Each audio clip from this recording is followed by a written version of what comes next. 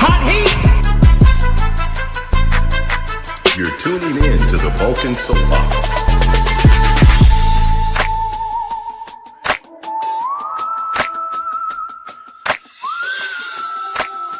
It's your show, Vulcan. Come on, man. I'm here to stand on my soapbox and proclaim that to the world. What's the deal? Good people out here. Vulcan Soapbox. Fresh, you gonna do your intro or? Yeah. Okay, cool. All right. Welcome to the Vulcan Soapbox. This is the podcast dedicated to the principles of logic, the rigors of sound reasoning, and the discipline of critical thinking. In each episode, we explore not only the how, but the when, where, and why to use the tools of logic and reasoning, as well as how to identify and avoid the traps of fallacious thinking in everyday life. So whether you're trying to debate, make a decision, or just trying to cut through the noise of the everyday world around you, we are here to help you sharpen your skills, challenge your perspective. Don't forget to like, comment, and subscribe to the channel. Now, without further delay, let's meet the esteemed members of our panel today. I am Freshly Snipes, your host, and to my right is Dane. Dane, talk to the people. Introduce yourself. I am happy to be here. Today's my 55th birthday. So happy birthday, dog. 55th Street. Yeah, reach out. I'll give you my Cash App and my Venmo. There you go. You send that man some moolah. You can send me some birthday money for my birthday. But no, I'm here. I'm happy. I'm also dual streaming, so I'm streaming on my stream along with y'all stream. Glad to be here again. All right. We got my man T Reason in the house. Talk to the people, T Reason. What up, people? It's your boy T Reason, the one and only Reason. Feels good to be back on the pod. I look forward to a logical debate, a little bit of mental sparring with these guys here. Maybe we can get into some good topics, see what we got going on the show. Wade, talk to the people. How's it going? I'm Wade. I'm here to see how the night takes us with the various things that we're going to discuss. It already got off to a good start, so I'm ready. All right. DJ 2D, let the people know. DJ 2 Deep, Houston, Texas. One of my favorite phrases is be mindful of people who only want to hear the truth when it allows them to stay the same. All right. Last but certainly not least, our man Vulcan. What's the deal with people out there? All my folks out there, people who appreciate critical thinking, like to dive deep into things, don't mind asking questions, ain't afraid to ask questions. People don't want to hear it. So I appreciate all of you out there. Let's have a great show, and I'm ready to get started. All right. So we're going to get into our first video here in a second. Let me know when you guys can see that. I was going to ask Dane real quickly. You know if anybody else popping on, Dane? You happen to know? If you don't know, it's cool. I was just making sure. I know you sometimes you be in the know. Come on up here. Yeah, we can go into the video. About a 4th of July. Can y'all hear that? Yeah, I can hear it. Yeah, we can hear it. Okay. I don't give 2 fucks about a 4th of fucking July, which is why my sale is called F the 4th of July sale. I don't know why y'all goddamn a hot goddamn about the 4th of fucking July. Why? The 4th of July don't give a damn about you? What you should be doing today is reading Frederick Douglass's speech, What is the 4th of July to the Slave? That's what you should be doing. Okay? So, Slim note that I let no one set the narrative of your heart. Well, your heart's narrative is a lie. What the fuck are you talking about? Your heart cares about the fake Revolutionary War of Independence? Girl, shut up. That makes no damn sense. That's the type of chick where like the man keeps cheating on you and you like, but he loves me. No, he doesn't. He doesn't love you. He doesn't love you. He doesn't even love himself. That's like when I would date rappers and they on stage talking about, I'm fucking all the bitches, I'm fucking all the hoes. And then I'm over here like, but you love me though. But you love me though. Your people didn't make this country great. This country has never been great. You're laughing at me. People will lie to themselves all day long. No, you are silly, Slim One Nova. You are silly. I'm making perfect damn sense. And I don't give two.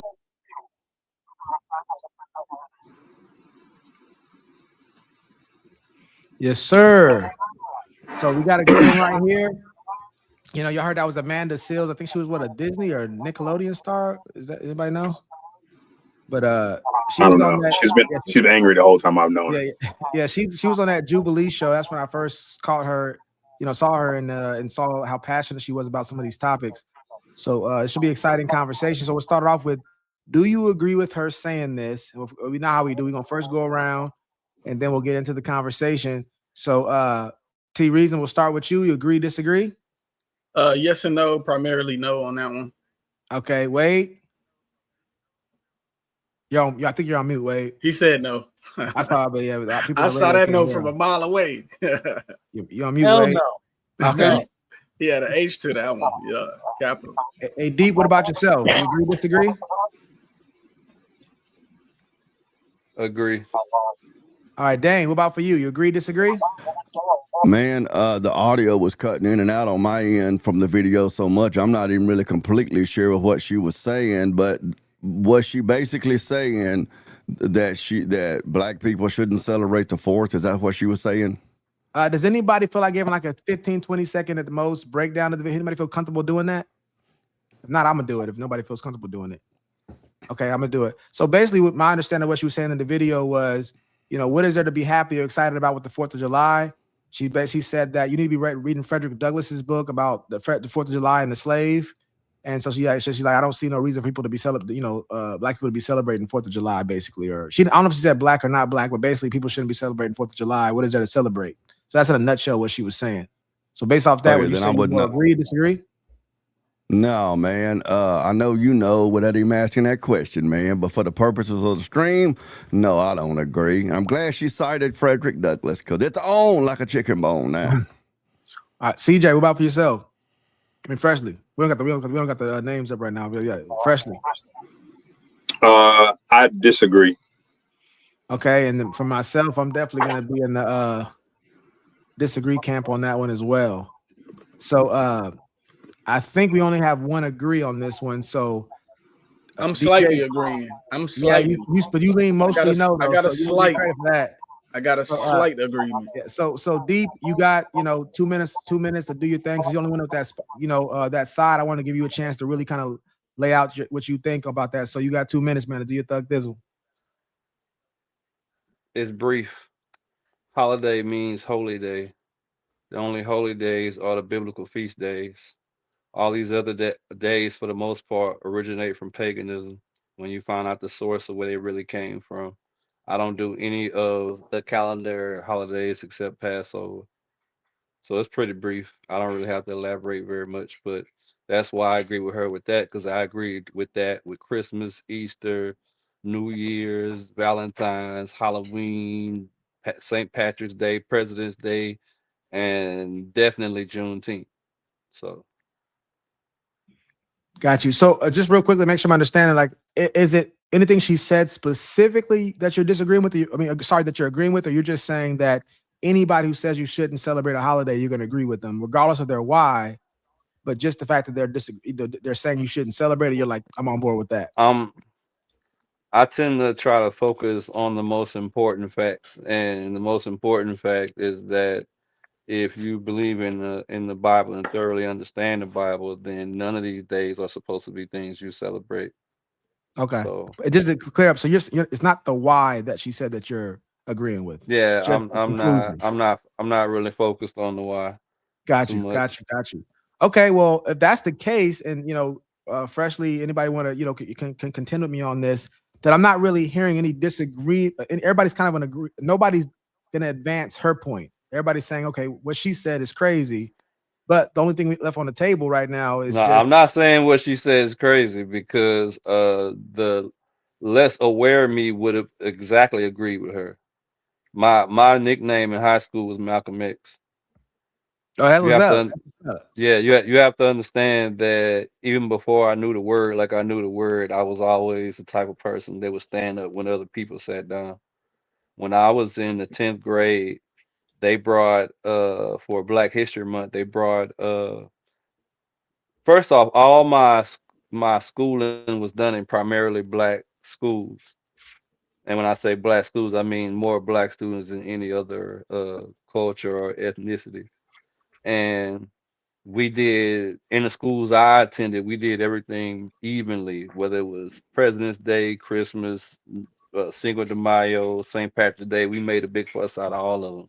It wasn't until I got to high school and started going to schools where it wasn't predominantly black that I started seeing a difference. And one of the first things I saw is that the school had Cinco de Mayo sponsored by the grocery store. It was sponsored by Fiesta.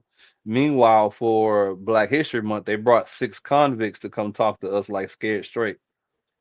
So in the 10th grade, while they had a big screen coming down and Mayan dancers on the stage, I led all of the black kids out of school in the middle of the Cinco de Mayo program. okay. So right now I'm kind of at a fork in the road right now, whether because if nobody would advance any of the points that she makes, then that means we're all kind of on the same page about it, I guess. And so I would transition to the other part that you mentioned. I think you brought up some really good points. But just to make sure, when she is saying read Frederick Douglass, you know, are you saying that do you think she's making good points with that stuff when she's saying, you know, there's no reason for I think she's trying to make good points, but she don't really know who Frederick Douglass is, so she don't really know that he's the other side of the same coin. Anybody that's in those history books for the most part are the same people. They just position different. It's like wrestling. Like in the ring, they're arch enemies, but backstage, they drinking the beer together. They pretty much all. When you understand when you have a certain type of understanding, you know they all pretty much the same people. The Boondocks has a great episode covering what they wouldn't even be positioned how they are if they were not the same people. Okay, well, let me ask you this last question then. The last one would just be, as far as do you think that black people have less of a reason to celebrate 4th of July than any other group? I think if black people know who they are, they're not going to celebrate nothing on the calendar but Passover. Okay. So they do have less of a reason, but not because of what she's saying. Yeah, that's just what she's talking about is surface level. Very surface level. Got you. Okay, cool. That means we don't really have to go too far into that one right there because there's nobody really advancing it. So what I want to do is just give everybody the opportunity to kind of speak their piece on it, and then we can go from there. So Wicked, you probably didn't get a chance to hear the video, I'm assuming. No, I didn't see any of the video. We'll add him in on the next one. Yeah, so we'll catch you on that. So jump on this one. Yeah, so real quickly, T Reason, if you can just, in a minute or less, kind of like give your perspective on the video or anything that Deep said. Well, my position is kind of hard to explain, but I'm gonna explain the best way I can. I understand where she's going with it. I didn't like the message or how she presented her information, how she went about it. It was kind of all over the place. But for example, I had a get together, pop fireworks and different things like that. I wasn't necessarily celebrating the reasoning behind the 4th of July, which is, independence of America and all that good stuff. I celebrated that on Juneteenth. But at the same time, it's a holiday. So I'm happy to have a day off, or happy to have a day where, other people are able to come gather around and bring people together. You know what I'm saying? Spend time with family and stuff like that. So I can see where she's saying not to celebrate it, and I can understand her reason why she doesn't want to. And you're entitled to feel how you feel about a holiday. If you don't like a holiday for a different reason, whether it goes against your religion, belief, stance, or something that has to do with your people, you feel like it might have been oppressatory to your people, you have a reason to feel like that. You know what I mean? But at the same time, I know I did have a good time, and it was on the 4th of July. It just happened to be on the same day as a holiday that a lot of people were celebrating and different things like that. So that's my stance on that. That's my take on it. Got you. Okay. Wade, how about for yourself? You can address what she said and also anything that Deep said as well, or T Reason said. Yeah, well, I found myself wondering who gave her a mic. I didn't know she was famous. That kind of thinking doesn't help anyone. Stopping celebrating the 4th of July, which is just about it's obviously the most American holiday there is. But it's the least offensive holiday out of any. Like, it's the one that you could cause the least drama with. And yet somehow she figures out a way to make drama out of celebrating the independence of the country that has led the world in becoming awesome for the past 250 years. So yeah, she's just talking out her ass mostly. So yeah. Okay. Dane, how about yourself? Man, I don't have any idea who she is, but I think I remember you saying she's some kind of entertainer. I think in her childhood, I could be wrong, but I know she's like got a degree in African American studies, I believe. I'm only saying this. I think she was on that Jubilee show where she debates. You know, they have people in a chair and they get to debate her.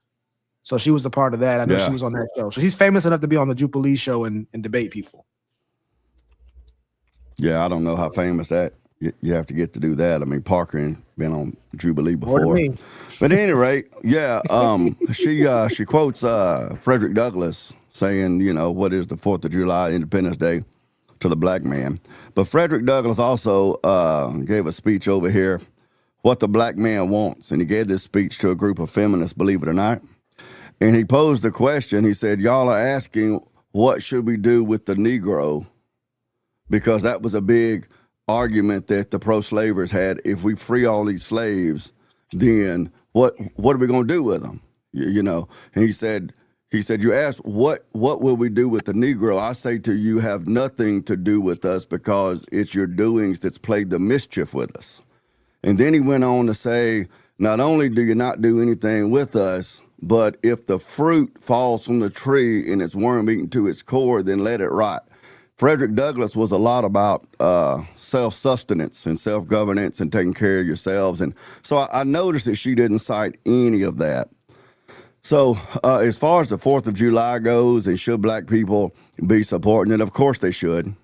If for no other reason, look around the globe at other countries, including a lot of countries in Africa that don't have the human rights protections that we have, that don't have the economic prosperity that we have. The fact that slavery was a part of this country's history for a little while, and that sort of a scourge is on our past, does not negate the greatness of this country or the benefits of everybody who are citizens of this country, black, white, yellow, and green.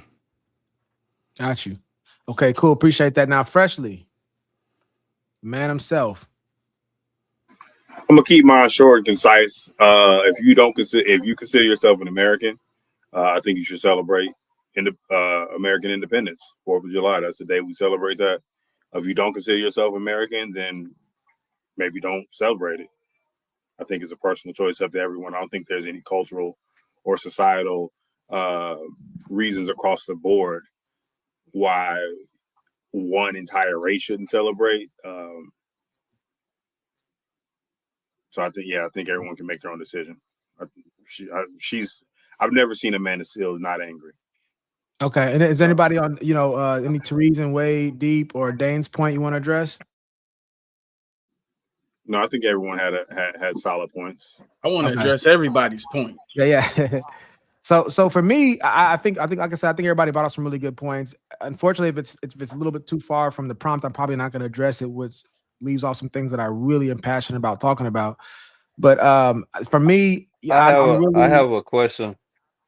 So for me, finish mine and then you go ahead and go. I'll be done here shortly. But yeah, so like for me, when it comes to what she's saying, I think that this is not helpful.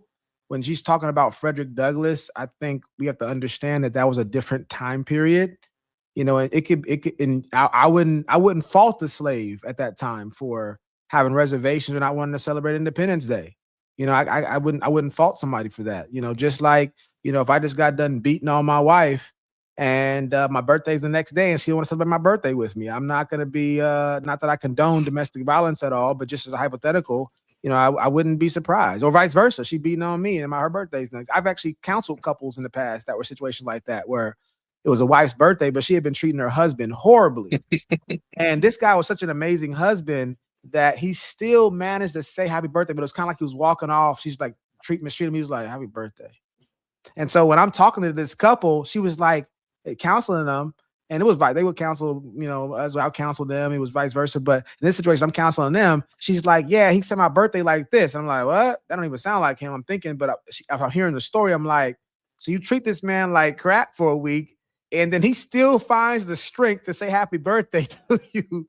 And she was using that against him. So my point is just saying, like, you know, I can get why a slave at that time, and I don't know when that timeline ends. If I was a slave, am I going to celebrate the independence place that was enslaving me? Probably not. I don't know. I probably would die not celebrating it, to be honest with you. But I do think, I don't know where that line of demarcation is, but there's a certain point where we do need to step back and take a look at, as Dane pointed out, and Freshly pointed out, the wealth of resources that we have given where we are. I mean, that's a certain privilege. People talk about different kind of privileges. It's a privilege to be in this country, you know, and as Wade pointed out, the last 200 years, whether you like it or you hate it, that is a reality.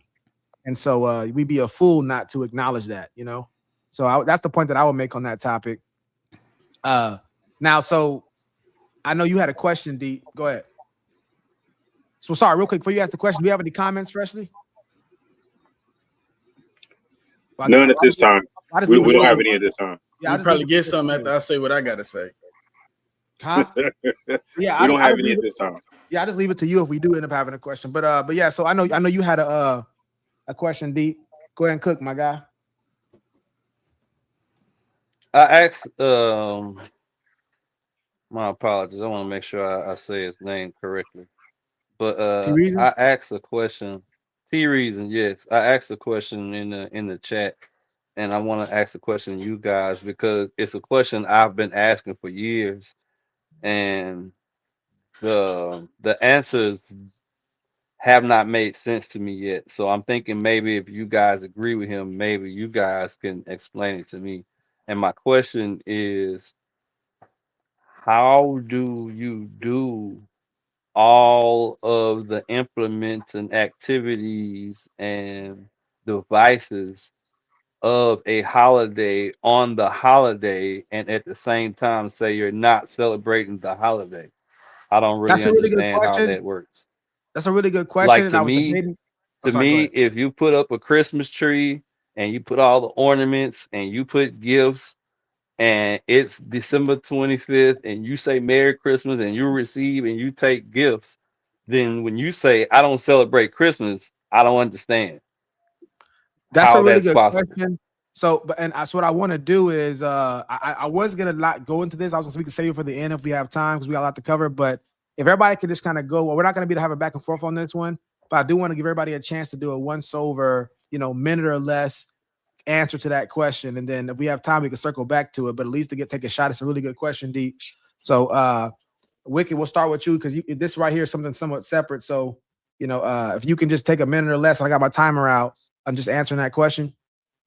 I mean, what he's saying is true though. You can't.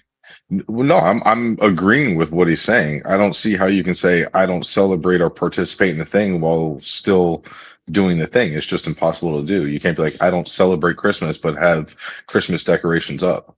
It's not logical. It just contradicts itself. Got you. I'm chomping at the bit to get to this, but I gotta wait to the end. So T-Reason, what about for yourself? Okay, I think I'm really the only one who should even be answering this question. I don't think anybody else on the panel agrees or even has the mental understanding to understand what I'm trying to explain. Let them know. Okay, so basically, when you look at a holiday, okay, you can go through the motions. Okay, like for example, Christmas, you can put a tree up, you can give out gifts and stuff like that. But the true meaning behind Christmas is the birth of Jesus Christ. So if you're not celebrating that aspect of it, to me, you're not celebrating the holiday in a genuine form. Now you may be partially celebrating it, but you're not fully celebrating it because you're not paying homage to the birth of Christ, which is the reason why Christmas is a thing. You see what I'm saying? So then you fast forward to the original topic, which was Independence Day. The true meaning of Independence Day is not fireworks, is not barbecuing, and is not having a day off. The true meaning is celebrating the independence of America. So if when the independence of America comes into play and you're not celebrating that aspect and you don't care too much for that aspect, because this is the problem that I have with the rest of the panel and a lot of answers that they was given is you as a black person, you have the right to not want to celebrate the independence of America because you were still a slave at that time. They still had slaves in America. You didn't have full rights in America. So you have within your reason not to want to celebrate on Independence Day, and for people to say, oh, well, you should celebrate Independence Day because it's America and it's a privilege to be in this country. Do you know how many other countries it's a privilege to be born into? Y'all, it's a lot of times people speak about America like America is the greatest country and the only great country. Like we don't have, like we're the only free country in the world. There's other free countries that exist, and there's other countries that are thriving. There's other countries that are surpassing us in many different ways. We no longer lead in education. We no longer lead in mathematics. We don't lead in a lot of frontiers. We're not number one in so many different things. We've fallen down to 70th, 50th, 80th in so many different categories. It's just crazy that people think that. But to tie back into the question, if you're not celebrating the genuine, true meaning of the holiday, you're not necessarily, you may be partially celebrating, or you might even say you're not really celebrating. Because to me, for Christmas, if you're not celebrating the birth of Christ, you're not celebrating Christmas. To me, that's my perspective. Wade, it's on you. Appreciate that, T. Reason. Of course, if you go through the motions of celebrating a holiday, you are celebrating that holiday. You don't get to say out of one side of your mouth, I'm not going to celebrate this holiday, and then out of the other side of your mouth, you're talking about Merry Christmas. No. Of course you're celebrating the holiday. You don't have to celebrate every little piece of a holiday. So on Cinco de Mayo, do I have to drink a margarita? No, I don't. I can drink Corona instead. With every holiday, there are many different ways to celebrate it. And if you pick any of those ways, then you're celebrating the holiday. You don't get to claim that you're not. All right. Can I respond to that or counter that? Yeah. So it's on you now, Dane. Could I respond to that before we move on? Oh, it's my turn? We're gonna let everybody. Otherwise, I'm gonna have to respond to everybody all at once. It's gonna be kind of hectic. Well, you ain't got to respond to nobody. Well, just gotta know what we're doing. We're answering. Deep said nobody's been able to answer this question, so we're all answering Deep's question right now. Just so you know what we're doing. All right, go ahead, Dane. Yeah, man. I don't really care who celebrates what or how or when, to be honest with you. I mean, I'm not even very clear on exactly what Deep was asking as far as the holidays go, but the best I can tell to answer his question is I pretty much just celebrate whatever I want to celebrate because I don't think that it has any bearing on much of anything at all. So that's just kind of where I fall down at. Do you want me to state the question again? But no, it's okay. If he didn't catch it, we can go to the next person. We got a lot to cover anyway. We good. No, I'm not really clear on what his question is. He talks in circles a lot, kind of meanders, so I'm not even sure what question he was asking. So, you know. Cool. All right, cool. We'll get the next one. So yeah, Freshly, who out for you? As far as it's about intent, especially when you're talking about the religious aspect of it. You know, some of the holidays where it's celebrating something or paying homage to something. Again, you can do things, you can participate, you can go through the motions of something without the intent and not risk celebrating it as you were. There's people who participate in every religion, who go who go through the motions of every religion, who are not truly celebrating or paying homage or worshiping that particular deity. They're not in any risk or danger of reaping the benefits of those things, and consequently, they wouldn't be in any danger of reaping the negative benefits of it. I think it's about the intent. Yeah, and I would just. Sorry, go ahead. So yeah, and for me, it's a really to me, this will get into the laws of logic and stuff like that. But you either the two laws that come to mind is when the law of excludable and the law of identity.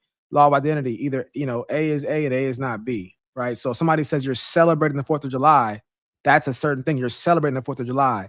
Anything that's not celebrating the 4th of July is in fact not celebrating the 4th of July. That's also law of excludable. It either is or is not. And so my point is saying this: celebrating the 4th of July is celebrating because of the 4th of July. If somebody is celebrating not because of the 4th of July, they are not celebrating the 4th of July. And I'm gonna use Wade. I'm gonna pick on Wade because Wade just said that he agreed with it. But if we're celebrating Wade's birthday, and then somebody that I know that doesn't like Wade is only there because of the fact that he's using it to gather information about Wade to use against him at some point in time, but he's eating the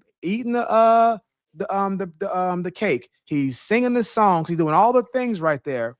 To us, it would like he's celebrating his birthday, but in fact, logically speaking, he is not celebrating. He despised the fact that Wade was born. And so that is an easy example of somebody that's, and then we get into semantics. We talk about celebrate as in he's doing the activities, but we mean celebrate as in somebody having a celebratory, attitude towards something, which we typically mean by, we don't talk about just the person doing the activities. We're talking about a celebration of coming from their heart. They're not doing that. They're actually doing it for a much more malicious purpose. And to me, that's a pretty hard, I don't think anybody can break that example, but I would love to hear it if they could, but I think that's a clean cut case of being able to do all the celebratory things without actually being in celebration of that particular thing. So I have a question. I have a question to that statement. So to everybody that says, hold on real quick before you do that. We got some comments real quick and we'll get to you next, D. What's the comments, Fresh? Sorry about that, D. You're on mute. You're on mute, Fresh. Bearing. Leah Bobia is a frequent participant in the comment section, so shout out to Leah Bobia. Leah Bobia says, respectfully, I'm about done bearing, but I'm assuming she means hearing about slavery, quote unquote, in American history, like we're the only country that ever participated. Slavery has unfortunately been part of every prosperous civilization since almost the beginning of time. Now, that doesn't mean it's okay. It's a blight on our history, but we aren't inherently evil for that being a part of our past when it was once almost considered just a normal thing to do at the time. As far as I know, however, we are the only country that has fought a civil war with its own people to free slaves. I don't know. And then the last comment is in reference to what T Reasons was saying. America is the best country in the world, sir. And if you disagree, I kindly invite you to GTFO and go to a better one. We got to work on making it a better country. Bet you won't. You better go look at the rankings. And see it sounds like in Leah Bobea's estimation, it already is better. And the funny thing is, this actually came up last time too about Farrakhan. I don't remember like the show before where somebody was like, "Why he didn't leave?" And T Reason was like, "He's not that kind of guy. He ain't gonna just run." So shout out to T Reason being consistent there. But yeah. So I want to say this last little piece, and I'm gonna go to Deep. You had a question, and Deep, feel free to go at anybody because I know you people are expressing a different opinion. So anybody you want to call out could be me as well. But I just want to also just read the definition of to celebrate. That's what I meant to do, and I forgot to do it. To celebrate something means to do something special or enjoyable to mark an important occasion, achievement, or milestone. It is a way to express joy, recognize value, and share positive emotions with others. If that is not what you're doing, if that's not what you're there to do, you are in fact not celebrating, no matter what it looks like to everybody else on the outside. And I'll close with that. So, Deep, feel free to cross-examine anybody, man, and take it to them. My question is, if you do all the implements of a satanic holiday on the day of that holiday, exactly like those people do it, does the Father hold you guiltless because you wasn't having fun while you were doing it? So I just wanted the audience to recognize this part right here. And who's this for first? I spoke presumptuously. It's for everybody that said you could be doing it, but if you're not doing it for the same reason, then it don't matter. But the people who Okay, I'm basically trying to remember. said something like that. Wade didn't say that. I freshly said it, and then I can't remember. Wicked, did you say that too or no? Well, I kind of Wicked agree. agreed. I agree because to me it's illogical on how you could be participating in an act but not be participating in an act. I got it. Cool. That's just illogical. Cool. Well, I want to hear you what you have to say, but I just want to make sure we catch everybody who actually So disagrees. like say for example, it's a satanic holiday, right? And on this holiday, they sacrifice children. Now you sacrifice a child just like the Satanists do on the same day they do it, the same way they do it, but you saying you're not celebrating what they're celebrating. Do you feel like the Father holds that person guiltless because they say, well, their intention wasn't the same. They were just trying to sneak in to see what they do or whatever. It's taking everything in me to hold. That type I does definitely that. want to answer that question. But so I know that freshly. Oh, so I think T Reason, you disagree with that too. You said you can be doing it. So you go first, and then freshly, and then I'll go after that. I think it's pretty obvious that Deep has a certain type of feeling toward this question. But obviously, I would point to the church. You know, you got people who come to church all the time and they participate in Passover. You know, they sing the praise and worship songs, but they don't actually believe in God. So is that person actually a Christian? Is that person actually celebrating, Jesus Christ? You know, they may not believe in anything, but they come to church and they go through the motions. They read the Bible, they read scriptures out loud. But do you give them the same credit that you would give someone that actually gave their life to God and follow the teachers biblically and different things like that? Do you look at that as the same? Sorry, appreciate that, T Reason. All right, freshly, what about yourself? I'm gonna just keep it concise. It's about intention. The Father will hold you accountable for what you did. So if you sacrifice on a child on the same day where people are sacrificing children for a certain reason, you'll be held accountable for your action, right? The thing that you actually did. If you weren't sacrificing that child in the name of whatever that holiday or that deity was, you won't be held accountable for that. You'll be held accountable for what's in your heart. So is evil in your heart? Sure. But that doesn't mean that you were celebrating that holiday. You weren't paying homage to that particular deity. If you weren't paying homage to that particular deity, that's you have to actually be doing it on purpose. It's a very intentional thing. You can't accidentally be a Satan worshiper. You can't accidentally be in a satanic cult. You have to do those things with intention. You have to join those things. You have to willfully participate in those things. It's not something that you can stumble upon. Yeah. So yeah, for me, I want to make a distinction for the audience and for the panel here, because I think words are important, and it's important to know where we are in the conversation. So the initial question was a question about identity. You know, the law of identity. Is this celebration or not? Right. The second question is not about identity anymore. Now it's about a theological question.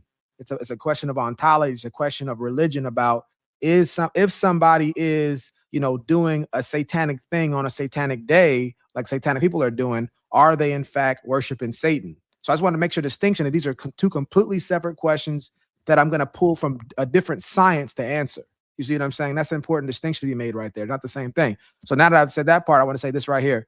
If somebody is, you know, sacrificing animals, if somebody is killing animals on the same day that Satanists are sacrificing animals, that would just be a butcher. You see what I'm saying?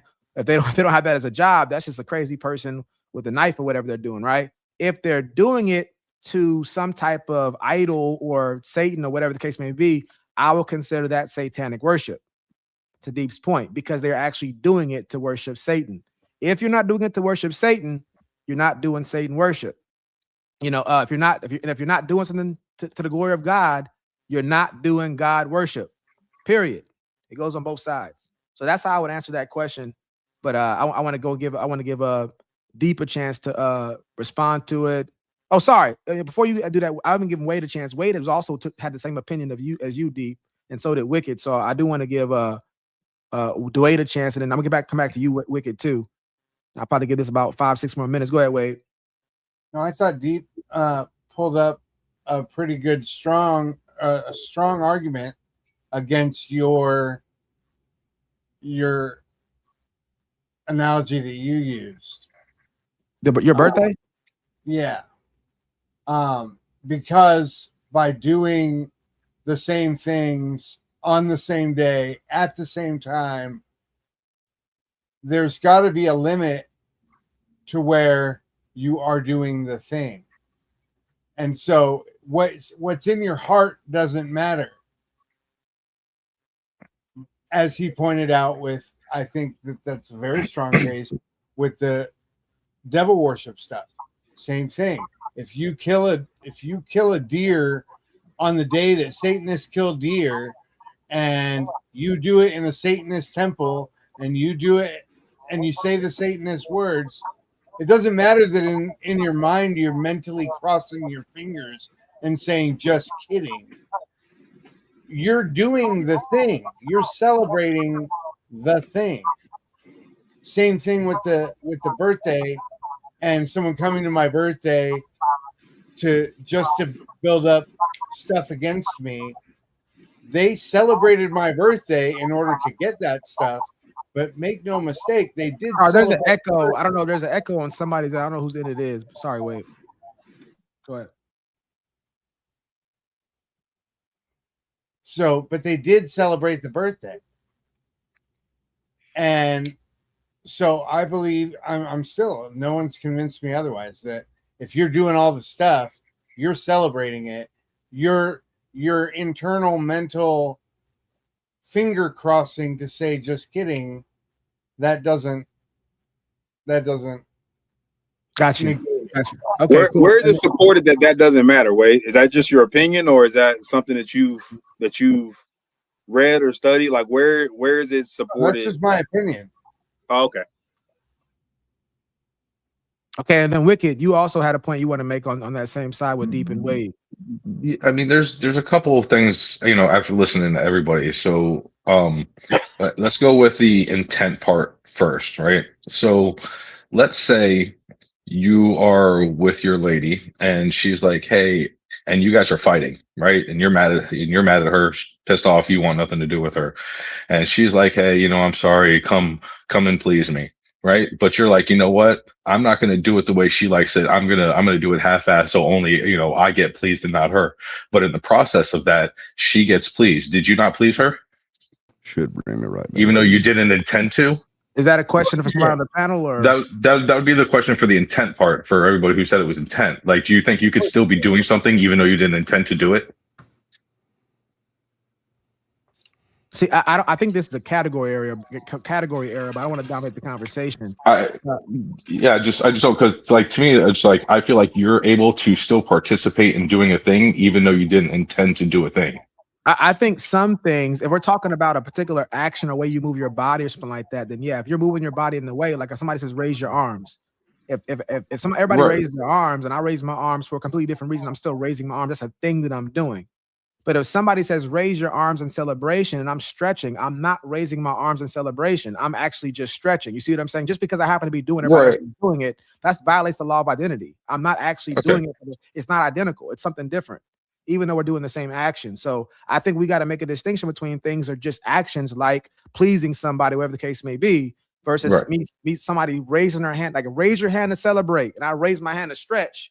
But you celebrate? No, I was raising my hand to stretch. Everybody knows intuitively and not intuitively. It's a logical thing. It's not just an opinion. So I would love to hear Deep and Wade and Wicked speak to that, because I don't see how we're confusing this issue. I think you misuse these laws that you reiterate sometimes. Which one? I think I'm not sure what the law you just said about how this thing is not this thing. It's like I don't think it's logical to say that a person can do everything that revolves around a holiday on the day of the holiday and not be doing the holiday. But yeah, but you already said that. Well, I mean, I get it. It just. But you have anything? As much as I'm trying to ask the questions that I think will make it make sense to me, it's still not making sense to me. Well, and I'm not asking it from a debate space. I'm genuinely trying to get it. So I'm thinking, well, I'm not understanding what he's saying. Maybe if he said, he's gonna say it in a way that I get it. And so far, everybody that's saying it is not clicking for me. Is there a It's certain law that I referenced that you said that I'm using in a I may not be the using one that you just used. I mean, you only use the law of I'll identity. say it again. I'll say it again. I'll say it again Because this time. Sorry, I'll say the law again, and I'll give the context in which I Go said ahead. it, and then I'll leave it to the panel. Anybody can blurt out me how I'm misusing it. The law of identity. Something is what it is. It's not what it's not, right? So I'm saying to raise your hand in celebration requires that one, you're raising your hand. Two, that it's in celebration. That is the identity of that act. So if somebody raises their hand, but it's not in celebration, it is not a one-to-one correlation. To meet that simple law of identity logic. But if they're acting as I get it. So here's the thing, right? Hold on, You're want to cross-examine me on misusing it before we go any further? That's what I'm doing right now.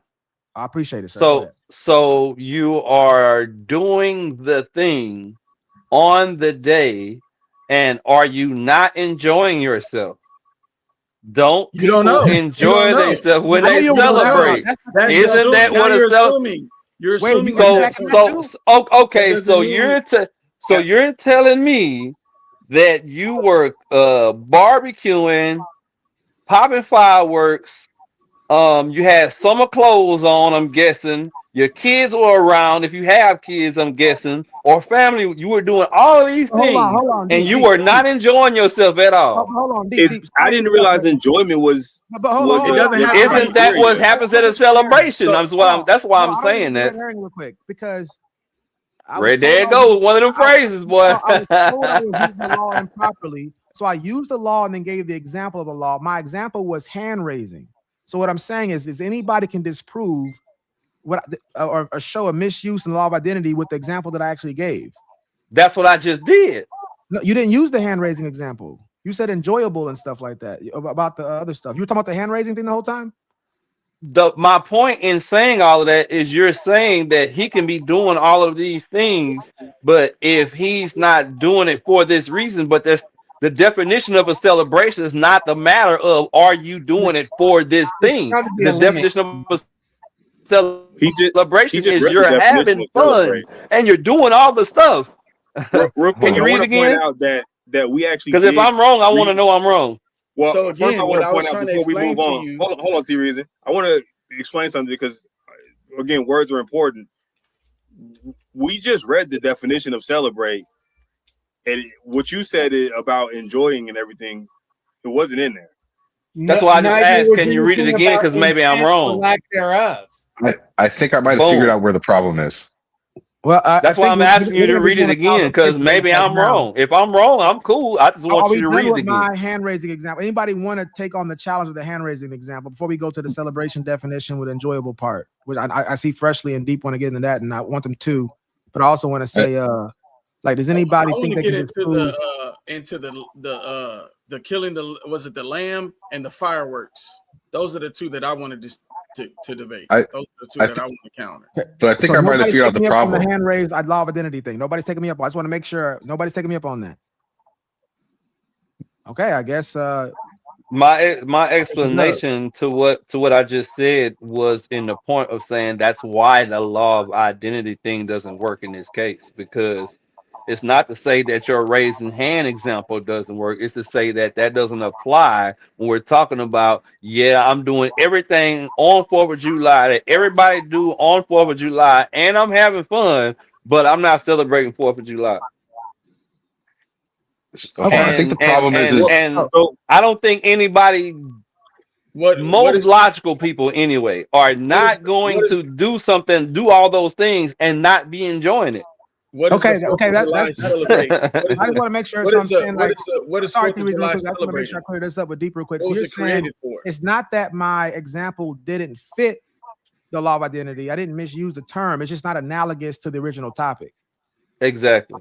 Okay, so nobody to this point has proven I've misused the law of identity and or my hand example didn't work to this point. It's just you're just saying it's not analogous. No, I'm saying you're using it an example for this 4th of July thing, and it doesn't fit in this case. That's what I was saying. Can you celebrate something without That's enjoyment? what makes it a misuse. Can I take it to make? That's why I'm asking for the definition again, because DJ 2D, is it possible to celebrate something without enjoyment? Not to me. Okay. To me, See, that's the that's where I opposite was of a going to go with celebration. this. You could be. I've never heard of anybody celebrating something and not having. I've heard of somebody going through the Hold on. motions and not having Hold on. fun. I've never Hey, heard of what about somebody celebrating celebrating life? something and not having fun. Right, Hold on a but sec. so I got a question for you, if I Deep. go to the barbecue and I shoot fireworks off and I have a beer or two and I'm not enjoying myself, which is subjective, right? You can do those things. It is possible to do those things without enjoyment. Based on what you just said, I wouldn't be celebrating, right? That kind of goes back to your whole thing about intent. You're intending to enjoy yourself, or were you never intending to enjoy yourself? You just doing it. Real quick. What if I did go in there without the intent you already to asked enjoy him the myself? question. You already asked him the question. We're just waiting for his answer. Well, then that wouldn't be a celebration. But I don't see why anybody would do that. Okay, so I've never heard of anybody doing that. It doesn't matter. I've never heard of anybody have. It happens all the time. Can I ask a question? Can I weigh in on this? So people do that? Yeah, have you ever been to a celebration of life? Most people at that ain't happy.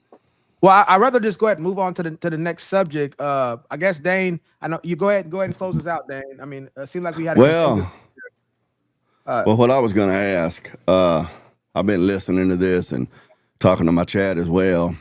My question would be, what does a man have to do to inherit eternal life? Now, according to Peter on the day of Pentecost, is repent of your sins, be baptized in the name of the Father, Son, and the Holy Spirit, and you'll be saved. So once I've done that, can my salvation be undone if I celebrate Christmas, if I celebrate my birthday, if I celebrate the 4th of July?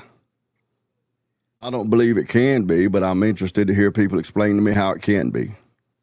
Well, I would love to mainly the way. That's going to lead us down a different trail right there. So, I know. Yeah. But that's just my standing when it comes to. I know that Jehovah's Witnesses and some other very hyper religious Pharisaical believers, they believe that there's something somehow sinful about celebrating holidays. I just don't see where that's the case. But that's my main standing when it comes to my faith. As far as my religious practices are concerned, if I never observed a secular holiday or a personal holiday for the rest of my life, if I never observed one, that's not going to save me. And by the same token, I believe that observing them is not going to affect my faith either way. So that's my position on it. Got you. Cool. Yeah. So Fresh, we can go to the next one. Yeah, we covered that pretty well.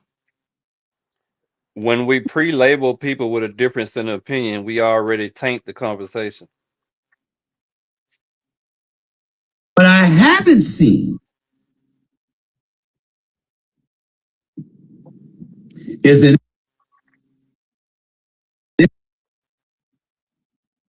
We can actually skip this one if you want, Fresh. We can actually skip this one. I can't even hear it.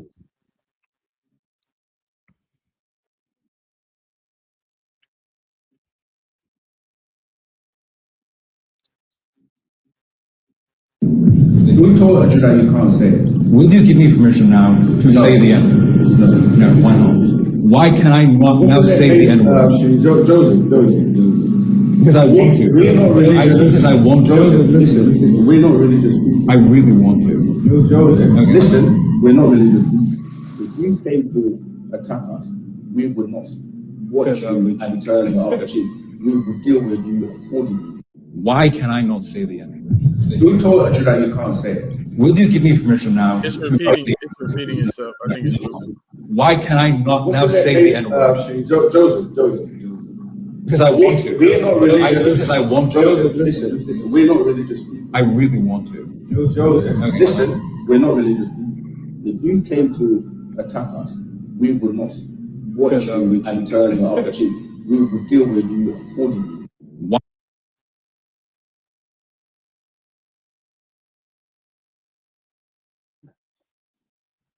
Y'all heard that? He was asking him, why can I say the N-word? to have a little bit of an exchange. So we got a question for you.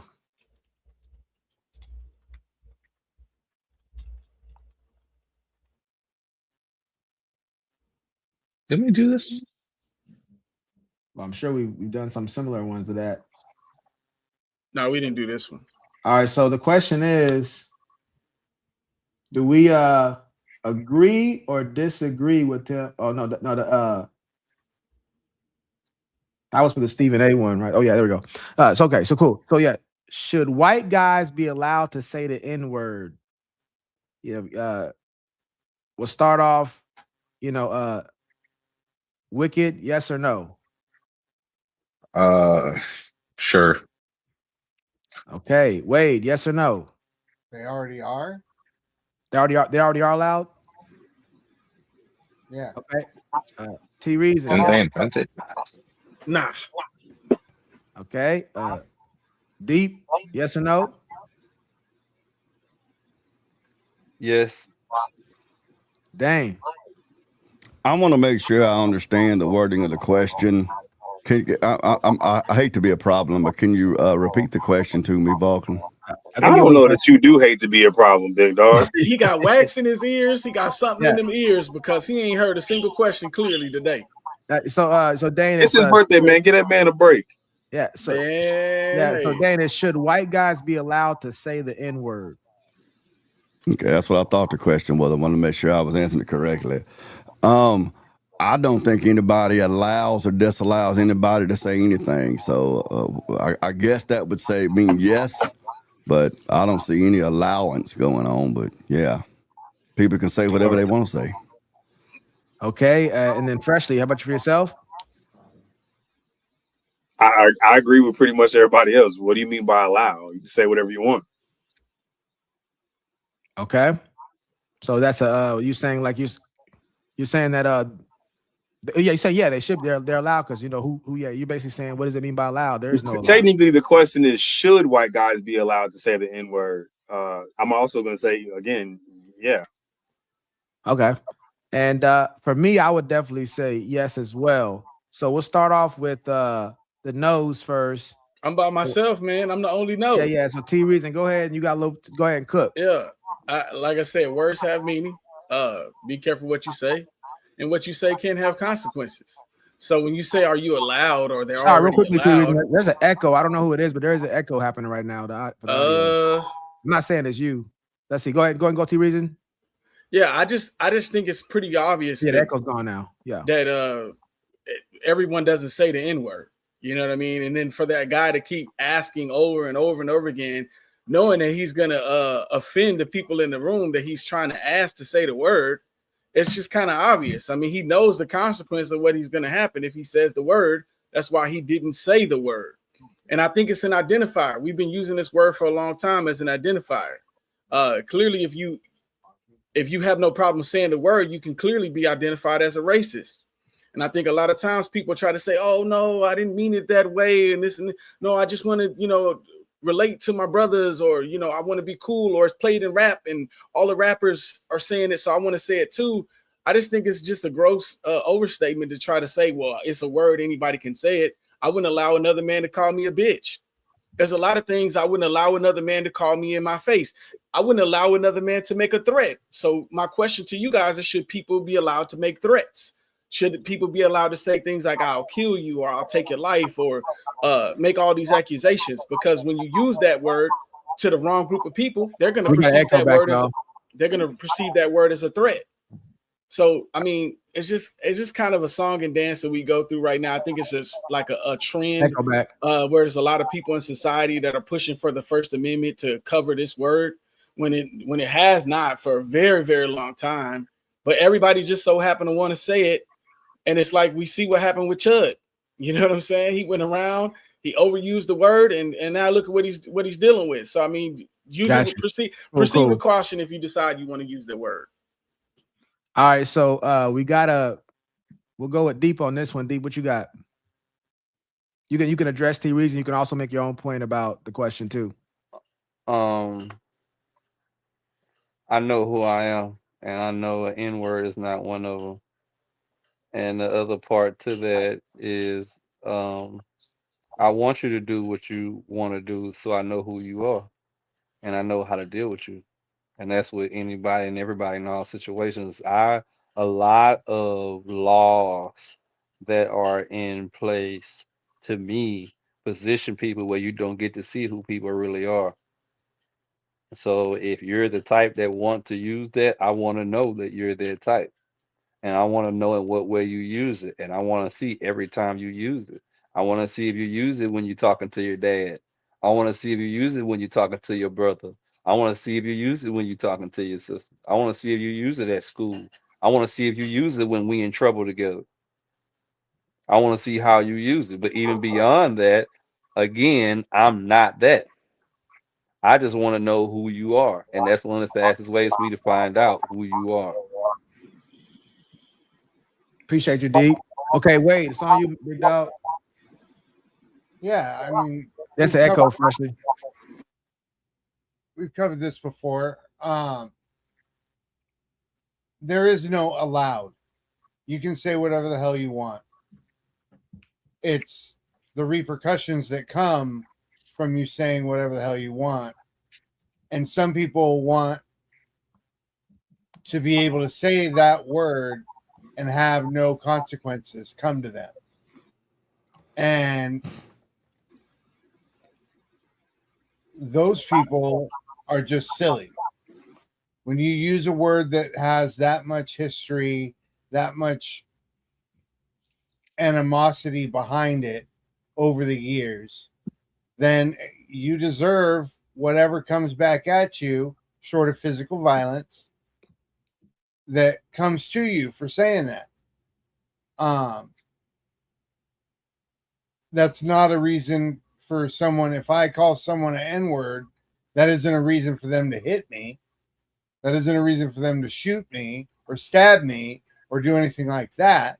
But it is a reason for them to stop coming to my job and patronizing where I work and telling their friends to stop coming to my job and patronizing where I work. But as far as allowed or disallowed, that's silly. We can say whatever we want. It's just, do you have the stones to say it and then deal with what comes next? Got you, for sure. Okay, Wicked, it's on you, big dog. This for T reason. Do you believe in freedom of speech?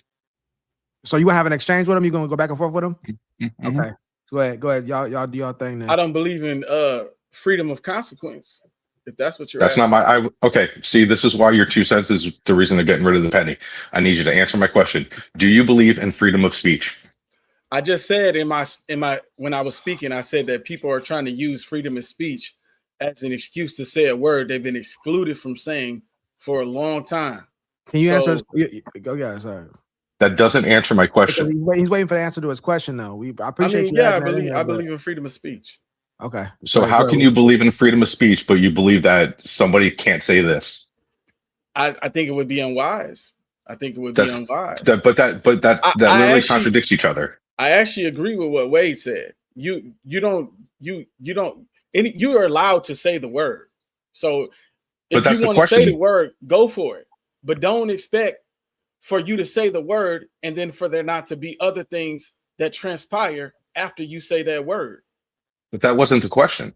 Okay, so I mean, obviously everybody's allowed to say it under okay, so then you actually agree with us. I actually do now. Yeah. But I don't believe in debate over. Thank you. So again, that's not the question. So debate's over. All right, fine.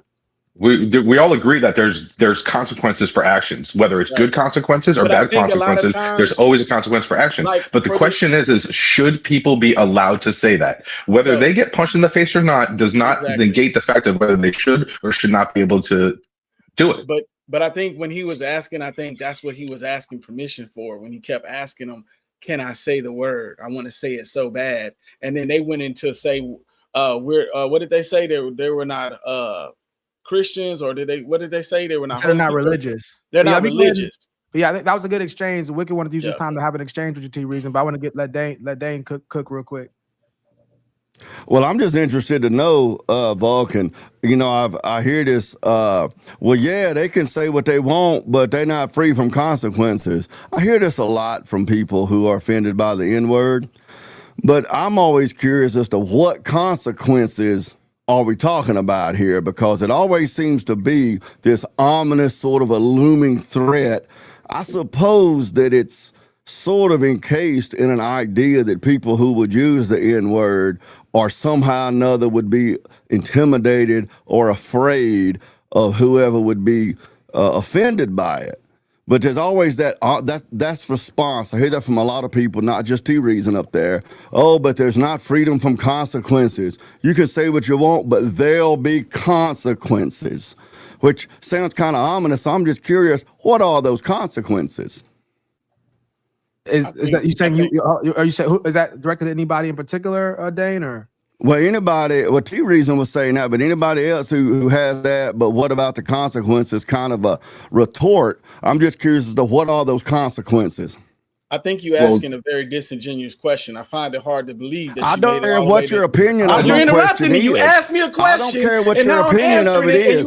Just tell me what the consequences are. Let me finish answering the question. You don't have to evaluate whether or not it's an ingenuous question. I started to Just answer the question.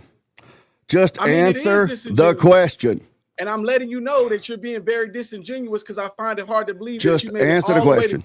I find it hard to believe that you made it all the way to 55 and you don't know what those consequences are. So when you I don't care what you find hard to believe.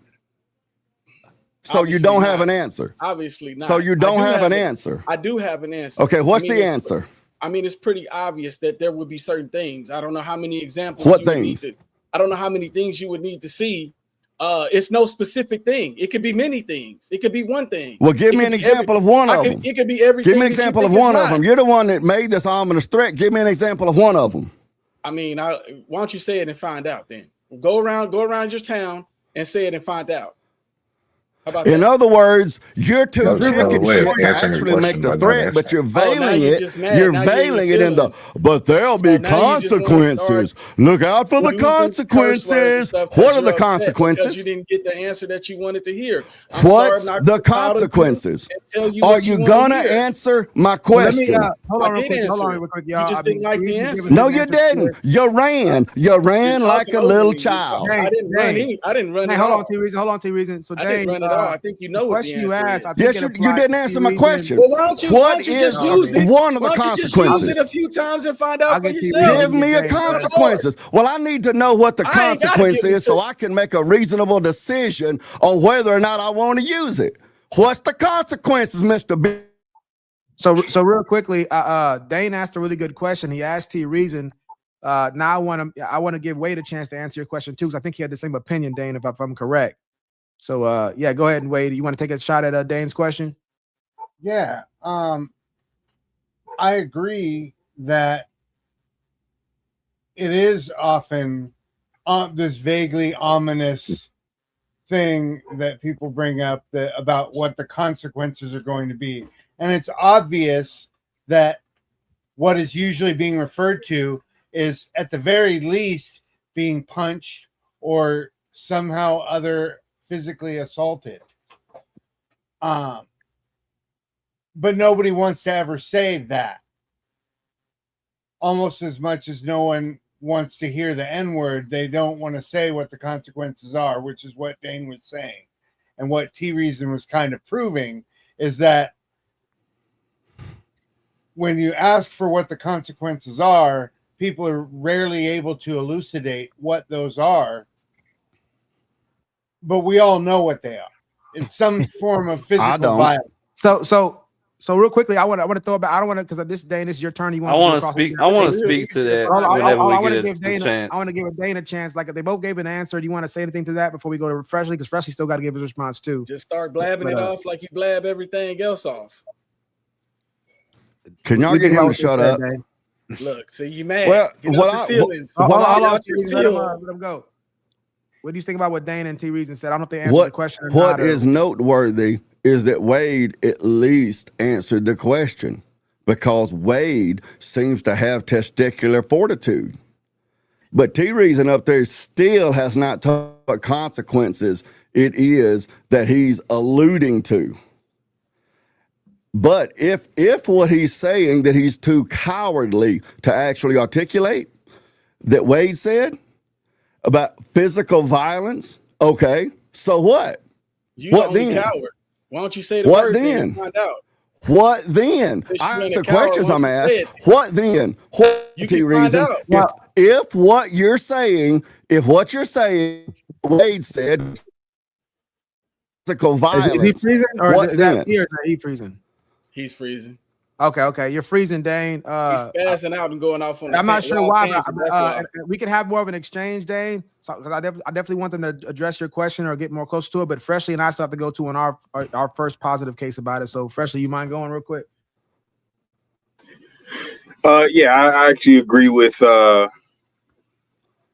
Wade in the sense that allow means you have control over whether someone does the thing or not. Even I think T Reason's acquiesced later on after his answer that it's not actually control of whether it happens, it's just control of what you do after it happens. So in terms of the question, should white boys or white guys be allowed to say the N-word? There's no allowing. There's only what happens after. So say whatever you want. In freedom of speech, there's no, you can say whatever you want without risk of consequence from the government. The guy next to you can't speak for that. Yeah. So for me, and because I definitely want to get back to the exchange here, but for me, I think Wade's point is a semantic thing, and I don't know if that's what Dane was getting to because he still got to finish what he was saying. But for me, to say people are allowed to do whatever they want to do, but there's the repercussions for the consequence. That's what we mean by allow. That's what we say when we mean allow. If my child asks me that, am I allowed to do this? They're saying, can I do this without consequence? That's what they're saying in effect. So to me, that's a semantic game to say, well, allow. So I disagree with all of you who are saying that. And then allow. By definition, it says to give permission for someone to do something, to let something happen, or not to prevent it. It could also mean setting aside or assigning an amount. That's a different one right there. So my point is saying this right here: if somebody says the N-word and they get punched in the mouth, they're being not allowed to say the N-word. Now we're talking about rights, legal rights. Then obviously, that's a different conversation. But allow could be if we're all playing poker. And my white friend wants to say the N-word, and I'm talking about N-I-G-G-A, not N-I-G-G-R in this context for everybody here. I don't think anybody should really be allowed to say the N-I-G-G-R unless they're quoting something or for a book or whatever the case may be. You see what I'm saying? But because like Deep said, he's not that, I'm not that. Now somebody's quoting a book or they're telling a joke and it's funny, that's cool. Just like I would say certain things that I think are funny that I don't actually that don't represent my beliefs because it's a humorous thing. Like I might say, I'll beat that so-and-so up. Now, I don't really believe in assaulting somebody, but I might say it to be funny in the moment. But the thing is that my point is saying in the closing, as far as, this allowed thing, I think it's a semantic game. And I'm open to hear anybody who disagrees with me on this. We're saying you're allowed to do it, but there's consequence. You're saying they're not allowed to do it because at the end of the day, that's what we mean by allowed. We're saying, can I do this without consequence? And I'll end on that. So I express my point. Let's go ahead and go to Deep, and then we'll go to Wicked next. Go ahead, Deep. A couple of things I want to speak to. Sorry, you can cross-examine anybody. You can just make your point, whatever you want to do. So the part about what the consequences would be for certain actions. The first thing is we are speaking about consequences as if consequences are one way. Anytime somebody feels like I'll say this first. The idea that we can tell a person who feels disrespected how to respond is crazy. That's the first thing. It's like, well, I can do this thing that you find disrespectful, but you have to respond within this framework. And you can't go outside of this framework or you're not playing fair. But I don't have to live by any of the rules that you live by as far as what disrespect is and is not. But I have to live by the rules of how I respond. So that's the first thing, the idea, and that's with anybody. That ain't just about being quote unquote black, white, or anything. That's just If a person feels disrespected, you can't tell anybody how to respond. That's the first thing. The second thing is the consequences can be anything. It could be losing a friend. It could be people deciding not to talk to you. It could be people reporting you and finding your Facebook like they've been doing a lot of people. You lose your job. It could be losing some teeth. It could be losing your life. It could be losing credibility. And it could be none of those things happen at all. So we're asking for what the consequences are. It could be all of that, and it could be worse than that. It could be losing your life. It could be somebody you love losing their life. When people feel disrespected, you cannot tell anybody how to respond. And people try it all the time and lose their lives all the time, even Of course, you outside can of this tell people how subject. to respond. We got Wicked next. We gonna get to you, Dane. If you've I got it noticed, in my notes too, and Dane. hold on, and the one of the things that I've noticed as well too is every time somebody else is talking and I smile, y'all hit the mute button. I have not spoken over anybody the entire time I've been here, so you don't have to hit mute. But somebody did just speak over me. Got you. Appreciate that, Deep. Okay, like Wicked, it's on you, big dog. Insight, too deep. All right. So I guess after hearing what you said, Vulcan, I guess you would be correct in what you said. And I would swap out allowed with ability. So yeah, are they allowed to? I guess, if you do this and then you have a bad consequence for it, you're not allowed to. But then it's like, okay, well, let's say Vulcan gives me the pass to do it, but T Reason does it. Am I allowed at that point? Like how does that work at that point? You know what I mean? What if you have a pass from one person, you don't have a pass from another person? So I mean, it's really boils down to, I guess, the person and intent, and who you're saying it to, would have to be for that. So it's a little hard. And then for Dane, the reason that I use the word consequence, like I said, is because every action has a reaction, which would be a consequence. Now that consequence could be good, the consequence could be bad. There could be many things that happen, kind of like Deep was saying. I mean, you could have somebody who could be like, okay, yeah, whatever, and walk away. You could have somebody like T Reason that'll punch you in the face for it, but not say he's going to punch you in the face for it. You could have another person who will be like, you know what, I don't think you're right for saying that, but you could say whatever you want, and just have like a little disagreement with no physical force. So it's really comes down to the person at the end of the day, on whether they are offended by it and want to do something about it, or if somebody doesn't care. But you do have the ability to do it. I just, whether you're allowed to, I guess, would be to kind of what you said, Vulcan, of, okay, well, whatever the consequence is going to be would be determined whether you're allowed to or not. Cool. Appreciate that, Wicked. Wade, what's on you, big dog? I'm good for now. Okay, cool. I know Dane's, got a lot of cook. Did you want to go real quick, fresh, or?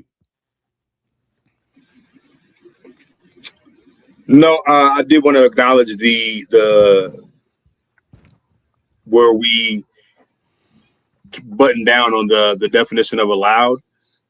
So based on the semantics, my answer is still the same, but from a different, I guess, perspective. Not necessarily a different perspective. My answer is still yes. Just basically for a different reason it initially was. So. Gotcha. Do you want to share that, or you want to share at this time? No. I mean, allowed, again, whether it's permitted or valid or authorized in terms of free speech, it's still allowed. Still, it's still permitted without consequence for some, and for who is not, right? So those consequences can come from an individual or a community, but again, it's up to the individual or the community or the group whether or not they allow it. So, at your own risk. Maybe I have a homeboy who I allow to say that. If he says it on the internet while he's around me and he gets canceled, nothing I can do about that.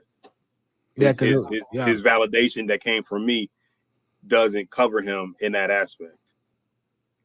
Yeah. So yeah, and I'll say mine because I'm gonna let Dane, do his thing and cross-examine, and because I know he has T reason and deep that he wants to address, at least that I know of. So I'll just say this real quick. Yeah, for me, like as I said before, that's what I think we mean by allow is free of consequence. We mean in the occupational sense. That's what we mean when we raising our children or we work kids with our parents. We meant allow meant can I do this without free of consequence? And I think if we did more of a broader societal aspect of it, what it would just be is like this. There's some things that are generally considered to be okay, generally not considered to be okay. Sneezing without covering your mouth is generally not allowed. That doesn't mean people are going to punch you in the face. They could excommunicate you. They could shame you socially. There's numerous ways that we express disapproval for certain behaviors. And as of right now, Black people are allowed to say the N-word. They're allowed to, meaning they're generally free from consequence. But white males are not allowed to say it, meaning that they're not free of consequence, generally speaking, whether that be legally or that means socially, which is just as important. You got people losing their lives over the people, white people saying the N-word and getting beat up. I just watched the video today about that. So the thing is, like, that's what I think the allow is referencing. Is it free of consequence and stuff like that? So I think that I think when we say things like everybody's allowed to do whatever they want, there is no allow. I don't think that that's really addressing the societal conversation here. And I'll end that to let Dane and do whatever he wants to do. Go ahead, Dane. Well, I pretty much said most of what I want to say. I mean, if we're talking about, because that's not a word that's a part of my vocabulary, but it's not because I'm afraid that somebody's going to beat me up or shoot me or fire me or not be my friend. It's a matter of my character. So that's why when I hear this stuff about, oh yeah, you can say it, but then there's consequences, especially if it's what Wade up here mentioned, which is physical violence. Okay, well, that makes a lot of sense that a man like me or somebody else could use a word that would cause you to risk putting your liberty at stake. So somebody says the N-word, and then if the person they say it to freaks out, commits an act of violence, whether he just injures the person, unalives the person, whatever, they've committed a crime. So the person that uses that word is trying to describe that person in a very derogatory manner. So I don't understand what sense it makes for that person to respond in a way that coincides with the character charge that person has made against them when they use the N-word. I don't see the power in that. I don't see the effectiveness in that. So someone triggers out and then they commit some act of violence on that person. Whether they prevail in that act of violence or whether they themselves end up unalived or seriously injured more than the person who said it or not, they've committed a crime. See, so that's what I don't understand is people that are so out of control of their own emotions that someone else can say something to them that would cause them to commit some act of violence against them. I don't understand why people that are like that can't see that the real exercise of power is when that person can say whatever they want and it does not cause them to do anything to risk their life or their liberty. I think we got your point. I just don't get where that belief that is powerful comes from. So does anybody have any cross-examinations? I have two, but I'll save mine to when it's my turn. I do as well. So I want to let Deep go first here, if you don't mind, T-Reason, you go next. So Deep, you go ahead. It just goes now. First off, I don't necessarily agree with anybody being violent because they hear that word, because I personally wouldn't be.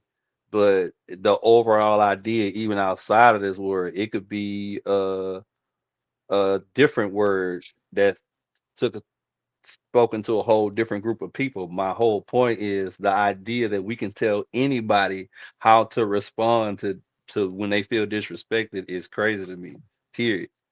Like even if I was talking to some Asian guy and I called him some kind of Asian slur, the idea that I could, or if I slapped him and I could say, well, because to me that sounds like when you're little kids, how you say you punch somebody in the arm and then they finna cry and go tell and you say, here, punch me back in the arm.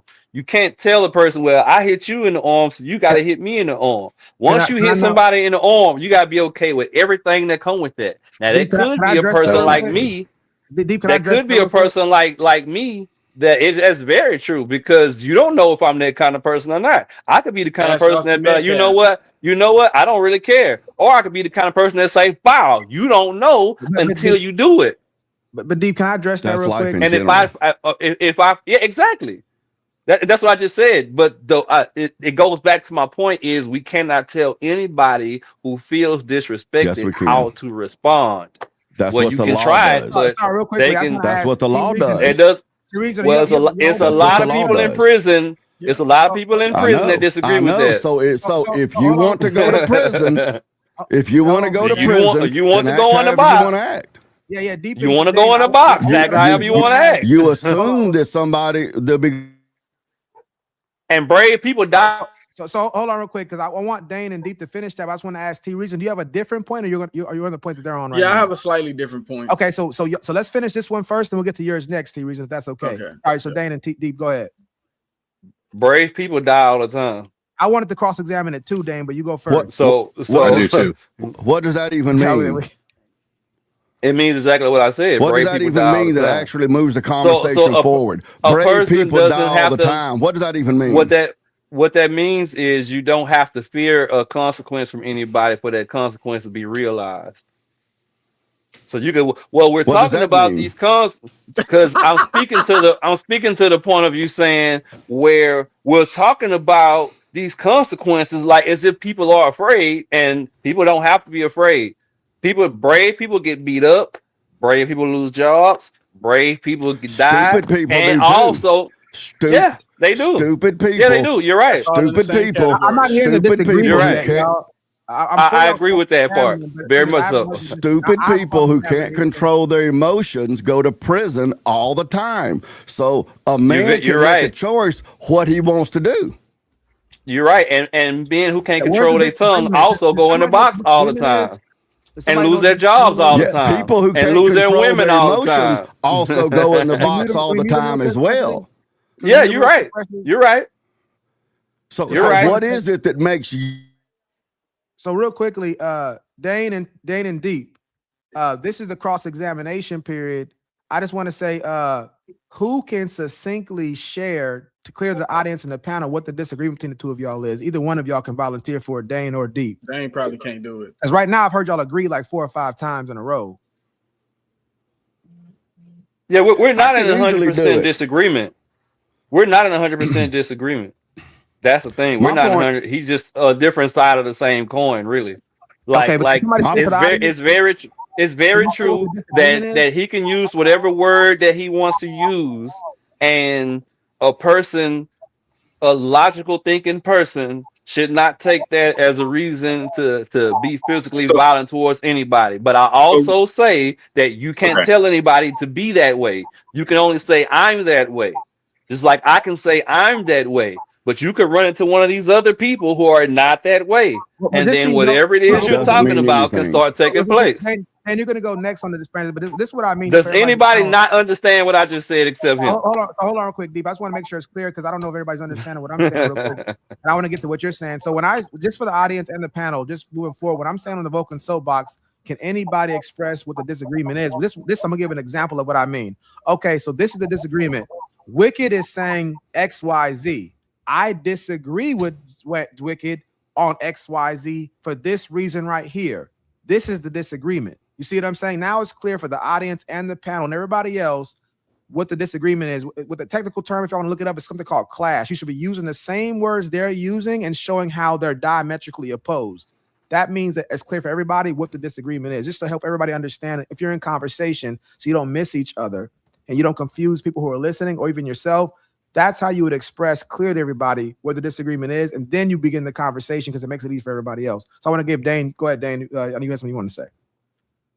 Well, the disagreement is that what Deep seems to be saying is that it's somehow or another not criminal or somehow or another expected for someone to respond in a criminal way. See, so that's the difference. He says, well, yeah, they're allowed to do it. They're allowed to do it, but then there are these consequences. Instead of saying, well, they're allowed to do it, and law-abiding people will allow them to do it if he wants to say aloud. That's my point. See, and then he seems to assume that the person who says the N-word will be the one that ends up in a box. And that's not necessarily the case. Yeah, so real quickly, I just want to say, Deep, door to you, is that the disagreement? Not at all. Not even a little bit. I want everybody to understand, this is real important. This affects marriages, people in occupation, stuff like that. When we can't properly identify, I'm not saying they didn't properly, and I'm just saying when we can't properly identify what a misunderstanding is, we're just going to miss each other. And so I want to give an opportunity again, Deep, if you can clear it up.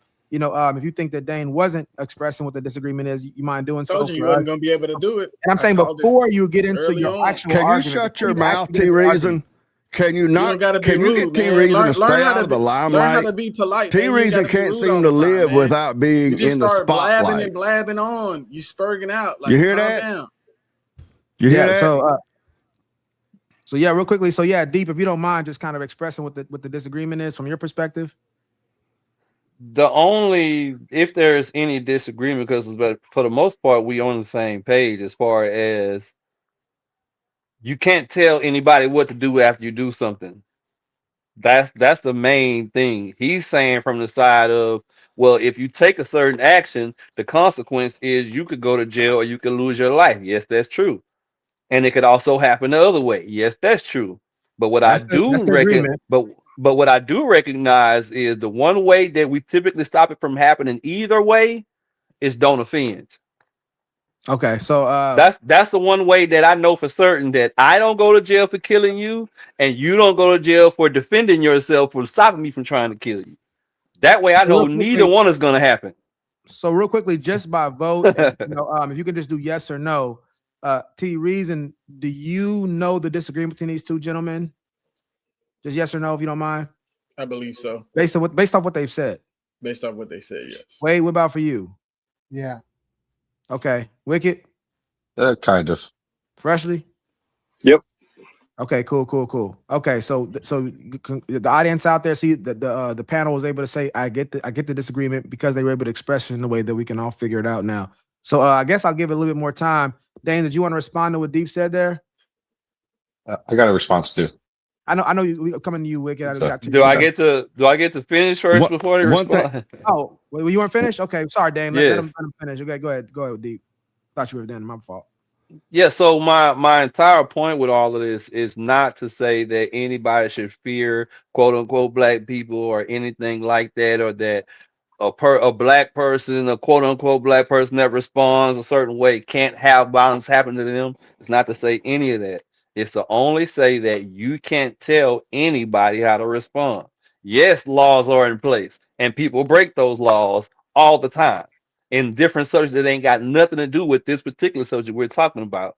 It's bigger than just about an N-word or a derogatory term for a woman or anybody else. It's when a person feels disrespected, you can try telling them through laws how to respond, but the reality is you've probably broken a law at some point in time that people have in place, whether in society, whether on law books, whether in class or whatever it was. When you felt disrespected, you took whatever lines you felt necessary to justify or deal with that situation.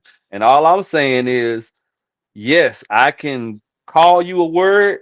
I can't tell you what to do after that. Yes, I can slap you in the face. I can't tell you what to do after that. The only amount of control I have in the situation is by not touching you or not offending you. That's the only control I have. After that, I lose all control over where things go from that point. Okay, yes, so I can get killed, brother, trying to defend myself. You say all that. I can also not care about that. Hold on. So we got it. I appreciate that, Deep. So real quickly, Dane, can you just speak your piece about that? I'm going to Wicked next, so not to just whatever you got to say about that. Not that you can do without cross-examine. I know you like to cross-examine. Me too. We both like to cross-examine. I definitely want to cross-examine Deep on some stuff he said. But if you can just kind of state your point, what you think about him without cross-examining him real quick, so I can go to Wicked, and then we'll try to get back to the cross-examination. Just your overall thought about anything that was said by Deep or anybody else on the panel, if you don't mind. No cross-examine, just my opinion. Not on this point. I want to get the Wicked. My fears will never get the Wicked if we keep on doing the cross-examination right now. I want to give him a chance to kind of make his case too. Wicked ain't got nothing interesting to say anyway. But okay, this is my thing. Deep keeps saying that you can have the law, but you can't tell anybody how to react. That's exactly what the law does. So when you're talking about someone who has a criminal mind and they can't control their actions if they feel a certain way, so they're going to break the law. Well, I mean, there's no sort of don't disrespect that can control that. So, but we can absolutely tell people how to respond when they're disrespected. And if they're a grown man or an adult person in general, well, then they'll control their actions. But you can't legislate against crazy. So, I mean, I guess that's the life we live in. But we can absolutely tell people how to respond. That's what the law is. Okay, cool. Now, Wicked, go ahead. Oh, T Reason's back, but go ahead, Wicked. I didn't know what T Reason was back, but go So ahead. just to make sure I understand, you're saying that you can't tell anybody to respond if they feel upset or disrespected about something said. Am I correct on that? You're saying you can't tell somebody how to respond, if I'm getting them correct. Yeah, is that what I'm understanding? See? Yes.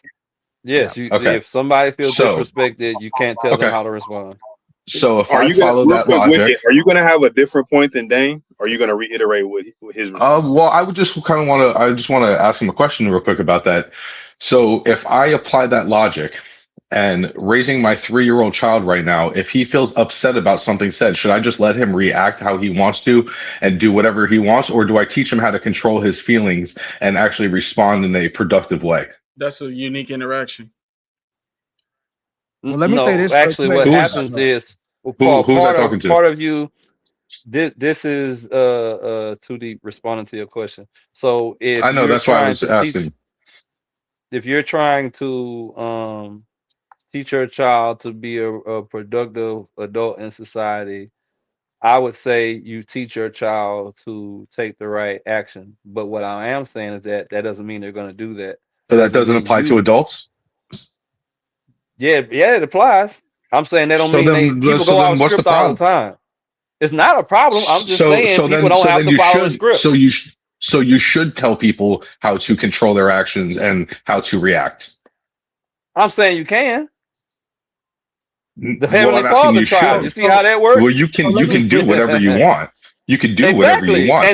That's my point. But this is a is an ought claim. You're saying that you shouldn't do it. That's an is claim. No, I'm saying that you can't in the sense of you can try with a law. The Heavenly Father tried and we didn't listen. Is my point. I'm not saying you can't take the action or the effort to do that. I'm saying that doesn't mean it's going to work. But that doesn't go with make a what law you that said. says you can't respond. It does. It's saying that you can't tell people how to respond. I was letting Wicked go ahead. Yeah, I'm saying that you can have a law in place that says if you assault somebody, it's against the law. But that same person cannot care about the law if they feel disrespected. It depends on the person. They cannot care about going to jail. They cannot care about being murdered. They cannot care about no consequences. They can say, we all know people like that too. If they feel disrespected, they don't care what happens after that. Deep, real quick. Do you know you get Wicked's overall point here? I don't think he does. I do. Can you steel man it for me? Yeah. You're saying that should there be things in place that are supposed to govern people's behaviors, particularly in situations like that? And I say yes. And I say there are, and people override those in their own mind all the time. You're not getting this point, Deep. You're not getting this point from what I'm getting. I'm getting this point wrong. That is not my question. I don't think you're following his argument. So real quickly, I want to say this to the audience. So you're going to go again. So what Wicked did for the audience out there is something called reductio ad absurdum. So he heard what Deep said, and what he did was he reduced his point to an absurdity, saying that if somebody says, hey, look, you can't tell somebody how to respond when they feel disrespected. Wicked did is he took it to the example of a child. He says, you mean to tell me I can't tell my child how to respond if they feel disrespected? And he was reducing it to an absurdity to break the logic to show that's an absurd position to hold as it's presently stated, right? That's what Wicked did. And once he did that point, Wicked goes, well, of course you can, and yeah, you should if you're. And then Wicked did the next logical point where he goes, okay, well, if you could do it with a child, why can't you do it with an adult? And then Deep recanted his wording specifically, at least the technical meaning of his wording of you can't do it, and said you can, but I think it was something about consequences. I can't remember exactly the point of it, but I want the audience to hear that what he did was actually a tactic to help somebody see that at least the way with their wording their point is not accurate, it's not true. And so Wicked was able to walk him through the logic, and then Deep even said, okay, yeah, you can do it. So him saying he can't with all of that jargon, what he means by the can't now, because it's not the technical can't, it's a different kind of can't. Sorry, with all of that jargon being used, y'all are not understanding my definition of can't. I don't mean can't like it's physically impossible. So you want to use a proprietary definition to make your own claim correct instead of using actual terms. That's how I started from the beginning. Yes. So that it doesn't matter what anybody says, because whatever you want to take your proprietary definition, everything you say is always going to be correct because you're changing the actual meaning of it. On a panel, I'm starting from the meaning. I'm starting from the original statement that I made in the first place. I didn't change it mid argument. I'm using the same definition I was using from the very beginning. But so when I said can't, I didn't mean that it's legally feasible. I meant some people don't care about the law; they'll do it anyway. Okay, so when you have a group of 5 people here and 5 people use one definition. Hold on, real quick. Just real quick, I want to point out when you're talking in a group, in a group setting, we should, especially on the Vulcan Soapbox, we should be using the widely held definition of things, or at the very least, preface your statements with "This is my definition of this," so we can know. Because when you just use a word, and in your own mind that you have it means something different than the rest of us. We don't know that when we're rebutting, when we're responding to what you're saying. We only know that they do if I explain it 3-4 times. How many times I got to tell you what I mean? After we've already responded. So what it looks like on the surface, right? It's not saying this is what you're doing. What it looks like on the surface is you're moving the goalpost, right? So you say a thing, you don't preface it with like, "Hey, this is what I mean by this word." We respond to what I explained 4 times what I meant. Deep, you gonna let me finish or no? I'm just asking. Doubtful. When if you just follow me, if you just follow me, I'm gonna walk you in there. When you use a term with a proprietary definition, a definition only you know that you're using, and then you don't address it until after the rest of the panel or someone else responds to what the widely held definition is, it looks like you're moving the goalposts, right? Because you didn't preface it like, "Hey, when I'm saying this word, this is what I mean," until after we responded to what the widely held definition is. So we're saying, you said can't. This is what can't means. And you're saying, well, no, that's not what I meant when I said can't. We don't know that when we're responding. So it looks like after we respond and we rebut what it means with the widely held definition, you're now saying like, well, no, that's still inaccurate because that's not what I meant when I said that. That looks like you're moving the goalpost. I've used the same explanation 4 different times with 4 different people. It's not my fault that but okay, so let's say that's true. If let's say I want to make sure I got people's names right. Let's say Vulcan, he said that, and then I explained it to him. If we go to the next person and they say the same thing, and I say that's not what I mean, and then you go to the next person, they say you're saying, and I say that's not what I mean. I don't know what else I need to do. Can I say something real quick? I'm not going to take too long. I'm not going to get into the argument of it. And I keep explaining it over and over again. The same thing. When I say can't, I do not mean that it's physically impossible. I'm saying that there's people who recognize whatever consequences will come from their actions and they don't care. Just like there's people that know there's a chance they might get punched for saying the N-word and don't care. But hold on, willing to even use a different term? Sorry, please. Right, the actual term that applies to what you're saying, or do we have to keep responding to your personal definition? Well, I want to address what you said first. I've been using the same one the whole time. Yeah, so I just want to say this real quick because I make sure we're all addressing the right thing right here. you know, and T Reason, I know we got to get to you. I apologize in advance. Sorry about that, brother. But the thing is, I'm gonna say this right here. It's a difference between saying you're moving the goalpost and it looks like you're moving the goalpost. Which one are you objecting to, Deep? Because I just want to make sure this is clear, because he's saying it could look like that. I don't think you're objecting to that part. I don't understand how it looks like that if I keep saying the same thing every Well, no, I time. think he It would said it only could look. like. It I think would he's saying only. it could. Do you think It it's would possible only like that? It would only logically look like that if I made that response to the very last person. So what was the guy I was just talking to, the last person? If I only You're talking to me. responded like that to him, then I would 100% agree with you. But I said the same thing with everybody that has contested what I said. I said the same thing. Before it got to him, he heard me say it to 3 different other people. So I don't understand how I'm moving, how it even looks like I'm moving the goalposts if I This keep ain't saying even the a same possibility thing. look like Now, that. if I This makes me change feel- the definition every Yeah. time, then I would agree with you. But I'm not. When you said it, I said the same thing. When he said it, I said the same thing. When he said it, I said the same thing. We get to the last person, I'm saying the same thing. Okay, cool. So real quickly, I appreciate you clarifying that, Deep, and Freshly, thanks for the, you know, the asking that question. T Reason, you got something you want to get into? Yeah, I just wanted to cross-examine Dane a little bit and just ask him a question because he said Dane, you're up. specifically. Well, let me get my popcorn. Hold on. Yeah, he said specifically that he doesn't use it because of his character. And I would like him to elaborate on what that means and how he came to that conclusion, and then see if it even makes any sense at all. Real quick, Are we gonna now? Let's allow him to actually elaborate. I know. I'm giving this cross-examine for 4 minutes. So Dane and T Reason, do your thug dizzle.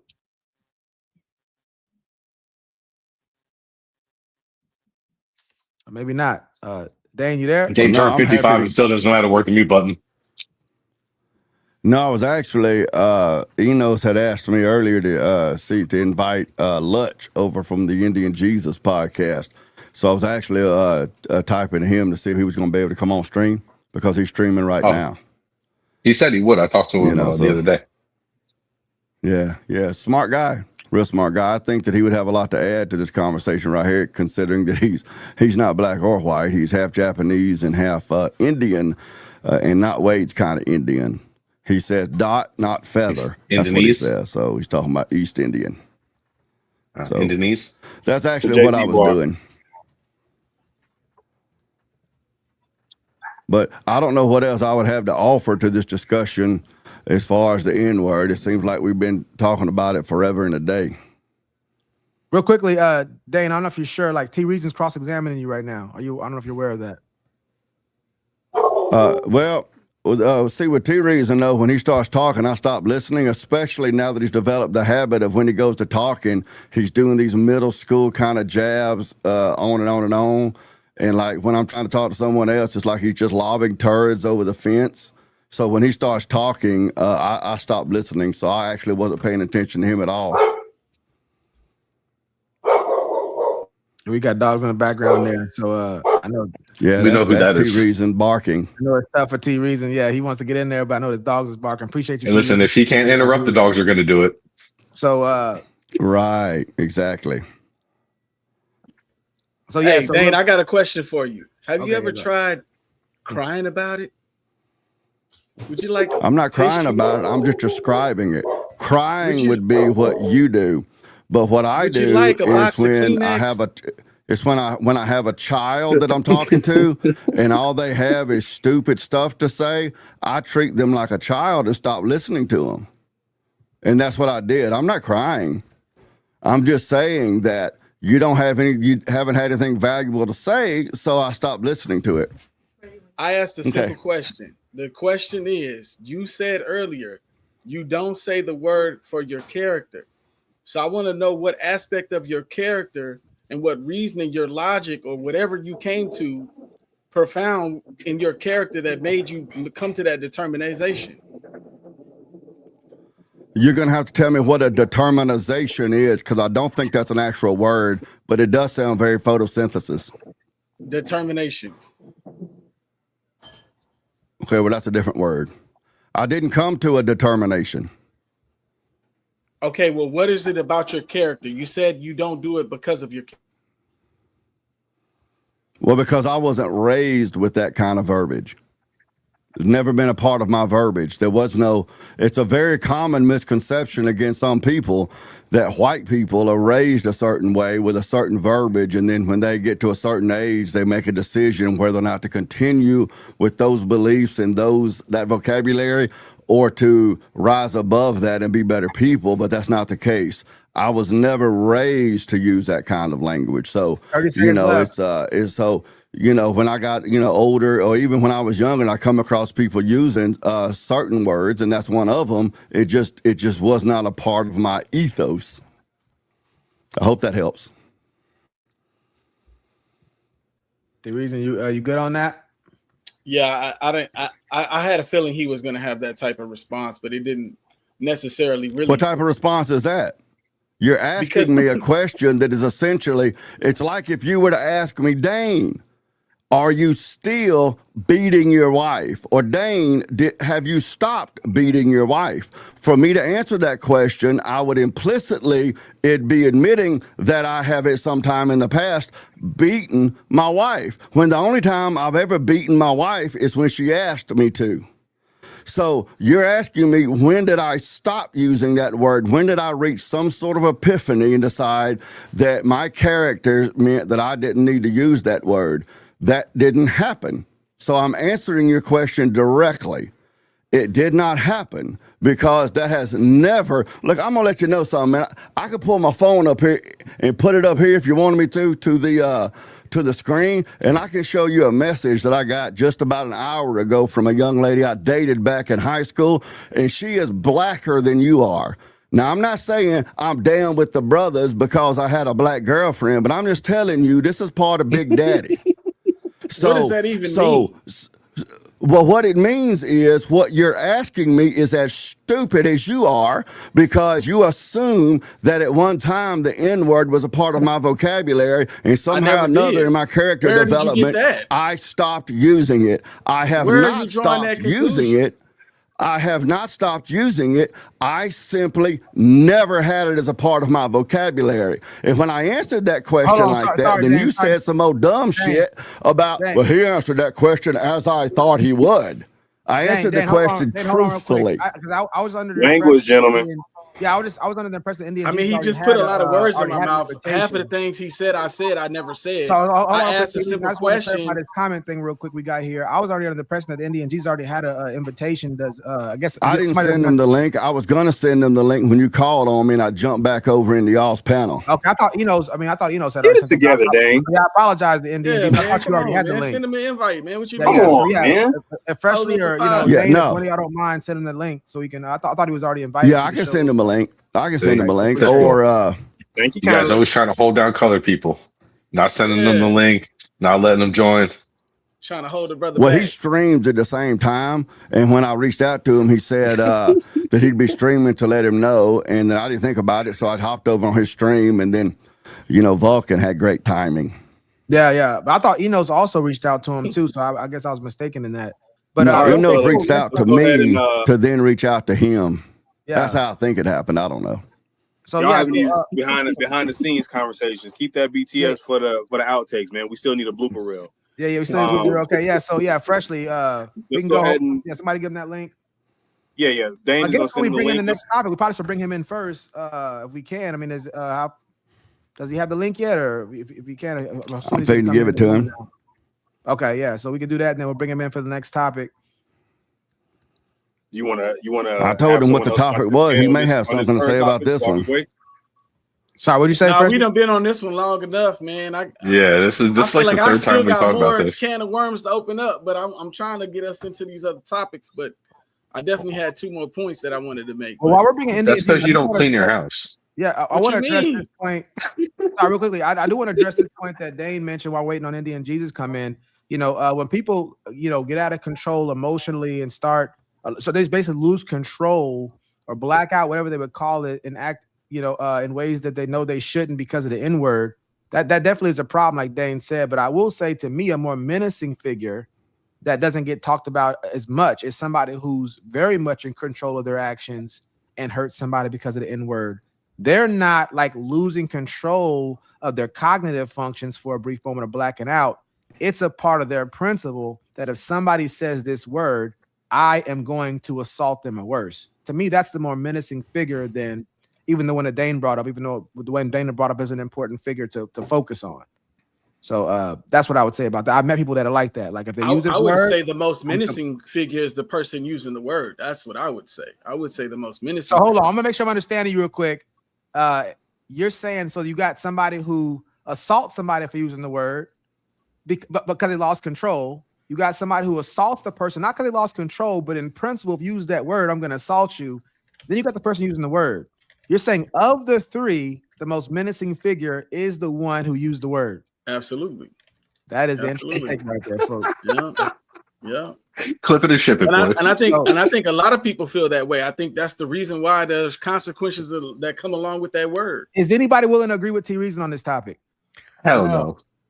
Okay. Well, let me get, if I can ask a clarifying question. Yes, sir. So then, T Reason, do you believe that the people who pew up schools are justified? No, I don't.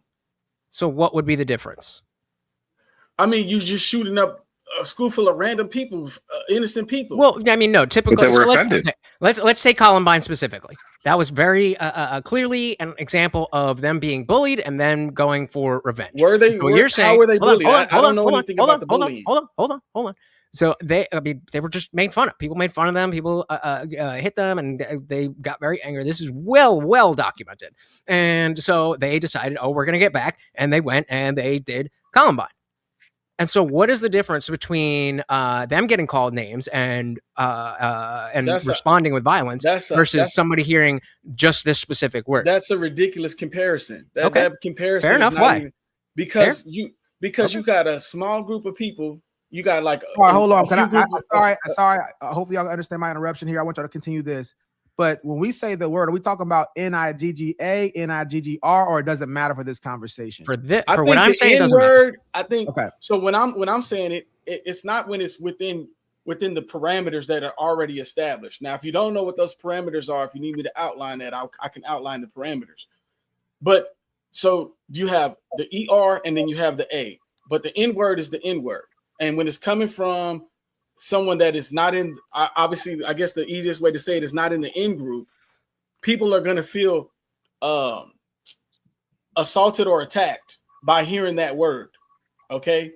So when people hear that word coming from the group of people that they don't want to hear say that word, it's going to come across a certain type of way, and that people are going to then respond to hearing that word. And it happens time and time again. It's not something I'm saying that I do specifically. I'm just saying that this is something that we already know. If you say the word, this can potentially happen. You can potentially lose your job. You can potentially lose a friend. You can potentially lose a tooth. Right. So if you're gonna roll the dice and gamble and say the word, don't be surprised and try to play victim and say, "Oh, he did this," or "Oh, he did that." Is that not what you're doing at this moment? No, it's not, because what I'm trying to say is the violator is now trying to put rules on the one who was violated instead of the other way around. Why not? Let's put rules on the violator first, so now the person getting violated doesn't even get violated in the first place. Okay, I'm with that. That would prevent the problem from even happening. Sure, totally agree. That won't happen. But well, yeah, I mean that's it. But let's say hypothetically, if that is the case, if you stop the violators from violating, then there's no reaction. But as Wicked just said, that's not really how life works, and I'm still not seeing a difference between the wish I remember their names, the Columbine kids getting bullied with words that triggered them that they didn't like, and they responded.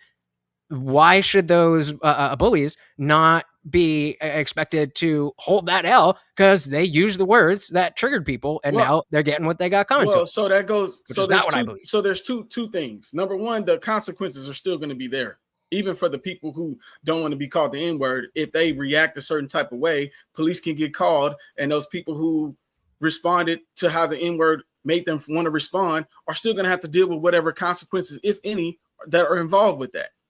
Another thing is that's a small concentrated incident that took place at a school versus an entire group of people that have dealt with years and years and years of oppression behind that word, and they know what that word means and what that word signifies, and that word is already like a fire starter to a whole other tidal wave of problems if that group of people says, okay, you know what, we're going to allow that.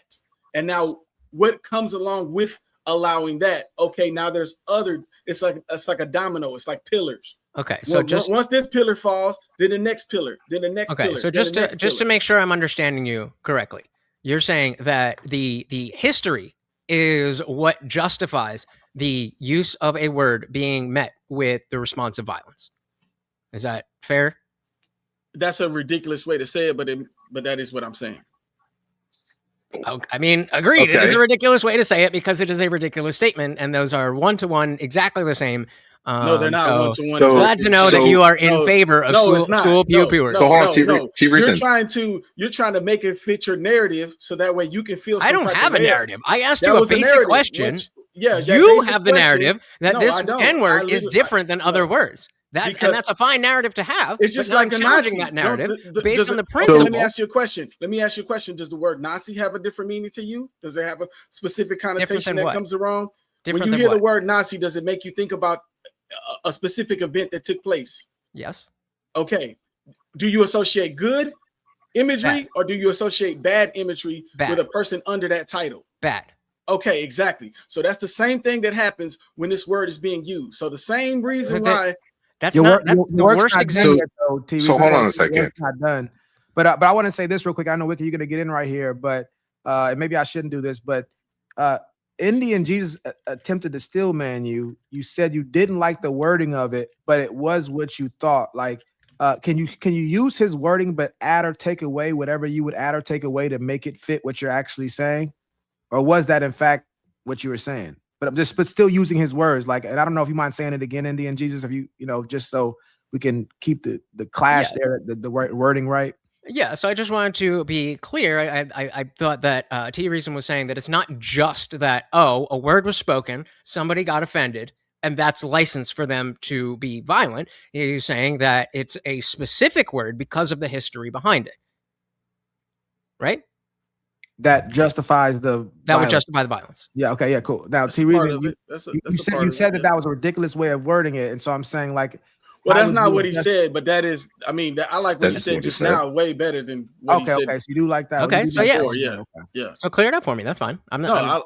I think what you said was great. I agree. Cool. With what okay. you said. So that your argument falls apart then, because the Nazi thing was specifically something that the Columbine boys were accused of. So you explicitly, in your example, you're giving license because of a certain word, not just any word that offends you, but a certain word that has a clear negative history. Why then, in your opinion, were the Columbine boys wrong?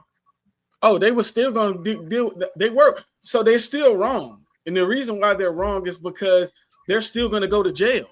They're still going to have to deal with whatever consequences. Well, but I'm asking about your morality.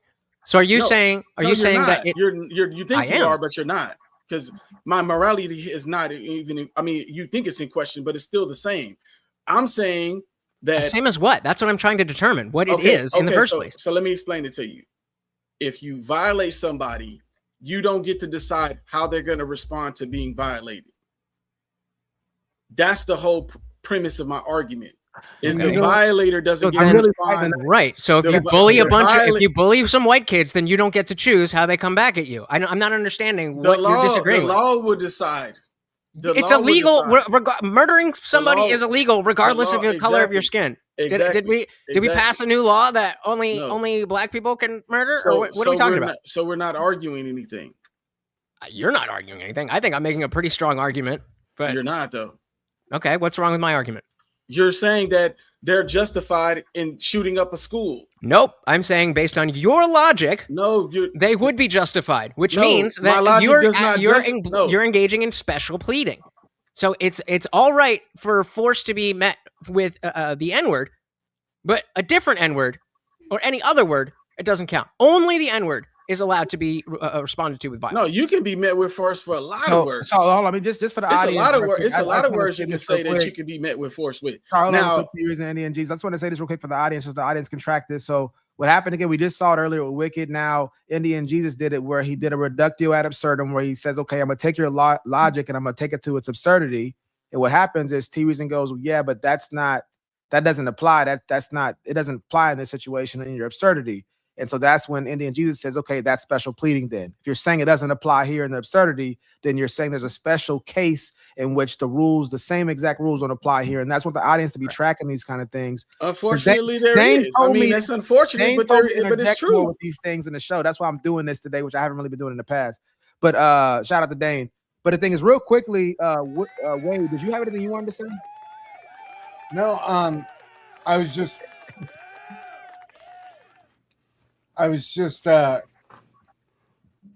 gonna say basically the same thing that the new guy said. You can call me Lutch or TIJ. If you we don't have the names up there. Jesus. Sorry about that. Yeah.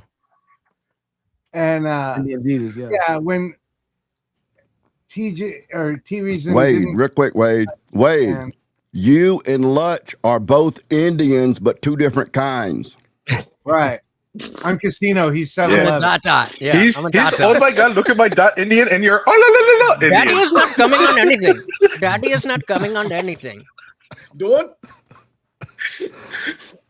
Sorry, you were saying? Don't talk to me like that. Dane derailed the whole goddamn thing.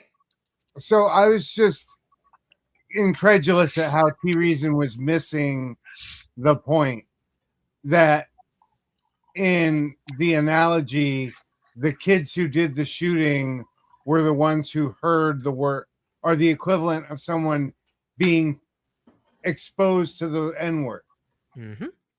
And it seemed to me that T Reason either thought that those guys were on the other side or something. I wasn't really sure as to where he was coming from, because the analogy seemed pretty straightforward to me. It was. He's just making special pleading, and he likes that the N-word has this aura around it, and that's special. If we acknowledge that in other ways, then it's no longer special. So for some reason, because it bothers you guys and you lose sleep about it. Yeah, because it's illogical. So trying to do. I don't lose sleep over it. It's just illogical. I just explained to you how it is illogical, and somebody who has never met me before, who is already on a panel with you, was like, "Hey, I think that was a pretty good argument." Yeah, because he's in agreement. That doesn't mean that it's true. Y'all can both be agreeing. Okay, then prove it wrong, bro. Prove it wrong. I'm about to if you give me a chance. Can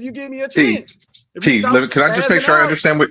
Can I just make sure I understand what you're saying real quick? You're saying that because of the length of time, the history of the N-word is the reason that it's okay for having the reaction, like a violent reaction towards it.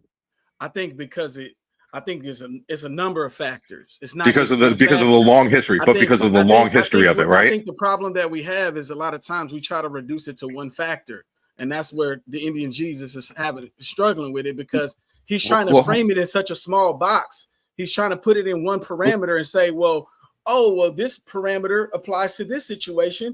In this ridiculous situation, I'm trying to understand. Hold on. Let's not how it works. I'm trying to understand your point, though. Your point is that because of the history, because there is such a long time of period of the bad use of that word, is the reasoning it's justified today to have that violent reaction, because there's a bad use of that word for such a long period of time. You're literally saying the exact same thing he just said. You're literally not adding anything to the conversation. Remember when you agreed with my no. Hold on a second. Hold on. You because if that between me and Indian Jesus, if because if that is the case, no.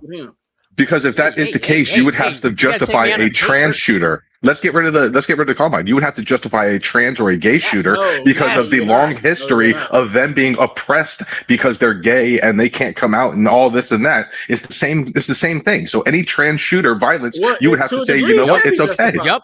To a degree. Okay, so it is okay for a trans person. So it's okay for a trans person to kill somebody. But it's still I'm not. Who said that? I got a question I want to ask too. Clip that. He just put words in my mouth. Who said that? No, I'm asked using you your a question. logic. You said yes. No, I did not say yes. Run back the tape. Run back the tape. Let's go. I said, who said that? Now, what I'm saying is they can respond however they want to respond. You can't control and it's okay. how they respond. But it's okay for them to respond that way. To say that it's okay is ridiculous. Nobody's going to say. But that's the whole point. That's the whole point of the question. No. What I'm saying is, it's assumed that is a possible response that can happen. Is it okay? No. But can it happen? Yes. Well, that's what we got to get into. Because something is not okay doesn't mean a that lot it's of not things can happen. Doesn't mean it's justified. Just because it's not okay, it can be justified. It definitely can be justified, but doesn't mean that it's okay. But that's why we can't lose sight of what justify their action and say because of this happened, this is the reason why I did but it. If you, but T-Reason, that literally, you can't have something justified and not be okay. Justification gives it the reason of being okay. Don't you understand that? Otherwise, it would not be justified. Justified means to make right. But real quickly, I want to ask this question, T-Reason. You know, it's a slightly different topic, but on the same topic at the same time. Slightly different from the conversation we're having right now.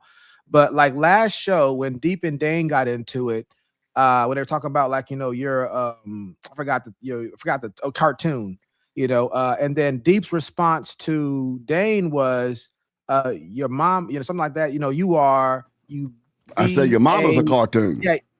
He says you be a N-word. Once Deep called Dane an N-word, is Dane allowed to call him that back now, according to you? I mean, I'm just asking what your opinion is on that. Like once the black person, me? Yeah, when the black person calls the white person the N-word, can the white person respond in kind at that point? I'm just curious to hear your thoughts. They can say a lot of things. They can. No, I'm saying, is it in your mind? Is it okay at that point? Does it? No, I think that's an overreaction. I think. Okay, so even though that force is done to them, they can't respond equally in that sense. They can respond equally in a different way. I mean, so you want privilege like a woman does. But I mean, you have privilege like a woman does. So what do you mean I want privilege? Yeah, but so Indian Jesus is saying it right. I want to say this real quick too. So the thing is right here is like this is the difficulty with saying different. You know, they can respond differently. You know, in an equal way. Is I thought the whole point was there's nothing equal to this word, so it would be almost impossible to respond equally in a different way if this word is a word that because of the history there is no word like it. You see what I'm saying? No, I mean the thing about that word is it's a fire starter. So pretty much when you say that word, but that's the only one. That's the only fire starter. No, it's not the only one. There's okay. What are the other ones? What are the other words that? Let's take two white people. What is a word that would be? There's things you can call Asians. There's things you can call white people. So let's just take white people. Hispanics. Let's just take white people. There's a lot of slur words that you can use. I'm not going to say them out of respect. Sure, and the fact that we're on the internet right now, I'm not going to say those words. We don't need to do that. So let's just take a hypothetical example where we have two white guys, and they say whatever word that you have in your mind that is the equivalent it level. Rhymes with sink. Okay, great. So that I don't even know what you're appealing to, but sure, it rhymes with sink for Asians. Yes. Oh! I said white people, but okay, yeah. So let's say I'm giving you other examples. Yeah, okay. So let's say I'm half Chinese. So let's say somebody calls me that, and they are black. Would I be able to call them the N-word under your justification? I think so. Yeah, I think so. Yeah. So I do think that like that's fair. So then you're saying so it's not special pleading on only the N-word. Anytime somebody drop a slur, you could drop a slur back. But to use the same one, it's kind of dangerous. But if you want to play with danger, like what Tariq was saying, if you're brave enough to accept what comes along with that, say whatever you want. I just want to make sure I'm understanding though, because like the question isn't about the danger of it. To my knowledge, that hasn't been the conversation thus far, because I think we're all in agreed that any type of derogatory language or deriding of people, and you know that's going to be a danger associated with that. So that's typically what I'm arguing whenever you hear me arguing these points. So let me make so from understanding. So you don't want to argue the point; you want to argue a feeling. No, I'm arguing the response. That's what I'm arguing. So if we go back to Columbine, all right, we're gonna read the comments real quick, and then we're gonna get to you, Indian Jesus. So Deidre says, T-Reason, it's not your job to tell people what they can or can't say. You're not the world's hall monitor. I'm not. But to be fair, we're asking about his opinion. So you guys can go out and test it in the real world, and whatever happens, you can come back to the pod and report your findings. And real quickly, in Deidre's defense, this was at 9:48, so this was like an hour ago. This wasn't like recent. And then, but her recent, no, sorry, I think it is. I think it is recent. It's just that the time difference on here. Sorry about that. So that is recent. Don't blame the weather, man. I just report the weather. But then Deidre also says, I've been called the B word so many times in my life that I can't count. I don't get to assault someone because they hurt my feelings. Grow up. Most of those times she was called that by me. Oh Lordy. But it was in a romantic context, y'all. You know, hey, everybody be adults. It was in a romantic context. Well, sometimes it was a romantic context, you know, but other time maybe not. But he was telling her she was beautiful, intelligent, talented, charming, and honest. Okay. And a bad. So sorry, I just realized I could do this. So yeah, Speaker Wilson says this man T Reason is not saying the action is okay. He is saying actions cause reactions. Thank you. And then Deidre says, LOL. Now, this is the issue with that right there, though. And I don't know how much Speaker Wilson got to catch of the previous conversation. To my knowledge, nobody on the panel has issued a rebuttal saying that no, but that's there what I'm is no to. danger associated with that. So I don't think that. So T Reason, are you hearing people argue with you that there is no danger associated with it? Yes. That's okay. Can you name that person? I know you got to snitch, but so when I'm arguing these things, what I'm specifically outlining is like what we discussed earlier is no one needs permission, right? No one has to give you permission. We live in a free country. We have the First Amendment. You can say whatever you want to say. But what I'm saying is, do not think for a second that whatever consequences that person you're saying it to deems the response, you as a person don't get to dictate. Now, society, the law, the police, all these other layers of protection that may be in place, they're there. They do exist. Even with the Columbine example, those kids are going to go to jail or they're probably going to commit suicide, whatever happens first. Okay. But when you violate somebody, you don't get to choose how the violated respond. And I think what we've been doing. You said that part. Let me just read this comment. Hold on, let me finish. What we've been doing a lot on this panel is we've been putting rules on the person that gets violated versus the person who's violated. I liked it. Appreciate you, Dick Johnson. Sorry, go ahead. T Reason. Shout out to Dick. How does somebody with the name Dick Johnson? Oh, hold on a second. We're gonna have to go back and edit that because you literally just said I appreciate and then said his name, and I'm not going to say because I'm not getting clipped. Okay. I don't know. That's like saying his name is Steve. Pause. Oh man, that's a boy. DJ, just call him DJ 65. Lutch. I'm trying to help you out here, Vulcan. So real quickly, so T Reason, I sorry you were saying something, but real quickly, and I think this is a really important part for the panel. I know we should probably move on right now, but just for people to understand the reasoning part of it, you said you have heard somebody argue. Your point you're saying is, hey, look, I'm not saying it's right or it's wrong, but there are dangerous consequences for people using the N-word. And you're in a debate. So I'm saying, can you name the person who's disagreeing with you about that point? Say me. Well, I thought originally, like I said, I thought it was Indian Jesus, but I don't know if he disagrees with me on that specific point. Nope. Because he's kind of like he took it to a small example of something different that he says is the same. It's called. So I want to hear from you. I want to hear from you then, T Reason. So is there anybody else? Is there anybody else on this panel you would say is disagreeing with you on that point? I mean, Wicked is obviously in agreement with Indian Jesus on this particular. So you're saying Wicked and Indian Jesus are disagreeing with you currently about the point of you saying that I don't know. So are you aware, so is anybody that you know is disagreeing with you right now? It's unclear. I would say. Okay, and do you know why I'm asking this question? Perhaps I don't. Well, I think you're trying to make sure that there's a viable argument before we move on. Yeah, so and this is important for a couple of reasons. One, because this is what the straw man's about. Perhaps, like for instance, if you're arguing, there's nobody who actually disagrees, but you are engaging in an argument. It may be that you or they are misunderstanding your point. In this situation, if you don't even know the person who's disagreeing with and we're having a debate for 10, 15 minutes, it may be the fact that you're arguing a different point than they're arguing. You see what I'm saying? I think that can be the case because I'm trying to make sure that what I'm saying is clear. But then when they ask me a question, it kind of takes it in a different direction than what my original point is. So then it's like, because I have to argue their point instead of my point. This is the original point right here. And I try to make it succinct. I try to make it succinct earlier and make it clear so nobody would forget it. So we said somebody used the N-word, right? Then there's somebody who loses their self-control and assaults the person because they use the N-word. And then I added this other person I think is even more dangerous. And that's where you and I disagreed, T Reason. I said there's another guy who isn't losing control when a person says the N-word. He just has it in one of his principles of life that if you use that word, I'm going to assault you. To me, that's the most dangerous character. Agreed. Your retort was the most dangerous character is the one who used the N-word of the three people. So that's what the conversation was initially. So the reason why I think it's the person who says the word is because to me that person is the fire starter. So whenever I hear or see people saying, "Well, I can say whatever I want to say," then you're basically saying I can go set any building that I want to on fire, and if it starts burning, I'm not the one who's responsible. I just started the fire, but the people who chose the wood that was highly flammable, they're the ones who are at fault because the wood is highly flammable. Well, yeah, but that's not answering the question. Yeah, because the thing is, we're not really discussing right now who's responsible for starting a fire. We're like comparing three different characters right now.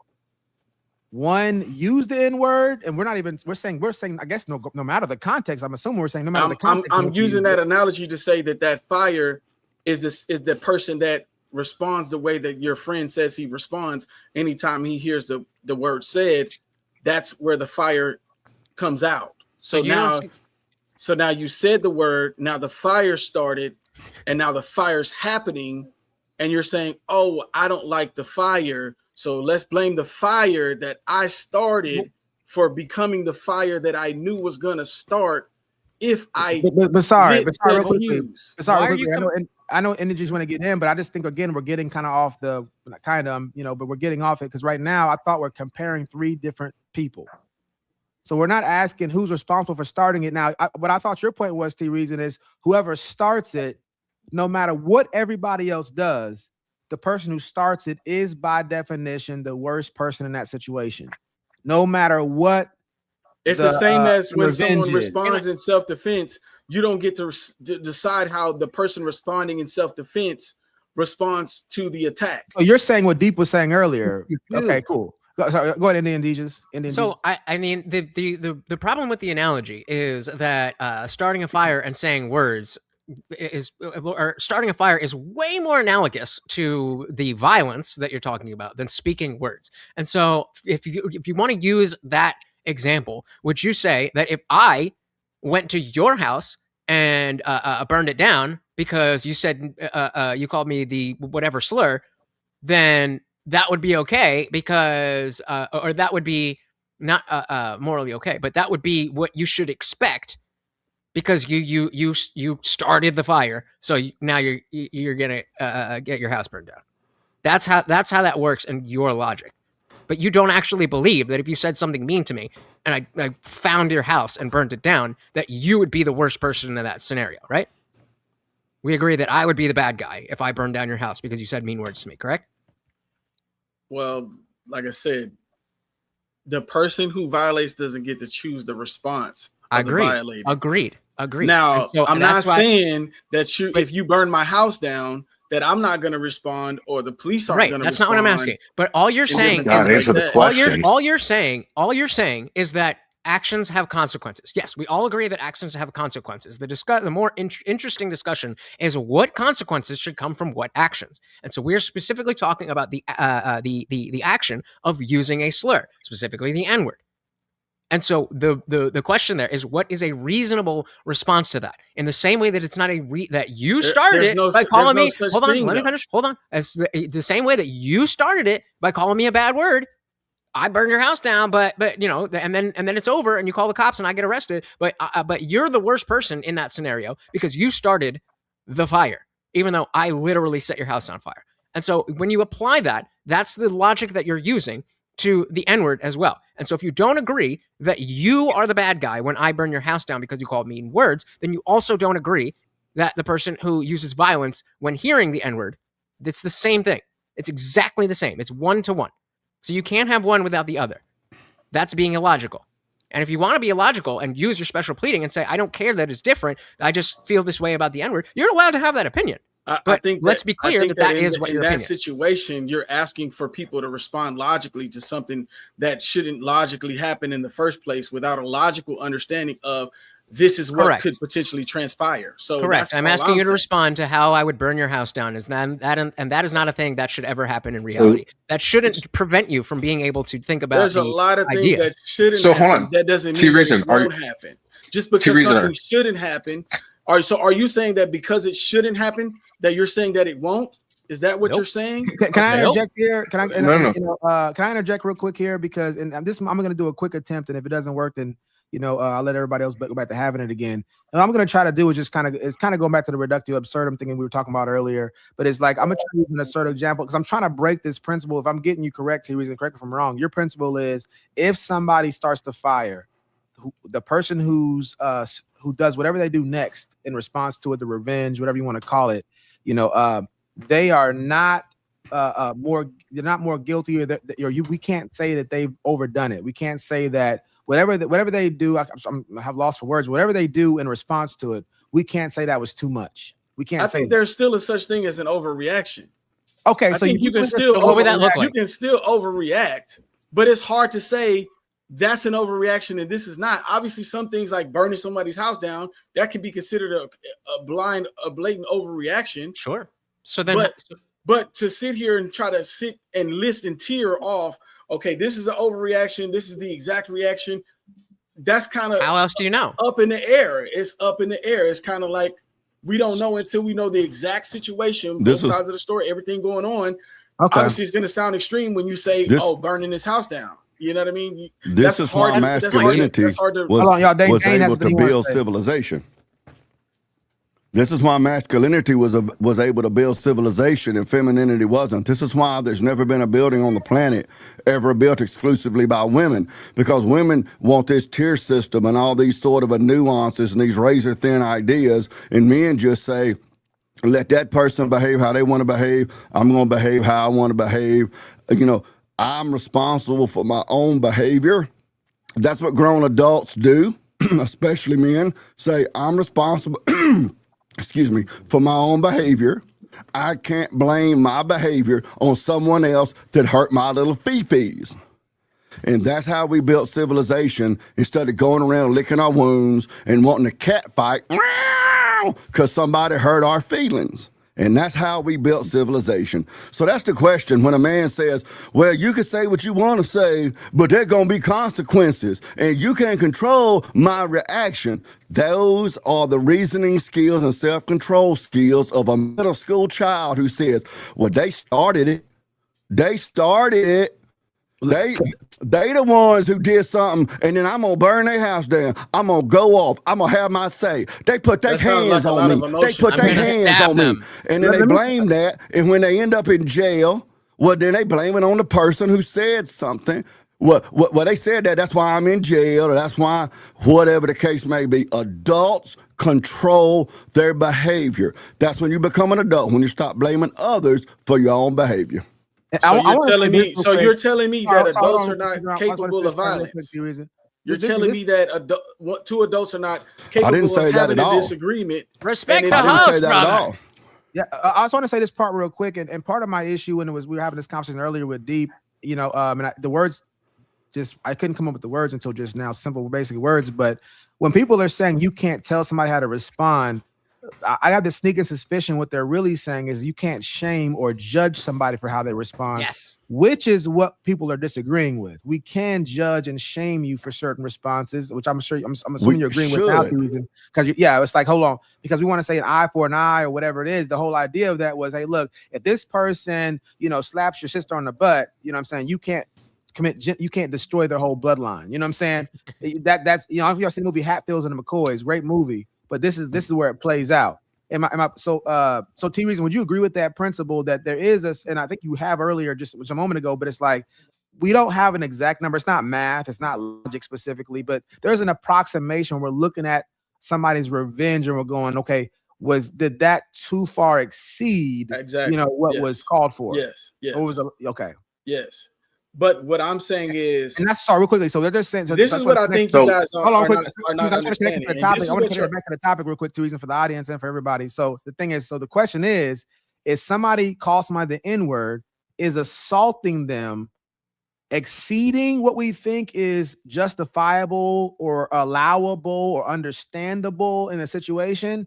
Which we're like, that's too far. We get that you'd be mad. We get that you might even want to do something to get some revenge. Maybe you don't take them out to eat the next day. Maybe you move. Maybe you whatever. There's some things we'd be like, okay, that's a fair thing to do in that situation. There's things we'll go, obviously destroying their whole bloodline, that's too far. And so the question is an assaulting the person who called somebody the N-word, is this person being assaulted for using the N-word, is that too far? Okay, so so basically what's happening here is a re-narrowization of the argument. Okay, so you re-narrowed the argument to a different point than what I'm originally trying to say by going from. Right, but nobody's disagreeing with that point. Hold All on, you're saying is actions have consequences. Nobody is arguing that No, actions that's not don't what have I'm about to consequences. say. That is what you are arguing. You're saying that you can't stop just somebody from interrupted me doing while I'm in anything. the I middle. understand Just that let me you finish can't saying what I'm stop gonna them. say because you're You've said interrupting it me 6 right times. now. All right, go ahead. No, I'm saying something I never got to say. Okay, so there's a difference between the parties involved. Okay, you guys are the onlookers. Indian Jesus, you are an onlooker. Okay, we have hindsight after the situation to just listen for a second, open your ears and not your mouth. Okay, you listening with your mouth, listen with your microphone's on the other side of the fucking thing. What do you want from me? You're spazzing out. Calm your tits. Calm down. It'll be all right. Get your panties together. In other words, I'm sorry my beautiful face upsets you so much. I'm sorry my beautiful face upsets. Maybe it's my hair, the beautiful locks, that we don't frizzy. understand. But I'm sorry that the way I look is so offensive to you. Just let me finish Maybe. Well, it is kind of offensive to me, Lutch. After something and so maybe I should react with some violence. And would be justified, right? After according to T Reason. After something happens, the onlookers and the people involved can assess the situation and say he overreacted. What I'm saying, and what most people that have the same thought process that I do, is not saying that we cannot judge. But what we're saying is the violator doesn't get to say how the person who's violated responds, or they can, but it's not going to change the response. Okay, but okay, no matter what the person does, you violated. Now I'm going to respond to the violation. Right. So actions have consequences. What I said when you started. So now we as onlookers can judge the person, but what we're saying is nobody wants to hear the violator say, "Well, oh, he did too much." He over-responded. Nobody wants to hear that. T-Reason, can you say it again, but succinctly, because I think you were trying to figure out the wording. Consequences. That's all he's saying. No, I'm saying the violator doesn't get to put parameters on the person who's violated. Now we as a society, because they're going to respond, because they're going to respond however they feel justified. So whatever and they'll go to jail if they break the law. You can't stop the consequences. Exactly. And we're saying that those things are still going to happen. And I'm saying that the onlookers are still going to judge the person who was violated. But what I'm saying is, I don't want to hear the violator crying about how they got violated. Hold on. What's a violation? Sorry, real quick. There's too many different topics going on. T-Reason, you got too many different topics going on. Like, so there's one where you're saying the person who's doing the violating initially can't put any type of expectations or shame or judgment on the person that they're violating in their response. Right. And then when I said why, your response was what again? This is your justification, right? He doesn't know. He don't remember. He's just yapping. My justification is they're still so no matter how you feel about it, they're gonna do what they were going to do anyway. So hold on, stop right there. So this thing about what you're saying that the reason why the one who initiated or started the fire cannot put an expectation or judgment or shame on the person who's responding is because you can start fires. Basically, it's just because. So in other words, it's just like if somebody tries to attack you or take your life, and they're operating in self-defense, you don't get to decide how that person operating in self-defense defends themselves. That's you saying your same point over and over again, different kind of ways. Actions have consequences. We're all with you on that part. We understand. I'm not with you, but we all understand that point. But the justification doesn't seem to be merited there. It seems that there has to be more than just like what principle are you pulling from to say that there's a reason why? So if there's 5 people in a room, right? One of the 5 calls somebody else in the 5 the N-word. That person beats the person to a pulp for calling the N-word. And you're saying everybody else can judge them, but not the person being beaten to a pulp. Why is the person being beaten the pulp not able to judge? Because they shouldn't have did what they did. Okay, so what they did. So violence is always an acceptable answer then. No, I never said that. To me, just to the N-word. Just to the N-word, Wicked. Come on. I never said that either. I never said that either. I don't hear you. But you are, because you say that's justified. I'm not saying it's okay. I'm just saying it's going to happen. I'm not saying. Right. I never said as we said before, no. Hold on. Words in my you said no. Hold on a second. T-Reason. You said it's okay to happen, and then you also said it was justified. I did not say Once it you was say okay to happen. I never said it was okay to happen. I never said it was okay. I thought I forget. You guys are hearing things. Those words. The words that you're speaking, bro, never came out of my mouth. I never said it was okay. You guys are implying that. You guys think that that's what I'm saying, but you're not listening. You're listening with your mouth. I never said it's okay. I never said it's okay for them to do that. I'm saying you don't get to decide. That's what I'm saying. You literally just said it's okay for the person to react the way that they do. And however they want to react, it's okay for them to do that. I'm not. You literally just said that. You get to decide, though. Okay, can we? You do get to decide. Can we differentiate? How do you get to decide? Explain to me how you get to decide. 4 comments. I would love to hear Dane explain to me how you get to decide. Yeah, hold on real quick. We got 4 comments here. Speaker Wilson says the penalty is blows to the face. LOL. On site says laughing emojis with the. Yeah, y'all gonna have a good time in jail. Yeah, Speaker Wilson says. Gang. A fool's lips bring strife, and his mouth calls for blows. Proverbs 18:6. We drive bows on them. So can I directly address these? Can I directly address the last one? You can address them all right here. On sites, I actually agree with T Reason. We got two guys that seem to be agreeing with T Reason. And go ahead and thank y'all coming through. Hey man, Wade, feel free to get in when you feel like it, man. Preach. So can you pull up the last chat that you not the one that just the one before that? Feels. Perfectly. The penalty is a blows to the face. So this is what we're trying to do. T Reason. We're you seem to be saying maybe I'm fighting against reality, not me. I'm trying to understand. So calm your tits and let's try Don't to use act my like line. gentlemen. That's my line. Don't use my line, son. Good Bro, luck. what you think? Okay. We'll put that aside. Can we? I said it before like, you. Can we act like men? You parroting my talking points. Honey, baby. If you're gonna pick my talking points, at least parrot the good ones, son. Honey. Calm down. You look can we more speak like a girl than can I we do. whoop. Can we talk like gentlemen? I'm gonna say what I think you think, and then you can tell me what I'm wrong about. I think that you are saying that physically you cannot control what someone's reaction is going to be. Whether you hit them, whether you call them the N-word, you cannot physically make the decision. I want you to hit me, or I want you that. So just to check in, I got more, but just so far we're on the same page, right? Yes. Okay. So the difference there is now we're talking about the physical reality that can happen versus the moral judgment on that being morally justified or socially justified, or whatever a framework you want to use. We all understand how cause and effect works. Just because you can't control other people, that is not relevant to the moral judgment on what we're asking. So we agree with you on the physics. Yes, you cannot control what somebody's going to do to you. But is it okay that whatever they do is fine because you said the thing first? I mean, obviously within reason. Obviously, at some point. Okay, fair, totally fair. If So you say how something do we determine ridiculous, like burning burning down, shooting up a school, or so how do we determine that reason? Church right? Building. How do we determine that reason? How do we determine that reason? I mean, that's a good question. That's what we. I'd like a good answer. That's typically what the laws decide. That's typically good what the luck. Laws determine. The laws are That's not a good on your question. side. I'd like a good answer. Well, good luck. People avoid if you're saying the law, law, then all the time. So I mean, that isn't always that is not always for every situation. So, but again, I'm not asking about. I'm asking you, T Reason. I just told you. Right. So I'm saying that if you're appealing to the law, we know that laws are not always just. Exactly. Don't they have laws you can't assault people? So then you're not saying that the law determines what you, T Reason, finds justifiable. So that's what I'm trying to ask. What does T Reason determine to be reasonable? It's a multitude of things. It depends such as depends on what took place, what transpired. Okay. Like, give me an example. You give me an example. Because it depends.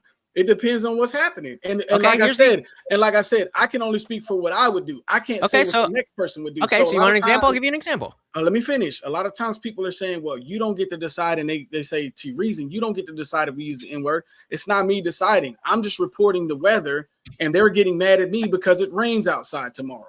Okay. I'm not saying that I don't want anybody to say the N-word. I'm saying that if you do these things, this is what's going to happen. Okay. So it's not whether I'm going to do it or not. It's whether that's what's going to happen or not. The reality of the situation. The severity of the reality is right, but we've already agreed on whether or not it's going to happen. Now the discussion is: are you T Reason okay with it? That's the interesting part, because again, we're just some of it I am, some of it I'm not. So okay, so let's give an example. So again, let's say it's you and me. There's not some random people, not hypothetical people. You and myself. Okay, I'm definitely okay with it. I'm all for it. Then. All right, you gonna be serious? Because you're not white. Yeah, are you gonna be serious? I'm not going to waste my breath. I'm not going to waste my breath giving you the analogy. If you're just going to be, oh, yeah, I don't like you, so it's okay to kill you. You'd have to use one of us three. Can't use yourself or Vulcan. Okay, fair. So then let's say Wicked Dream and T Reason are in a room, and T Reason is just farting right in Wicked Dream's face. He's just going, 5 times in a row. Keeps telling him, yo, stop doing that. No. Stop doing that, T Reason. Please stop. Yo, I'm not I'm not kidding anymore. I want you to stop. And you do it one more time. And he's like, yo, I'm sick of your N-word shit or whatever. But he calls you the N-word. Let's say it's with a hard R. Is it justified in your personal opinion, not based on the physics of the universe, in your personal opinion, would you feel justified in harming Wicked Dream? Absolutely. With that scenario? Absolutely. Yeah, so that's crazy. It's not crazy. You were the fire starter. Bro, why? You were the fire starter. That's a normal that's your own logic and your reaction. own framework. The fire reaction. starter is the worst person. You started the fire. He gonna get the whole taste slapped all out of his mouth. Okay, so you're just an unprincipled See, person. that's the problem with this whole thing about there being consequences. That's the problem with people who say, but there's consequences, is you assume that he's going to be the one that's going to be losing the taste in his mouth, and it could very well be you. That's what I don't understand is why people who say, but there's consequences. The underlying presumption that people make when they say that is that they are some sort of superhero that can just whoop anybody. Well, I think that Chud up in Nashville is a damn idiot, but look how that worked out for that guy up there outside the courthouse at Nashville when he got ventilated by a wireless hole puncher. So go on ahead with that. I'm going to slap the taste out of his mouth. You must not understand that you just a human. I don't know what makes you think you're some kind of superhero. I don't know. Well, I want to say this real quick. What I am and what I'm not. You have no clue. You don't even have the slightest clue. Shut up when the host is talking, bro. You shut up. You don't tell me your show. He can't do that. You need to be quiet. You're doing the same thing. You're doing. Why don't you lead by example? You're a little girl. Both of y'all. Yeah, hold on real quick. I want to. Three things. First, I want to say shout out to T Reason. We've had guys come on his show and complain if everybody was aiming at them. One thing I can say about T Reason, I've never heard him complain with everybody being against him. I've never heard him do that before. He ain't got enough sense to complain. Done that. I've been outnumbered many times. Yeah, a lot of guys. He hasn't done that. Shout out to T Reason. Oh no, being outnumbered, possibly coming out on top. I've never even once seen you come out on top of anything. Yeah. So I want to say this. I want to walk. This is a cumulative case right here, T Reason. So if you can just walk with me for a moment, but I want to go back to what you were saying as far as somebody, the person that started it cannot judge the person who's responding to it in a physical assaulting kind of way, right? So I want to say this. So we got those. I'm gonna use an extreme example here again. So you got one person that calls somebody the N-word, right? And the person's response is that they go to everybody, they go to the person's house on a family reunion, they blew up everybody in the house, right? Would you say that that's too extreme? Yeah, I would. Okay. Now, the person who started it by saying the N-word, are they allowed to say that? That's hard to say. Are they allowed to think it? They're allowed to think it, yeah. So your issue is they're allowed to think it, But for some reason, you're saying they're not allowed to actually express it. I don't want to hear that. I don't want to hear it. I get it. I I'm think you gonna just want be to hear like, it. yeah, whatever. For I'm sure. not gonna take it serious because I'm gonna think to myself, well, if they didn't want the reaction, they should have avoided what gave the reaction, and it would have prevented everything. They had the power to prevent everything. But they chose to be ignorant, which is what. And they interrupt me when I talk, and then they keep saying, "Oh, well, listen." Oh yeah, because you don't do that, right? Whenever anyone, specifically the host of the show, asks you to stop talking, then you don't get angry. You just shut your ass up, right? You're an unprincipled man. You have no principles. You have no morals. You violate every law that you have for yourself. Objection. You don't even. You've established that you have no principles. I've established that you don't even fucking know what principles are, bro. Consistently going against what you said. If you don't want, like what? Give me one example. Give me one example. Give me one example. Give me one example. Give me one example. Give me one example. What you're doing right now. What? If you don't want somebody to interrupt you when you're talking, don't interrupt them when they're talking. Okay? When did I ever say that? When did I ever say that? You just did it right now. You said it multiple times. No. I said respect the host. I said respect the host. Run the tape back. Respecting the host because you're talking. You're talking to get right you now. to shut up because you don't stop. You don't That's the whole point. You're the to fire starter. You don't get to decide what the reaction is, bro. You started the fire. I'm gonna react any way I want to react. He wants to. If he does not want me to talk, he can mute the mic. Got him. Yeah. Okay, can we press the reset button real quick? You think you're smart, but you're really dumb. Okay, yeah. So I know one day I'll be as smart as you. My mic.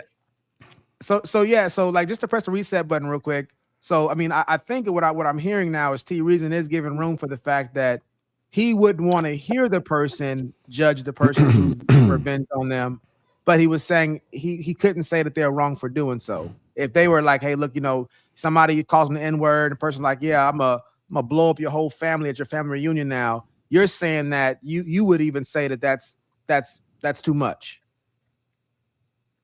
Clearly, y'all. But why? You can't control their action. Now the question is, hold on. I don't want to get to that. That's a good argument, but I want to stay right here in the pocket real quick. So my point I'm saying right here is that that everybody on this panel knows it's too much. Assuming the person who said the N-word initially knows that that's too much, why can they think it but they can't say it? Well, I mean, obviously, the reality is they can say it. But when they do say it, it's going to, in most cases, it should fall on deaf ears because this person is now crying about something that they could have prevented, but they chose to enter into that realm. So you agreed without realizing it. You signed the certificate. Your mouth wrote a check that your ass couldn't cash, which is what Indian Jesus and Dane Snyder do night in and night out. They keep doing it. And this is how most people will look at that situation. And so that's the reason why it's like, okay, we're sitting here arguing over semantics and saying, well, can that person feel some type of way? Any response they're going to feel like they shouldn't have. They shouldn't get slapped. They shouldn't get pushed. They shouldn't get called a slur. Put one in the chat if you know what's going on. Anytime someone does something in response, the person who's being met with the response always feels like it shouldn't happen. Even jail time, the person who does something wrong and then someone responds to them, they would say, well, I shouldn't go to jail. Not all the time, but you're saying it happens a lot. Your point is not that it happens all the time, but it happens a lot. Yeah. There's always an exception to the rule. Nothing is perfect across the board. It's not even 90% probably. I don't even know if it's 90%. There's people who get away with saying the N-word, but there's also people who face consequences like losing their job, being ostracized from society, or dealing with what Chud is dealing with. So it can happen. But let me ask you this. Let me ask you this point right here. So the person says, I'm gonna go blow up your family reunion thing right there.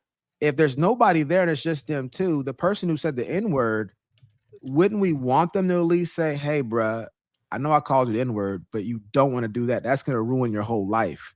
I mean, if that's the only voice of reason there, I mean, wouldn't we want them to at least say that? I mean, they can say something like that. I mean, no, I'm saying, wouldn't we want them to say that? Like, I mean, because that'd be them judging, say, hey, that's a bad action. Logically speaking, yes. Logically speaking. Okay. I think we found some kind. I mean, I know it wasn't as contentious necessarily, but we found like some kind of. We all realized the same thing, that people should be able to say the right thing, whether they did the wrong thing previously or not. Because I mean, like, we don't want to do what's called the hypocrisy fallacy, which means they can't say this or they can't do that because of how their actions are, right? We don't want them to be in that vein. Pretty much. So we got Indian Jesus says, LOL, he doesn't understand how far off he is. He just wants to talk about how you can't physically control people. Duh. And then just to be clear, I don't think using the N-word is a good thing. I don't think it's Voldemort, but it's not cool to just be bigoted. So yeah, I think we're good on that part. So I want to switch it up, y'all. We covered that pretty well. Wade, you still up? You still good over there? Yeah. So it's Uncle Fester.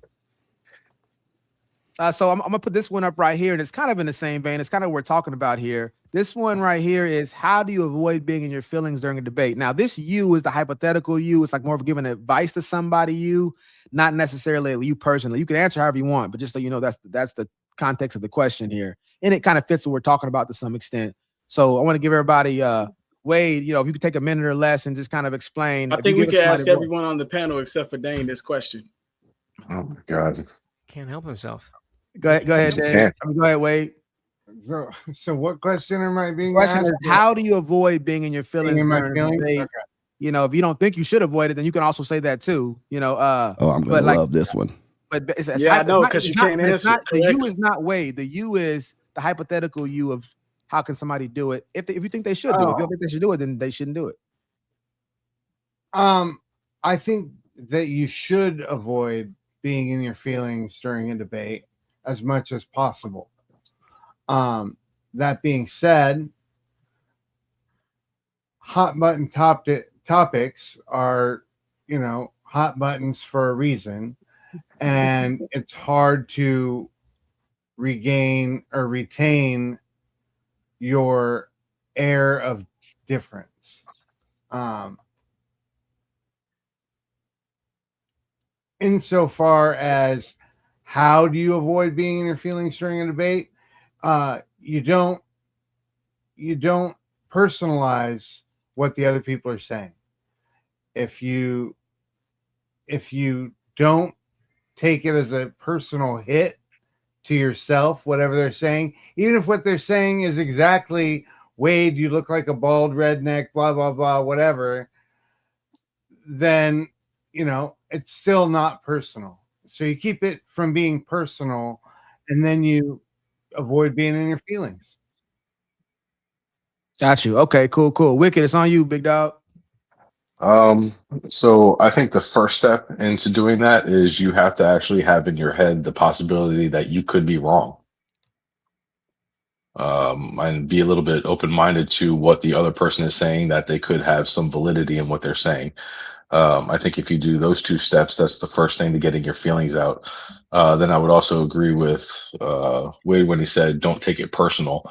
There's a lot of times when you'll make a, not you personally, but where somebody will make a general statement about anything. And usually people will respond with, well, I don't do that. Not really acknowledging that is not a personal attack towards you. It's just a general statement. You know, so if you can differentiate the two and not try to take your own anecdote to it and actually understand what that person's saying, that's a good way to take yourself out of it. Got you. Cool. All right, T Reason. Not to take anything personal. Obviously come into it where you're listening to understand, not listening to immediately respond or blurt out the first thing that comes into your head. Because sometimes when you're in the debate, if that person hasn't gotten to their actual point, you might have heard something that triggered you, and now you're operating from feeling instead of understanding.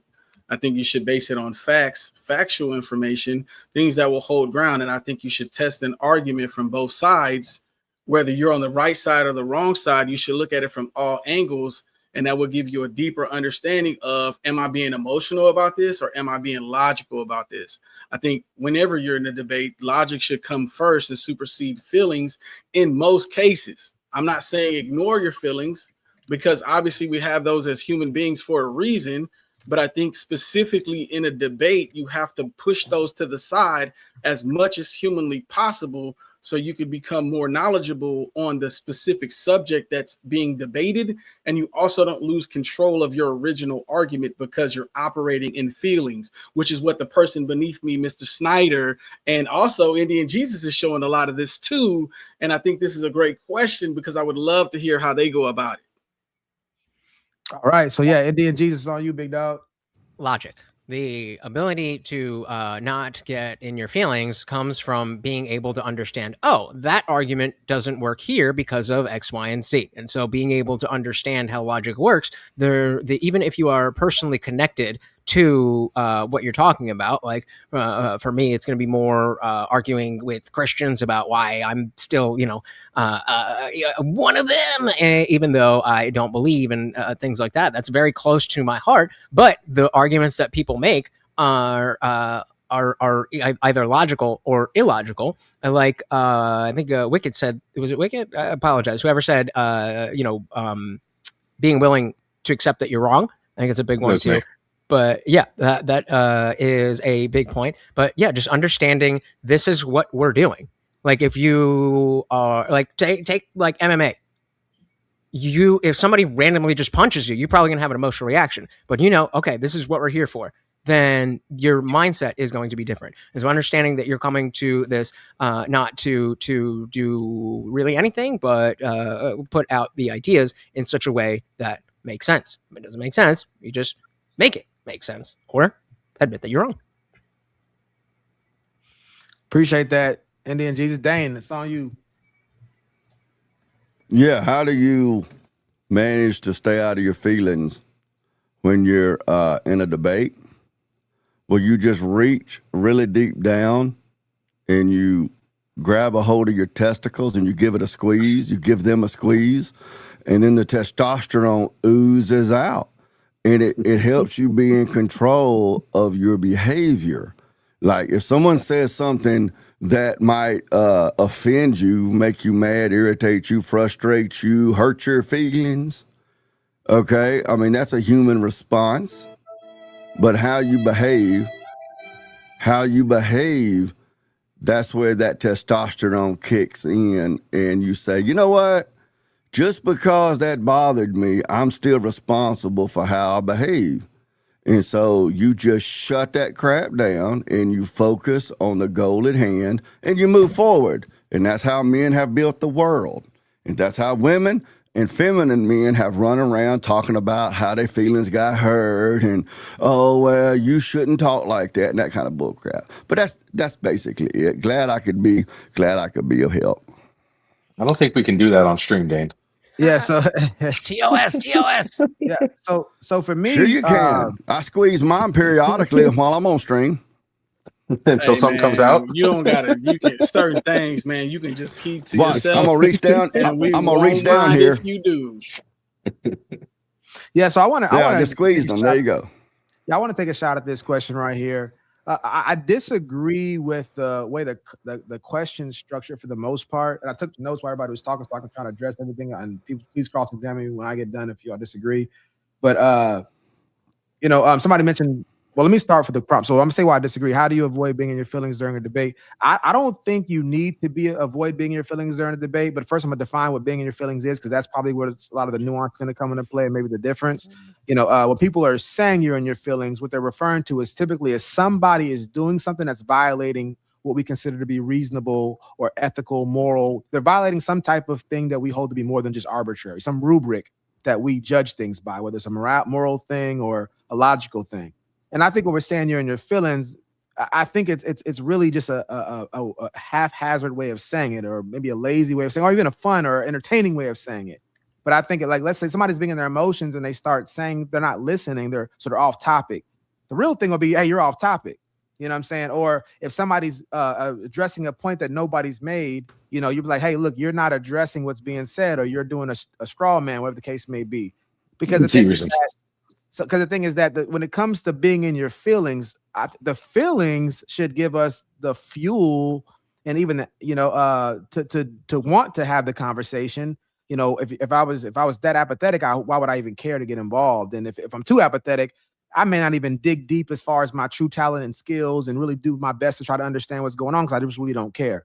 Now, I think when people say being in your feelings, they're typically talking about the more negative of feelings. It could be used, I guess, somebody's super, jovial. I guess it could be used. I mean, I guess if you're talking to your girl and she's like, it's like, hold on, listen to what I'm saying. We're not going today. We're not going today. But we still wouldn't say in your feelings in that context. We still wouldn't say it, but I guess it could fit in a semantic sense. But We typically use it when we're telling somebody you're being irrational. And that's what my next point would be, is that I think in social media conversation and even regular conversation, we confuse emotional with being illogical. The opposite of logical is being illogical. You're violating a law of logic. You are engaging in fallacies, and we're calling it emotional.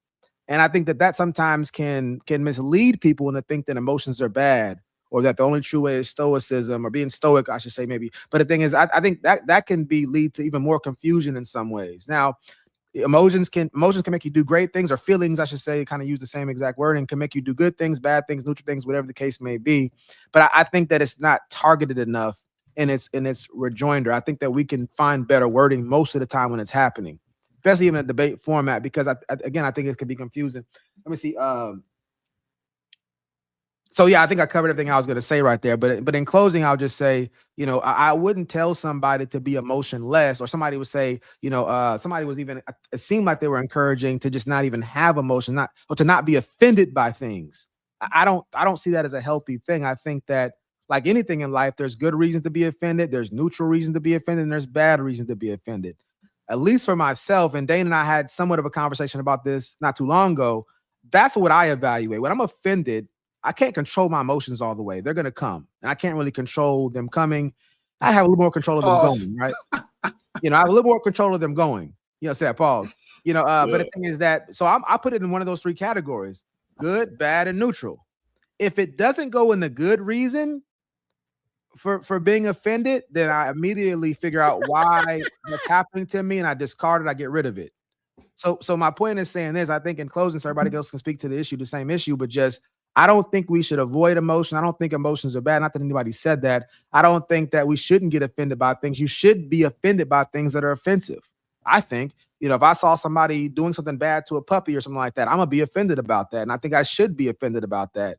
Especially when, a righteous indignation, if you will. I think that stuff should occur. But I think what happens sometimes is that people take, somebody getting offended or being irrational because of, whatever reason in their head they're being irrational, and go, you're in your feelings, or get out your feelings, or don't be emotional about this. And I don't think that's the best advice. I think the best advice is stop violating logic, stop being irrational, stop not listening. Listen first. Make sure you understand. I think there's better things we can say that are more constructive than what I typically hear. And I yield the floor to I guess to Wade first, since you started off. If you don't have anything, wake up, Wade. Do you have anything you want to say? Anybody want to cross-examine? Anybody you want to Vulcan, I think you had Wade so deep in thought that he was borderline almost taking a nap there with your explanation. I was probably Wade has dozed off before. Yeah, I was probably just bored. That boy looked like he was deep in thought. Like I'm talking about profound thought.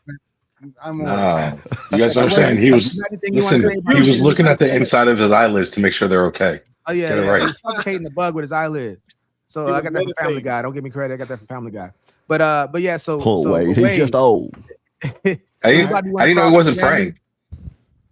Yeah, I could have been praying. Anybody want to cross-examine Wade? No, I'm good. Okay. Any point you want to make? We know Wade don't pray. He was praying to stay awake. Any point you want to make, Wade? Wade, you got any point you want to make? No, I'm good. I'm good. Okay, Wicked, you next. What you got? I think I can kind of agree with what you just said with that point about taking irrationality into feelings and kind of mixing up the two. But I would also say you can be in your feelings because you could feel a certain way about a single word, and then have that reaction towards a word when, it could be meant a certain way, but because you don't like the word, you took offense to it, and you know what I mean? And now you're up in your feelings about a certain thing, because something was taken out of context. So I could kind of see both reasons. I want to say this. So the first part, the feeling about what happened, to me, that's fine. When you mentioned that reaction part, that's where I feel like our judgment should come into play. So that's what my whole point is. I'm agreeing with you, is saying somebody uses a word, you feel a way about that word, whatever the way you feel about that, right? I don't think my judgment should start there most of the time. And there's maybe times where maybe like that doesn't justify to feel that way person, but feelings we don't have much control of that a lot of times, at least not in the moment. But I'm saying, but when a person goes to react, I think that our wording should more focus on the reaction of it. Is it justified? What do you think about that? Yeah, I think Whether it's verbal reaction or whatever the reaction happens to be. I guess it would just have to be whatever the reaction is would depend on whether it's justified or not. Like Yeah. that's really I guess it would be a semantic play at the end of the day then.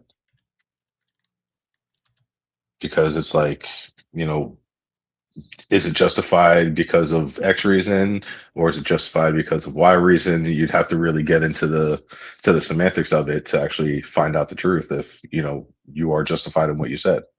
Yeah, 100%. I want to go to the next person, but just to make sure, because you're addressing what I was saying, I'm saying that where the semantic thing becomes important is because if we're speaking haphazardly or irresponsibly, and people are listening to us, and we could, especially if we're people who are very eloquent and erudite in every other area, you could be more precise in your language if you so chose. And I get it. We're doing entertainment. Everybody's doing Hollywood stuff. I mean, I get it. So sometimes it is funny to say it in a more dull way or a way that's gonna elicit the best response, the most humorous response. But I'm just saying, if from a technical standpoint, it could be worded with more accuracy to really identify. Oh yeah, 100%. The way you articulate a sentence could change everything.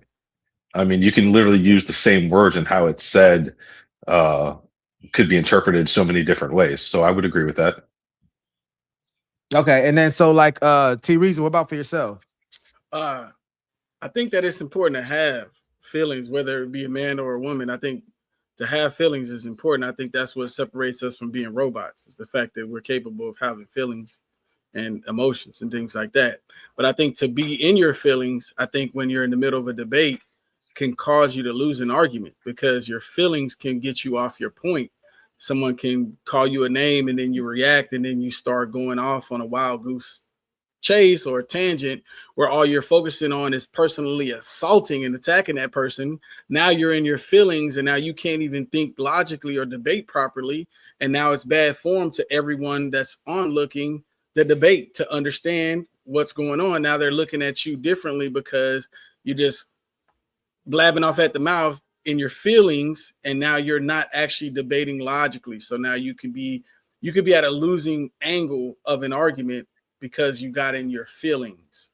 So I do think it's very important to, when you're debating, not to let your emotions get the best of you to where you're no longer answering the question, staying on topic, or responding in such a manner that obviously would be conducive to the conversation. Cool.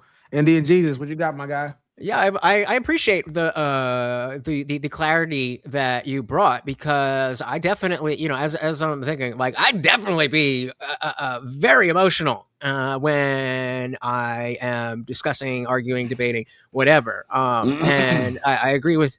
For once, I agree with T Reason, and it shouldn't be about not having emotions. It should be about using the emotion to drive towards the logic of the situation. To to kind of, if there's a difference between where your emotions are and where your logic is, then either you're wrong or they're wrong, and figuring that out, then tied with the idea of being willing that you could be wrong.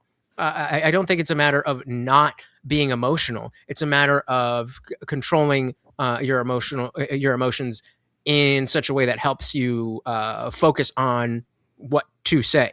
And so you're not just listening to respond, you're listening to see where the error is in the argumentation.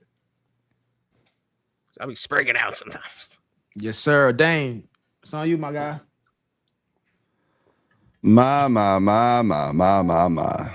I tell you, it's just, I find it curious that on the one hand, a person can say, but you could say whatever you want to say, but then this person can respond however they want to respond, that person who says that would have a hard time saying that person should not respond based on their emotions, that's not the right thing to do, the preferable, efficient, appropriate reaction, that person is wrong if their emotional feelings if they use that to control or to decide how they respond, but then turn around in the debate and say, well, you're going to have feelings, but you shouldn't let those feelings control how you respond in a debate. That just seems to be a little bit of a dichotomy between those two things there.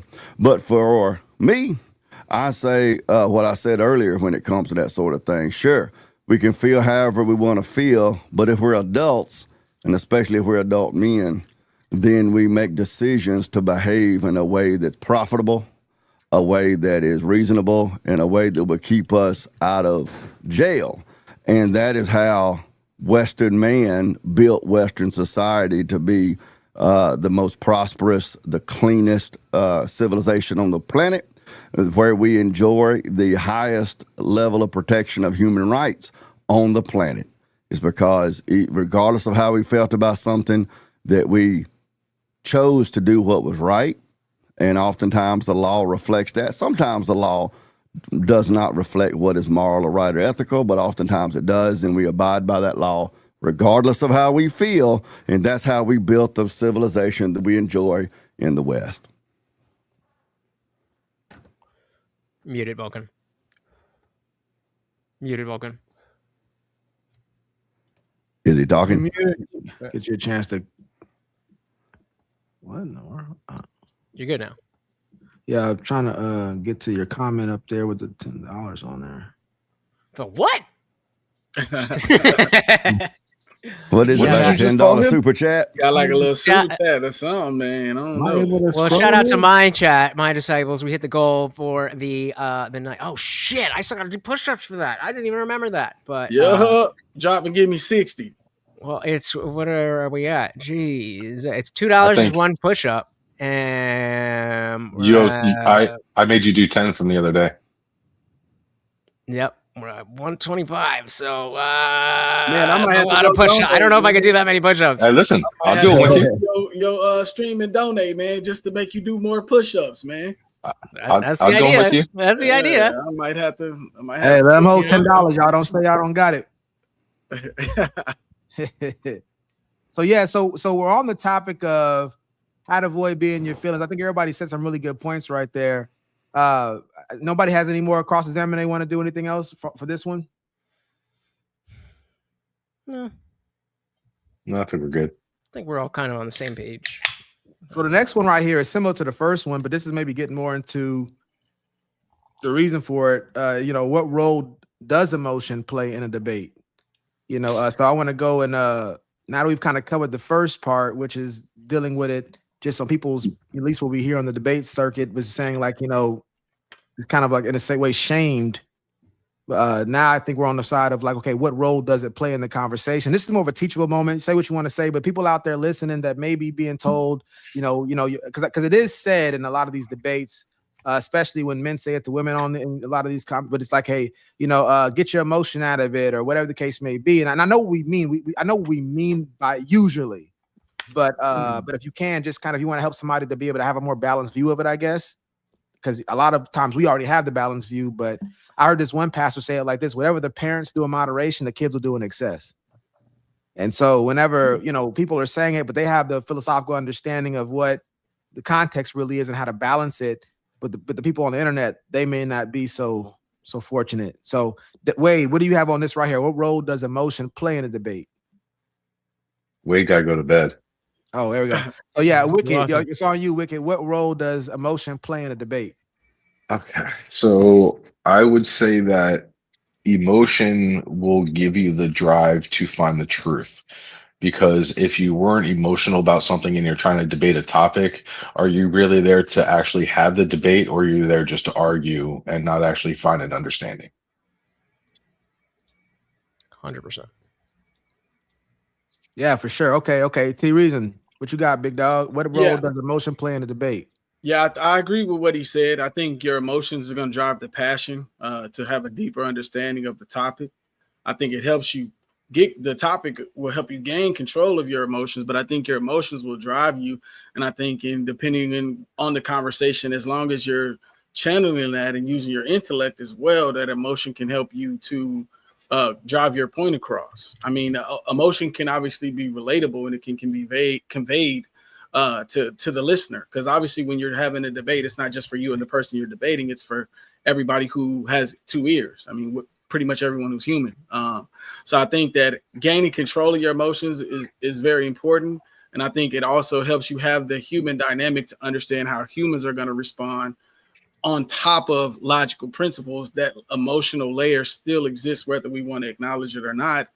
People are still going to have those. You can remove them as much as humanly possible, but it's completely impossible to remove them completely. So I think you just have to be calculated and have to have a certain level of control over them, not that let them run wild like Dane tends to do from time to time. I think as long as you can keep it in check, I think they're great to have. Gotcha. So real quick, reading these comments right here. Mr. Lockhart says simple but factual. Thanks, Lockhart, for checking in with us. And then we have the Indian Jesus says he's referencing the $10 comment earlier. He was like, YP takes 30%, so it's more like $9.70. LOL. All right, so Indian Jesus is on you, my guy. What you got to say on the topic? To me? Yeah, what you got? What you got for me? So the it's very interesting that since the first go around, how to not take things personally, I've almost done a full 180, because I was getting into these debate shows that like every week you just show up or you figure out something to debate, and I love debating, but I have to care about what it is. And exactly as T Reason was just saying, I got to a point where it's like, all right, we're just here to debate. And then it just so happens that the channel that was hosting it was on the West Coast and I'm on East Coast. And so it's getting late and I don't really care about the thing and all that stuff. So I think you have to care enough about the topic in order to bring your best. Because as it was said before, if you don't care, then you'll get to a certain point. It's like, I can't get through to you, or I don't think this is going to work, or whatever. It's not worth it. If you care about it, then you're going to drive a little bit more. Fire. Appreciate that. Dang, what about you? Well, I don't know. Lutch, did you go to public school, Lutch? Yes, I did. You did? I could tell, man, because 70% of $10 is $7. Use your fingers, man. $7, not $9.70, man. Oh, what did I don't know. I'm paying attention to 4 chats. You get the fucking joke. He's counting the state tax and stuff on that with it. Getting very emotional right now. Yes. Get out of your emotions, man. $7. You know what role does emotions play in a debate? Man, I think it could play I think emotions the underpinnings come into play a lot, because it's what drives us to debate. I think that there are probably people out there, I've encountered them on other panels before, that they go on panels just because, I don't know, they don't have a very good social life otherwise. Like they don't have anything else to do, so they go on panels. There's a group, P. Dusty, who calls themselves the Panelverse. And they're like little kids out. Yes, they're like little boys out in the woods building their forts, and they're playing their little LARP games or their little role playing. And they're like, we're the Panelverse. The tomato. The yes, the menopausal tomato. The menopausal tomato and everything. And it's almost, when you go to their streams, they're just like a bunch of people with not much social life sitting around, just, whatever. Unlike us. But there doesn't seem to be any like fire and emotion, or a cause they're wanting to forward, or a cause they're wanting to defeat, or anything. And so I think that's what makes a difference in an interesting debate and somebody who just doesn't have anything else better to do. And that is when you do have that emotion, that drive, that passion, that you're actually trying to advance your worldview and you're trying to defeat other worldviews. Not for your own good, but for the good of the community. I think that's the way it should go. So yeah, emotions definitely play a part, but it just comes back to whether or not they play a leadership part. And that's where I think a lot of people go astray. To be fair to the Panelverse, I do think that, hold on. You're gonna be all right, I promise. No. I do think when they do the debates, like the debates themselves are not necessarily bad. It's the panel. Yes. That comes in. And it's interesting to see different channels doing different types of things. I don't know if you guys, Speakeasy, Grade One Motorsports. Who else does that shit? But, the different ways that people frame things, and like for example, I would happily say this to his face, but Grid One Motorsports, that was the first show where I realized, like, okay, I'm not really like into this, like to debate. If there's something that I care about, I'll happily debate somebody on the other side of it. But I'm not really interested in like, okay, let's figure out what it is that we want to debate. And so it'd be like 10, 12 people or whatever it is. And they just picked, okay, you and you are next. And then you spend the next 15 minutes being like, okay, what do you want to debate? I don't know. Do you like trans stuff? Do you like? And it's like, bro, oh my. Especially if you're not debating, you're just sitting around. And so when I talk about the fact that you've got a good thing going here, I've seen some shit go downhill. And I like one thing I want to say on this topic right here. So what role do most, and everybody said it pretty well. You already said pretty much my points, y'all. But one thing I always encourage people to do, as I'm thinking about conversations, debates outside of just obviously YouTube, I'm talking about with your wife, your kids, your sister, your mom. I'm thinking about all the different contexts in which we find ourselves in debates and stuff like that, and what role emotion plays. Is part of it. I'll tell you all the time, look at an emotional wheel, look at a feelings wheel. Most people, we forget how many emotions there are that are out there. We think about the more demonstrative emotions, the more extreme emotions, and typically we think about the more negative emotions, and so that's what kind of governs our language in this conversation, unfortunately. And I think that we really miss great opportunities and teachable moments and in that situation. So y'all, it's already been said. I think when you're talking to a lady, typically, whether it's your mom, your sister, your lady, and you come across too dispassionate, whether you think they're right, they're wrong, whatever it is, they may not feel that you're connected, you care enough about the situation. And I'm sure everybody has had to like act a little or put a little extra on it just to make sure that's communicated at times, because it was just gonna get you the better result. Me, I can be kind of a stoic person, but internally I have a lot of emotions going on typically. But I may be more stoic in my conversations. I don't want my words to be minced, and I don't want people to be trying to read too much into what I'm saying based off my body language and continence and facial expressions. And so I want you to kind of just focus on the wording, because this right here, I'm crafting, in my estimation, perfectly. And I don't think you're as good of a behavioral, psychologist, a body language, psychologist you are at interpreting words. So we at least learn that stuff in school. So I don't want you to focus on my tone or what emotion think I have. Focus on my words, because I can control that easier, and I trust your ability to judge it much easier. Even though people suck at that as well, unfortunately. But emotions play a role, like y'all said. People who, when I'm apathetic towards things that I don't have an aptitude for, as Indian said, it's really hard for me to listen. It's hard for me to focus. Hard for me to remember the conversation. And so now I look mentally handicapped on camera because I cannot recall what was said. And I'm like, it's because I don't really care. My aptitude's not there for it. And I'm just, so I think that we forget how much emotion has an impact and is tethered to the result we're trying to get out of it, and how skillful we are at something. And so I think that. I definitely have that. I definitely have that sometimes when I'm on y'all's panel. And y'all want to start talking about Nipsey Hussle and all that kind of stuff. Like, what? I'm just 100%.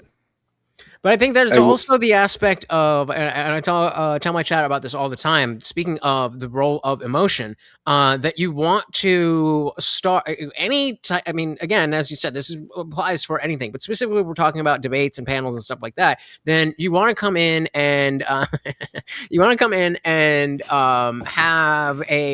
build goodwill. Because if things get tumultuous a little bit later in the debate, and you've been calm the whole time, and somebody's coming at you or whatever, then when you go, hey, yo, what the fuck, then it doesn't seem like you're coming out of nowhere because you've been calm the whole time. Versus if you are like, especially if it's a political thing, left or right, or if it's a religious thing, where it's, again, very close to your emotions, it is detrimental to your entire not even the argument, but your performance as a debater, to just go and be too aggressive. Yeah, we give people passes based off the emotion that they're displaying. If we're just having a regular conversation, nobody's being offensive. Somebody start yelling and going off, we're gonna be like, "Whoa, what's going on?" This gonna throw people off. But if that person has been insulted, we go, they're probably angry because they're being insulted. Therefore, the yelling seems to be warranted to some extent. Actions have consequences. Yeah, reason. So yeah, so I think that's a big part of it, and I think that I hope that people out there in the internet world can understand that, like, far from because the thing is, if we tell people don't embrace their emotions, we tell them get out your emotions, they never actually do the work of actually learning how to control their emotion, and most of that work's done outside of the moment. One thing that I try to do to train myself. Sorry, go ahead, Dan. No, I was just gonna throw this in just to kind of pin what you were saying. It's easy, and I know Lutch and T Reason and probably the Italian guy here in the middle, Wicked, would probably agree. It's easy to sit at home watching a panel and armchair quarterback the debate, where you think, well, I would have said this and I would have said that, and he messed up there and he should have done that. But when you're on panel and you're having to manage your emotions, listen to what that person said, process it, formulate a refutation. First of all, decide whether or not what they said was logical or not. If it's illogical, formulate a refutation and deliver it without sounding like an idiot. Doing all of that in real time, man, that's a whole different story. It's a whole different story. I say that all the time. Like, it might look like I'm talking about debates, two people talking, or a panel, a bunch of people talking. It's not. It is. But it's not just people talking. Exactly, that's a fact. Right. Especially, I'm connected to it. This means something to me. He just, I remember one time on this show, a Dane had made a comment about somebody right when we're changing to the next segment, and this guy was like, he said my name. He said my name. That was had to move on. And because guys are, he said my name. He said my name. Yeah, he said my name. He said my name. And so the thing is, like, say it again. That role that emotion plays is real. It can burn you up.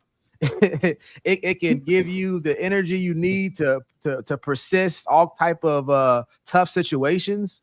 I know for me, I ask myself, what emotion am I in, and it really kind of controls how I approach a conversation. Typically, the emotion I have is empathy. That's I'm a big empathic person, which is not very common for guys for the most part, but I have probably too much of it, and so it makes me approach a conversation like from a way that's a little bit more palatable, or it's less of a contentious thing. And it's not that because I'm necessarily a good person so much. A lot of it is because my empathy is, I want them to understand this better. And if I do anything that will impact them understanding it better, if I trigger them in a way that distracts them from the point, I'm never going to win them over. So that emotion right there of empathy makes me go, okay, I want to make sure I get them right. I want to make sure they know that this is coming from a place of what's happening, of objectivity and not a battle. But yeah, and then go ahead. And on the other side of that is that you could theoretically, quote unquote, win the whole debate by unleashing the emotion at the right time. You start in with a goodwill, something happens like, are you fucking stupid? And that could be a moment. And let's not pretend that clips aren't a big part, even though we're in long form content. Sorry, and then real quick, I just saw T Reason's message real quick. T Reason, I wanted to hear your thoughts on this one right here real quick before you left. You got okay. Yeah, I could. We can run one. You can run one. Yeah, I'm gonna skip this one right. This next one I was gonna go to and go to this one right here. So I'm gonna introduce this one. And this is, again, not specifically about you. This is on balance, on average in society. Who generally knows a person best? Their friends, their family, or their coworkers? And I know it varies, and we get all the nuance or whatever, but just generally speaking, Wicked, who you got? Who generally knows a person best? Let's just assume they worked at the same place for a good amount of time. They've, obviously their family's their family, and then they have friends they've had for a good amount of time. So all of these are like they've had some years with this kind of stuff. If you had to guess, whatever it means to know somebody, who generally knows it. Well, we got it twice in there. But yeah, so who would you say out of the three? So it's a tough choice between friends and family. It's definitely not going to be coworker for me because you're not the same person at work as you are outside of work because there's rules Hold on, and conduct you have please to give an follow. explanation. Sorry I about would that. say I would say probably family then. Go family. Family. Okay, Yeah, I'll go T. family. What about for yourself? I mean, I know my answer. We'll give you the explanation afterwards. Right now, we're just gonna say our answer. Exactly. So I'm gonna go with family. Okay. Indian Jesus, who you got?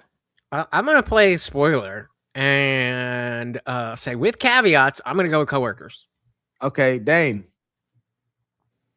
Can you hear me, Vulcan? Can y'all hear me okay? Yes, sir.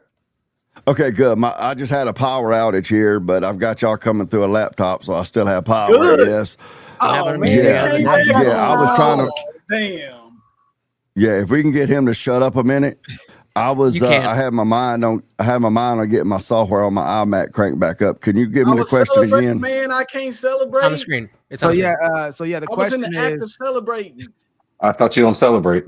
Yeah, got him. Got him. Got him. We gotta get back to that one. Celebrate. But yeah, so real quickly, Dane, the question is, who generally knows a person best?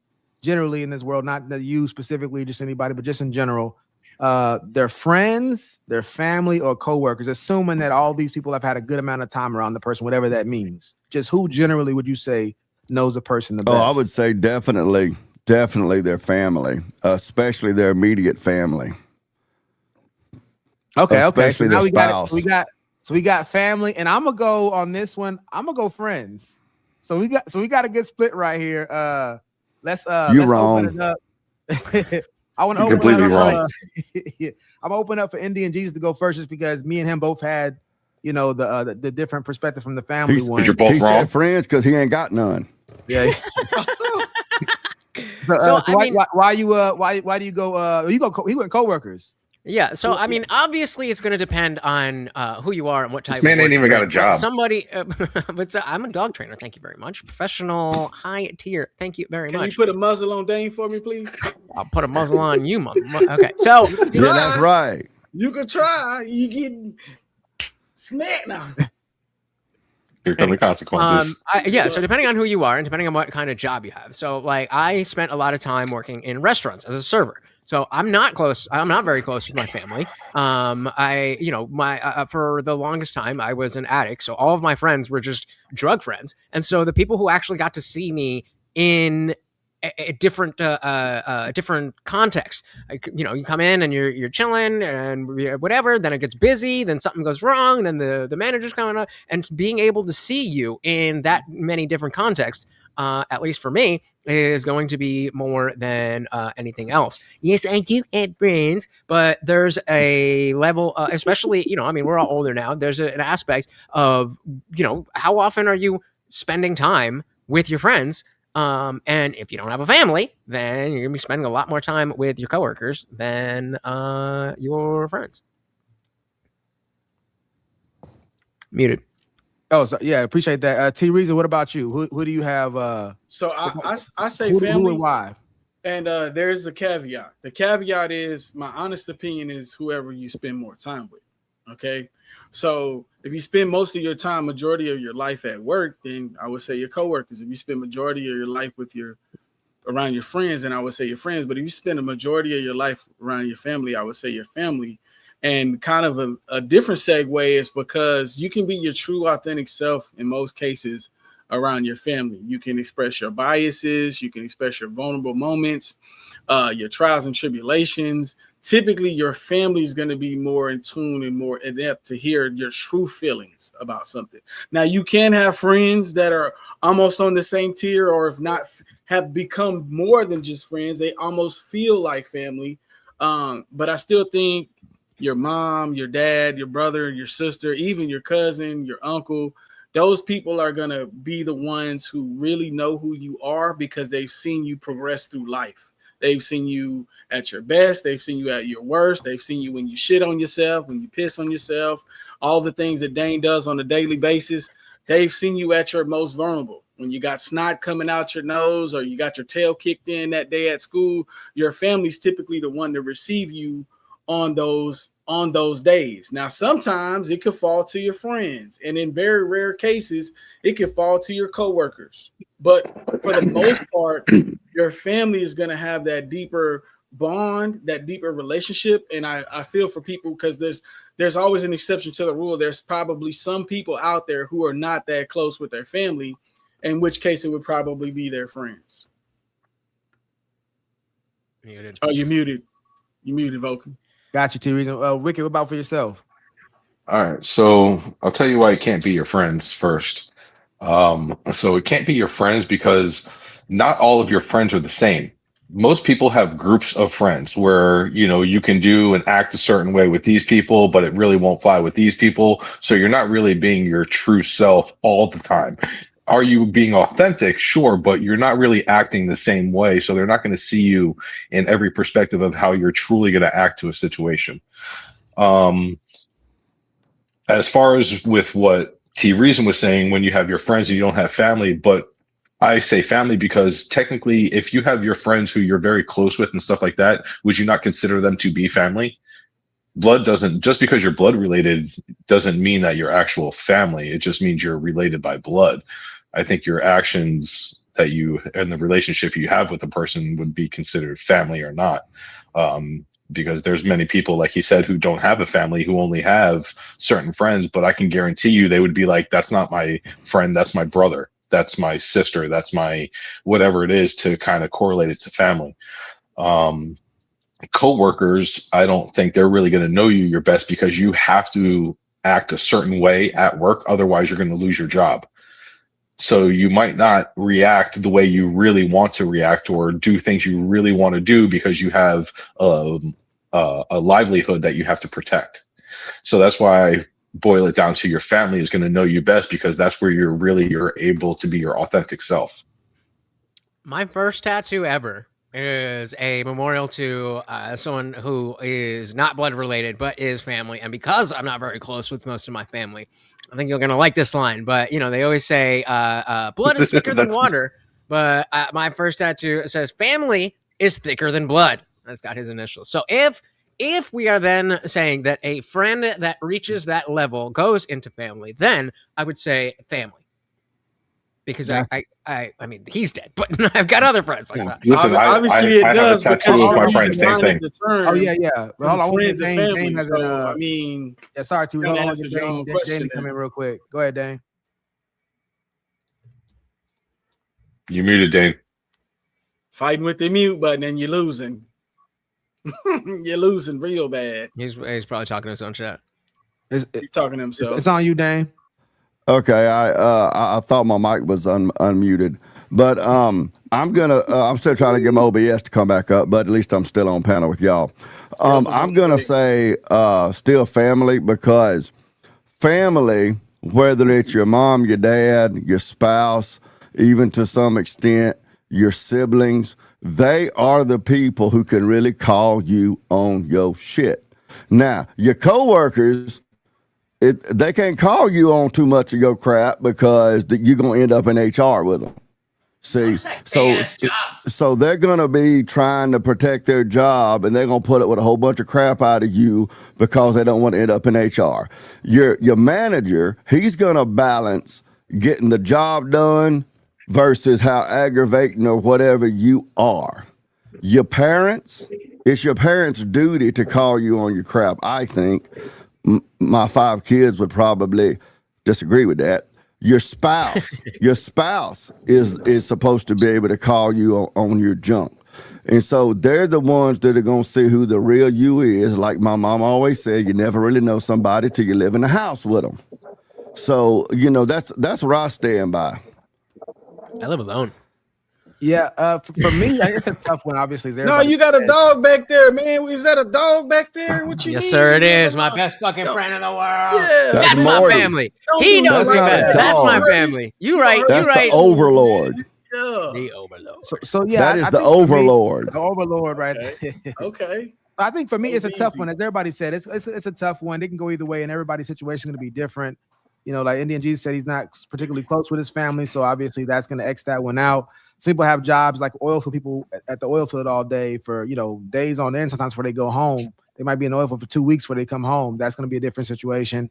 But and then you have situations like Jonathan and David in the Bible where they said that they loved each other like a man loves his own. Oh yeah, we got to Just mute. You just mute. Echo. I added Double day. Doubling. All right, there you go. So yeah, I think we're good now. But yeah, so I would say like when it comes to, I picked the friend because when it comes to there's some things most people I don't think they don't show to their family. I guess I'm gonna name a couple things that we might define as you. I'm gonna start with superficial, shallow things like your favorite food, your favorite color, what you like, what your hobbies are. That's you. Obviously, it's you. I'm not impressed by that much of you. I guess for me, I think about like how do you think? Like what makes you tick? Like how do you handle certain conflicts and situations? Like for most of us, I don't think our families really seen us fight. I think your friends have seen you fight. I don't think your coworkers have probably seen you get in a fight. Do you run? Do you get scared? Are you a punk? I think those things your friends, especially if you. I'm assuming all these situations are kind of maxed out, whatever that means. So your family, you're good with your family, all that kind of good stuff, and you're pretty regular contact with your family. Your coworkers, you worked the job for 5 or 10 years. When y'all are in a cubicle or office or whatever y'all are doing, or you in the NBA player, you're an NFL player, and you're around these guys all the time. Whatever it is. And I'm assuming that with the friends, you have close friendships, like from the sandbox. So I'm I'm maxing out all these scenarios here for what I'm saying. And I just think that there's a level of intimacy that you have with your friends and willingness to share, people that you go to war with, that I don't think you really have with your family. Now where I feel like I'm kind of mistaken a little bit is when it comes to things like having siblings. If you have brothers or if you're a sister, you have sisters, that kind of goes into the family. You might treat them as a friend. You might be just as intimate with them as you would your friends. So that I think that's where it can kind of blur the line there, but I think generally speaking, there's things your friends know about you, whether it's drug use or, times you got rejected by girls. Your family don't see you when you get rejected. They don't see how you handle rejection. There's things that your friends know about you, embarrassing things your friends know about you that you wouldn't really want anybody to know. Obviously, your family knows, you sharted one time, you got an F in a certain grade. Your family knows embarrassing things about you, but that's kind of stuff that's kind of goes with everybody for the most part. But I think that your friends they know how you think, they know your philosophy. They know they can answer questions on your behalf. I think to the same level or more so than maybe even your family could if it's all maxed out. So that's what I would say on that topic. Why I pick friends, but it can go either way, obviously. So sounds like y'all have anybody boring ass jobs. yeah. Well, we gotta go to HR. You work in a restaurant, and there's really family, friends, coworkers. It's all kind of. I mean, my you gotta be professional. Most of my friends. That's what I do. Most of my friends, not all of them, most of my friends have never seen me do a line of blow. And the last restaurant I worked at, the manager was the one distributing. So again, it depends, and I wouldn't call him a friend like that. Here's the thing, though: when in most jobs, obviously you had a special exception. Most jobs, you have to put on a certain type of level of professionalism, or you almost have to put on a work mask where you don't say certain things, you don't bring up certain topics. You can't be your true, authentic self. That's why I can't do corporate. And most jobs ain't for me. And most jobs are corporate. But let me push back on that. Like you're in the exception, not the rule. Let me push back on that, and it's not because that's a disagree with you, because it can go either way. But if you're at a work that's anyway challenging, whether you're a server, whether or not you're a Wall Street guy, they're seeing you in tough situations as an adult that your family just never doesn't really see. So they're seeing like I said, what makes you tick, your grit, things that really matter to people. And your family just not around for that, and it's not something you're really going to share with them. Oh, I'm sorry, y'all don't have family like that. Okay, yeah. So maybe a situation your family does. I think the dynamic. This is a dynamic question where it's not a one size fits all. Everyone has a different level of how many close friends do you have, and then how many close coworkers do you have? Some people go into a work environment is very hostile where they don't even like each other at all enough to even be their true selves. They're fake with each other, or they have to fake nice to each other. And oh yeah, to point that out, it was 2 Danes. One is already enough. So the fact he had all that screen time, it was take my joke, motherfucker. Dane's just too big to be on one screen. But somebody was talking, so I didn't want to say it then. But I definitely wanted to mention that. Don't ever have 2 camera angles on Dane like that. Don't do that to the pod. But I can't remember the commercial. But yeah, so I really feel like family's still going to be the most important because if he ever gets finished, Vulcan, can you take down that brown circle with the D? I was just about to say something profound, and you had to hold. That's the round brown, man. And it's just like, come I on. don't think you and profound go in the same what sentence. he's about to say is profound. Put a 1 in the chat if you think what he's about to say is profound. It should be none but ones. Because what I was gonna say is your family is gonna be with you throughout the entirety of your life. Your friends bump in here and there. You may not see them again. You may move to another city, state. Your family's still gonna keep in contact with you. If your family is the true definition of a family, now there's always exceptions. There might be some people whose family are not that tight and intertwined, but for the most part, your family is that one that brings you into this world and puts you in the ground. Your family does that for you. Most of the interactions, most of the things you do, you're going to confide in your family. If you go to jail, are you expecting your friends or your family to come bail you out? So that's why I say, is anybody want to address what he's saying right there? Or I had a comment about it. Somebody else might. Oh my God. That's exactly what I said. I didn't think he was ever going to shut up about it. He just keeps going I wasn't really listening. Like the Energizer Bunny. Oh, I'm doing this. I wasn't really listening. Was it profound? And goes and goes. Was it profound? Can we look up the definition of profound real quick, please? No, if he could go in the bedroom like he does on stream, he'd probably still have a woman. Profound, Jesus. an adjective, describes something that is very deep, intense, Man, or far-reaching. biggest It fans. applies to It's ideas okay, I and understand. insights Y'all my with deep biggest fans, and intellectual you know y'all meaning, show it, man. states Y'all of got an being that are interesting way of felt showing it. extremely strongly, or changes that are You absolutely. have to understand. You don't have to Not say profound. extremely and strong. That's Look, what you So not have to profound. understand the point he's coming from. pick one. So he's Extremely not or where strong. you and I are at.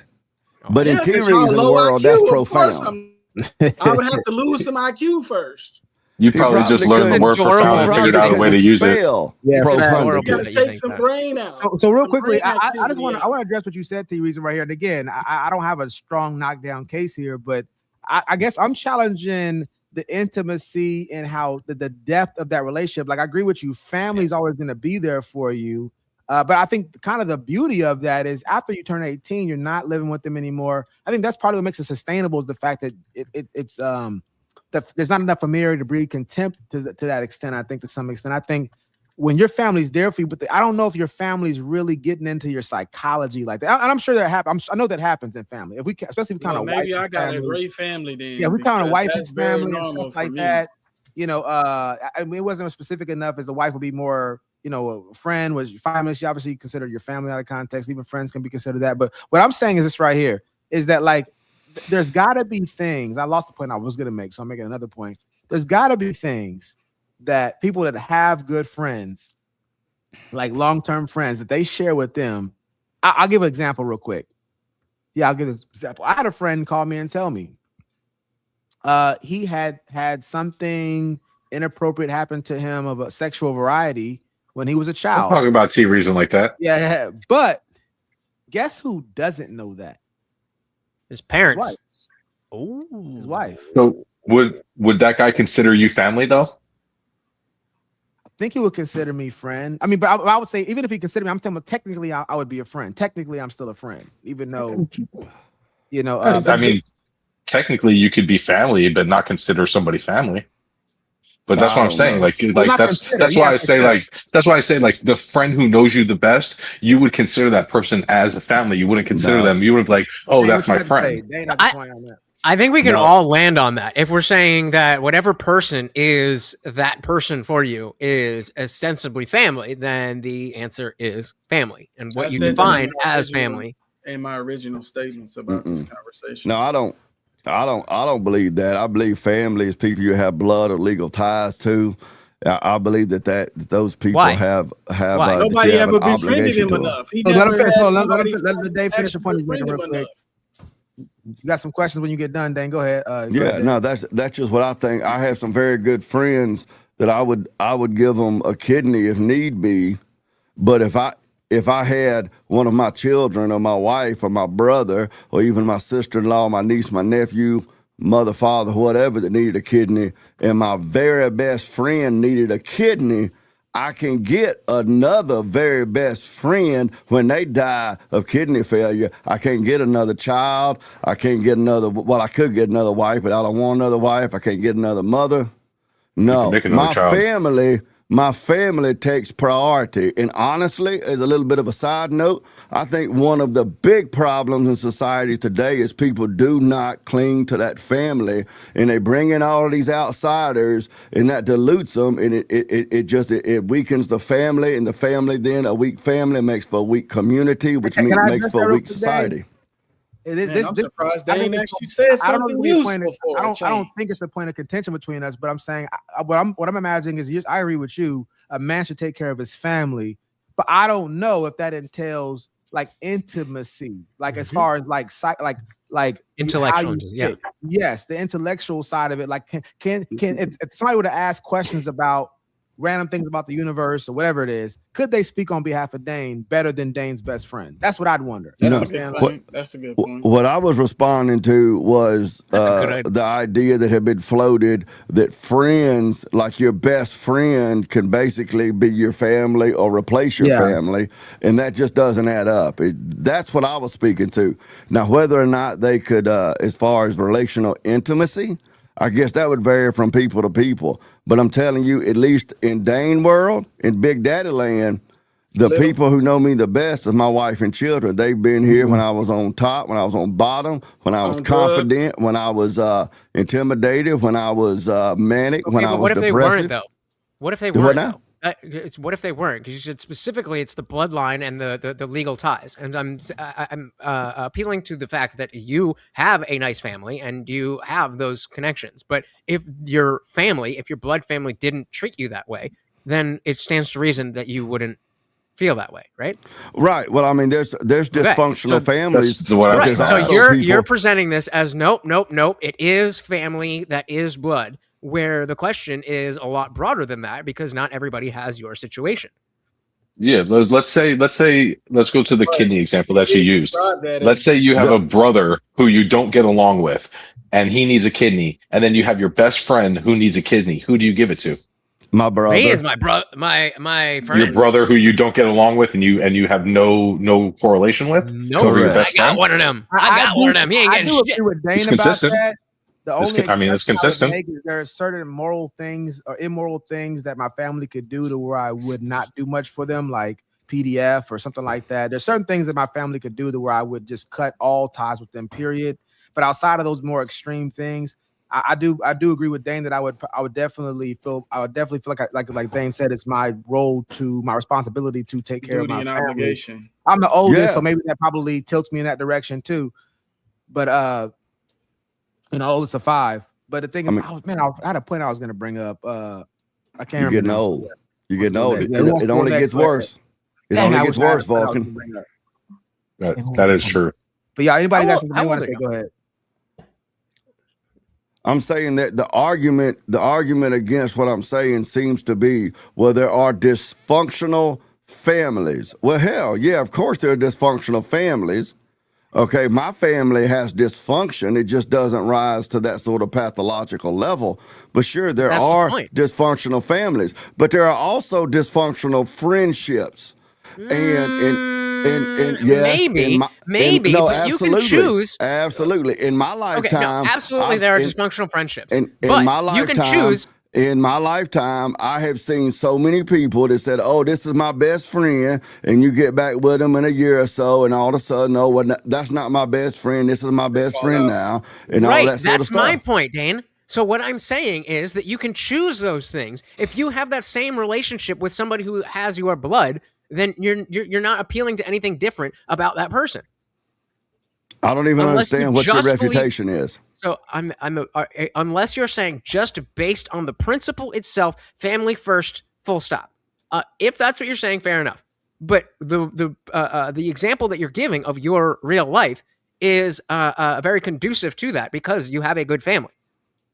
And so you're saying, oh, well, there's dysfunctional family relationships and there's dysfunctional friendship relationships, but you can cut ties with the dysfunctional friends. You can't cut ties with the dysfunctional family from your blood. Sure, you can. Sure, you can. Oh, really? Well, yeah, you just don't have anything to do with them. That's actually good if you can take the genetics out of your blood. Well, no, but it's a very common thing right now. That just keeps you related. You can cut ties. It's a very common thing. Hang on, Wicked. It's a very common thing right now amongst people that have kids. My kids' age, which would be the younger millennials and the Gen Zers and younger, where these kids get a certain age, and it's almost always middle-class white kids. They get a certain age, and then they decide that for some reason their parents are unconscionable, and they will ostracize their own parents. So, yeah, it's very possible to just walk away and make yourself an orphan. But they're still family. Well, from my perspective, yeah, they're still family, but that doesn't mean if I were the kind of parent to do that to my children, I could just cut them off. Right. But you are making you're establishing that blood family comes first because it is your blood or your legal ties. What I'm saying is that if you and your refutation was, well, of course there's dysfunctional families. I'm not talking about that. Fair enough. But then there's also dysfunctional friendships.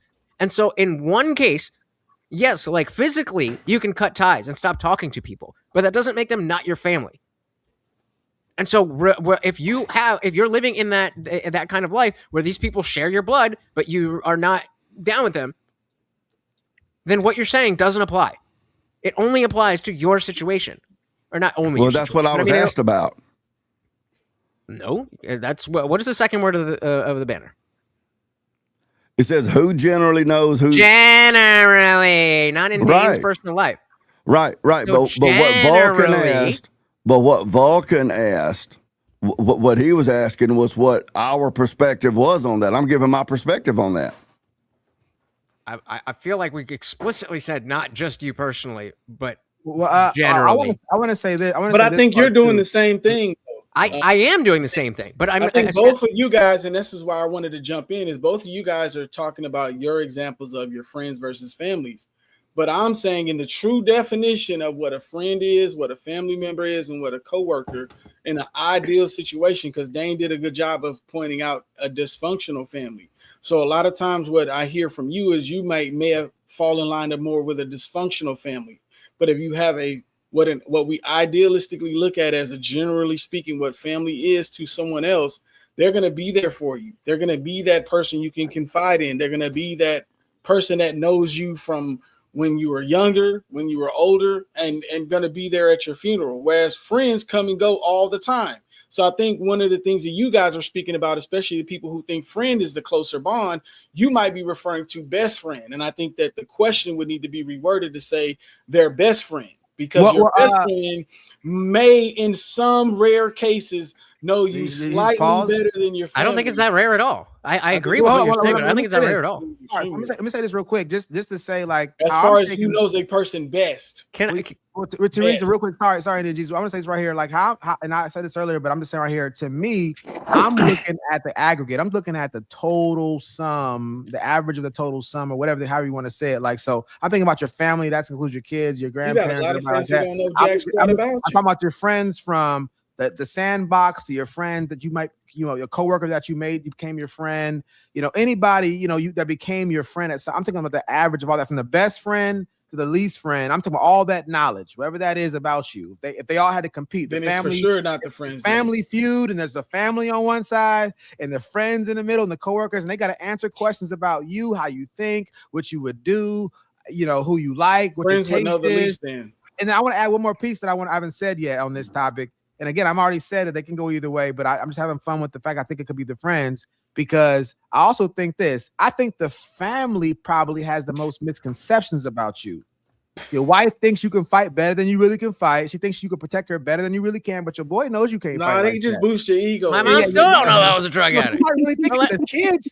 The kids think dad is the strongest man in the world. His friend knows he's not the strongest man in the world. Bars. Nah, the family Let me- know okay, too. wait, can I- wait, They can just I ask a stroking their question? ego a little bit. They know too. They just want you to feel good. They All right, want can you I- to feel like a superhero. I gotta That's take all. Man, your out. buddy wants you to get beat up so he can steal your girl. What you talking about? Go ahead, India. I gotta take Morty out, so I got a question for you guys to ponder here. Is it more likely that you would have a dysfunctional family relationship with an individual who is in your family, or that you have a dysfunctional relationship with a friend who is not related by blood?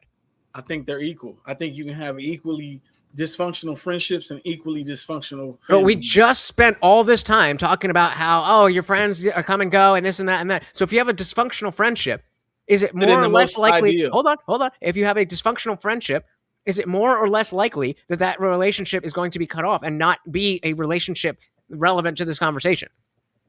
No, Is it easier to cut off your family and make them not your family, or is it easier to cut off friends that you don't have a good friendship relationship with?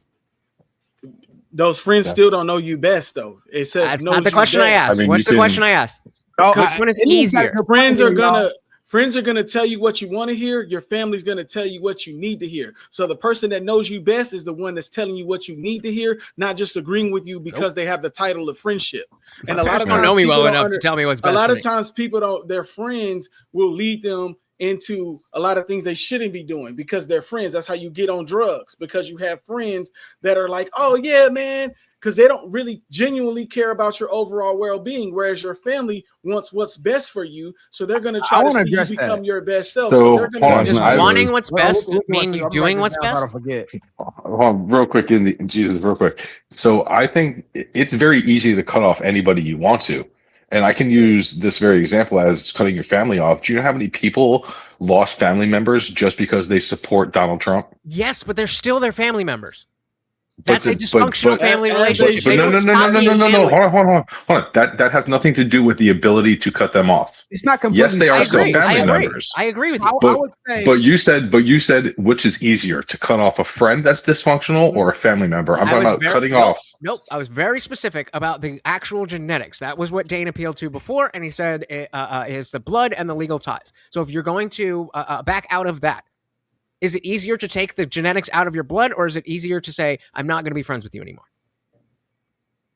Okay, well, you can't take the genetics out of your blood. There That you can't do. But I'm just talking about the specific of cutting somebody Dad off. probably wish he would have backed out of your mom's so I cooch. want to say this real quick, and because what Indian Jesus is saying is reminding me of this point too. That's what he's good for.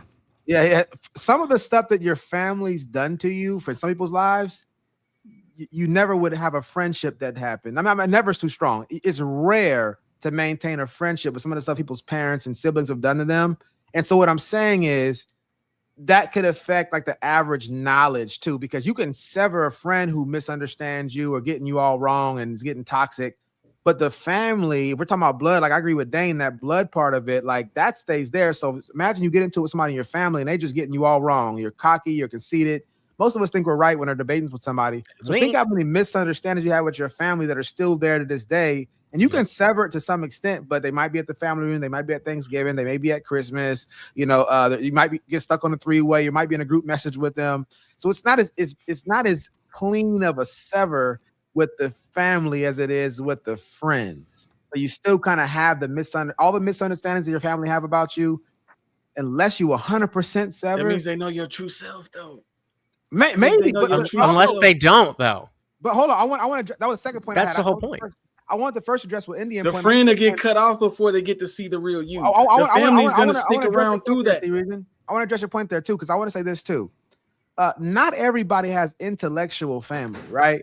So, for instance, your family, if they're not deep people, and they may know superficial things about you. They may even kind of subconsciously kind of know what you think and what you're into and stuff like that. But if you're an intellectual, for instance, or you're somebody who's very interesting, very dynamic, your family may not be able to capture all that because if you're not around them like that, you're moving around, you're doing things. Your friends will know those things about you. They know certain intricacies about your worldview and your perspective that your family just probably won't even care to ask. Right. So I think there's a certain element they might not know about. I think that's an exception, not the rule, though. I think that's Probably. I think that it does exist. I think that that can happen.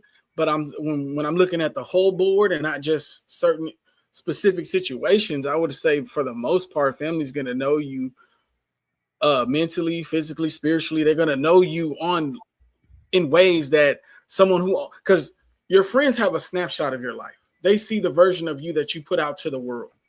Your family sounds like you don't want to know good friends. Your family. I have a good family, but no, I have amazing friends. I got friends I've known from middle school. Open up to them. I've known Vulcan for many years. I've known him since middle school. I got kids. Friends I've known since elementary school. But I still think my family has been throughout my life. They've been there since I was born into this world.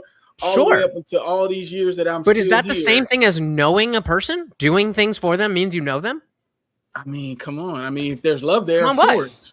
If there's love there, of course. So if the only way that I would say it's not is if there's dysfunction there where there's no animosity, and even then, it's still hard because even then they still know you. Who knows your body count better? That's different. Why is that different? That's a unique. This is about knowing you. That's one thing that you don't want them to know. But there's so many things that they do know. Why wouldn't you want them to know? They're the people that know you best. Because they're the ones that are always going to be there for you. I don't know your body count. Come on. I mean, just one little thing. Who knows your body count better? Just because you have a friend. Just because you have a friend who knows something about you that your family doesn't know, that doesn't really prove anything. That's one pillar. It's not one thing. That is an example.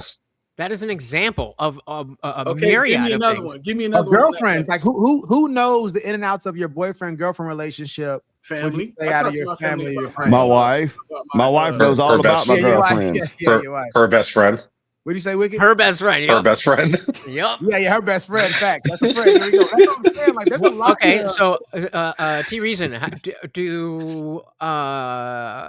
would you say that who would know better if you were frustrated by a topic that came up on this panel? Would it be your mom or would it be Vulcan? My mom. Okay. Fair enough. Genuine question. Yeah, it's a tough one. Like I said, I can argue either of the three. I mean, I don't know. Go ahead, Dan. I mean, I hate to say this, but it sounds like me and T Reason come from a much more similar familial background than me and Wicked or me and Lutch.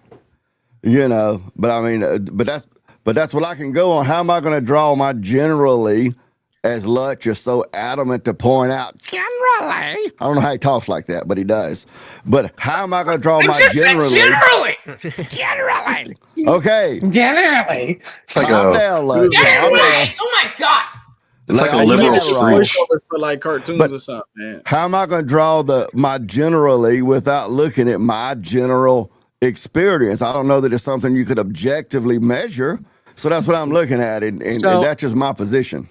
I don't know. There's some loser in the chat saying, point being, while Lutch is speaking to his own personal situation, he's also applying it to a general audience, whereas the family people are making a hard claim. Oh, it was me! That's me! So yes, I am using that, but I am talking, I'm not saying because my situation is this, because my situation is this, that is the answer to the question. I am proposing that this is a type of situation that may exist, and saying that no, wrong, it's family, does not hold water. At least you're right. The chat was an idiot. Yeah. Who did preface that? But I see the loophole you're dilly on that one. You got me.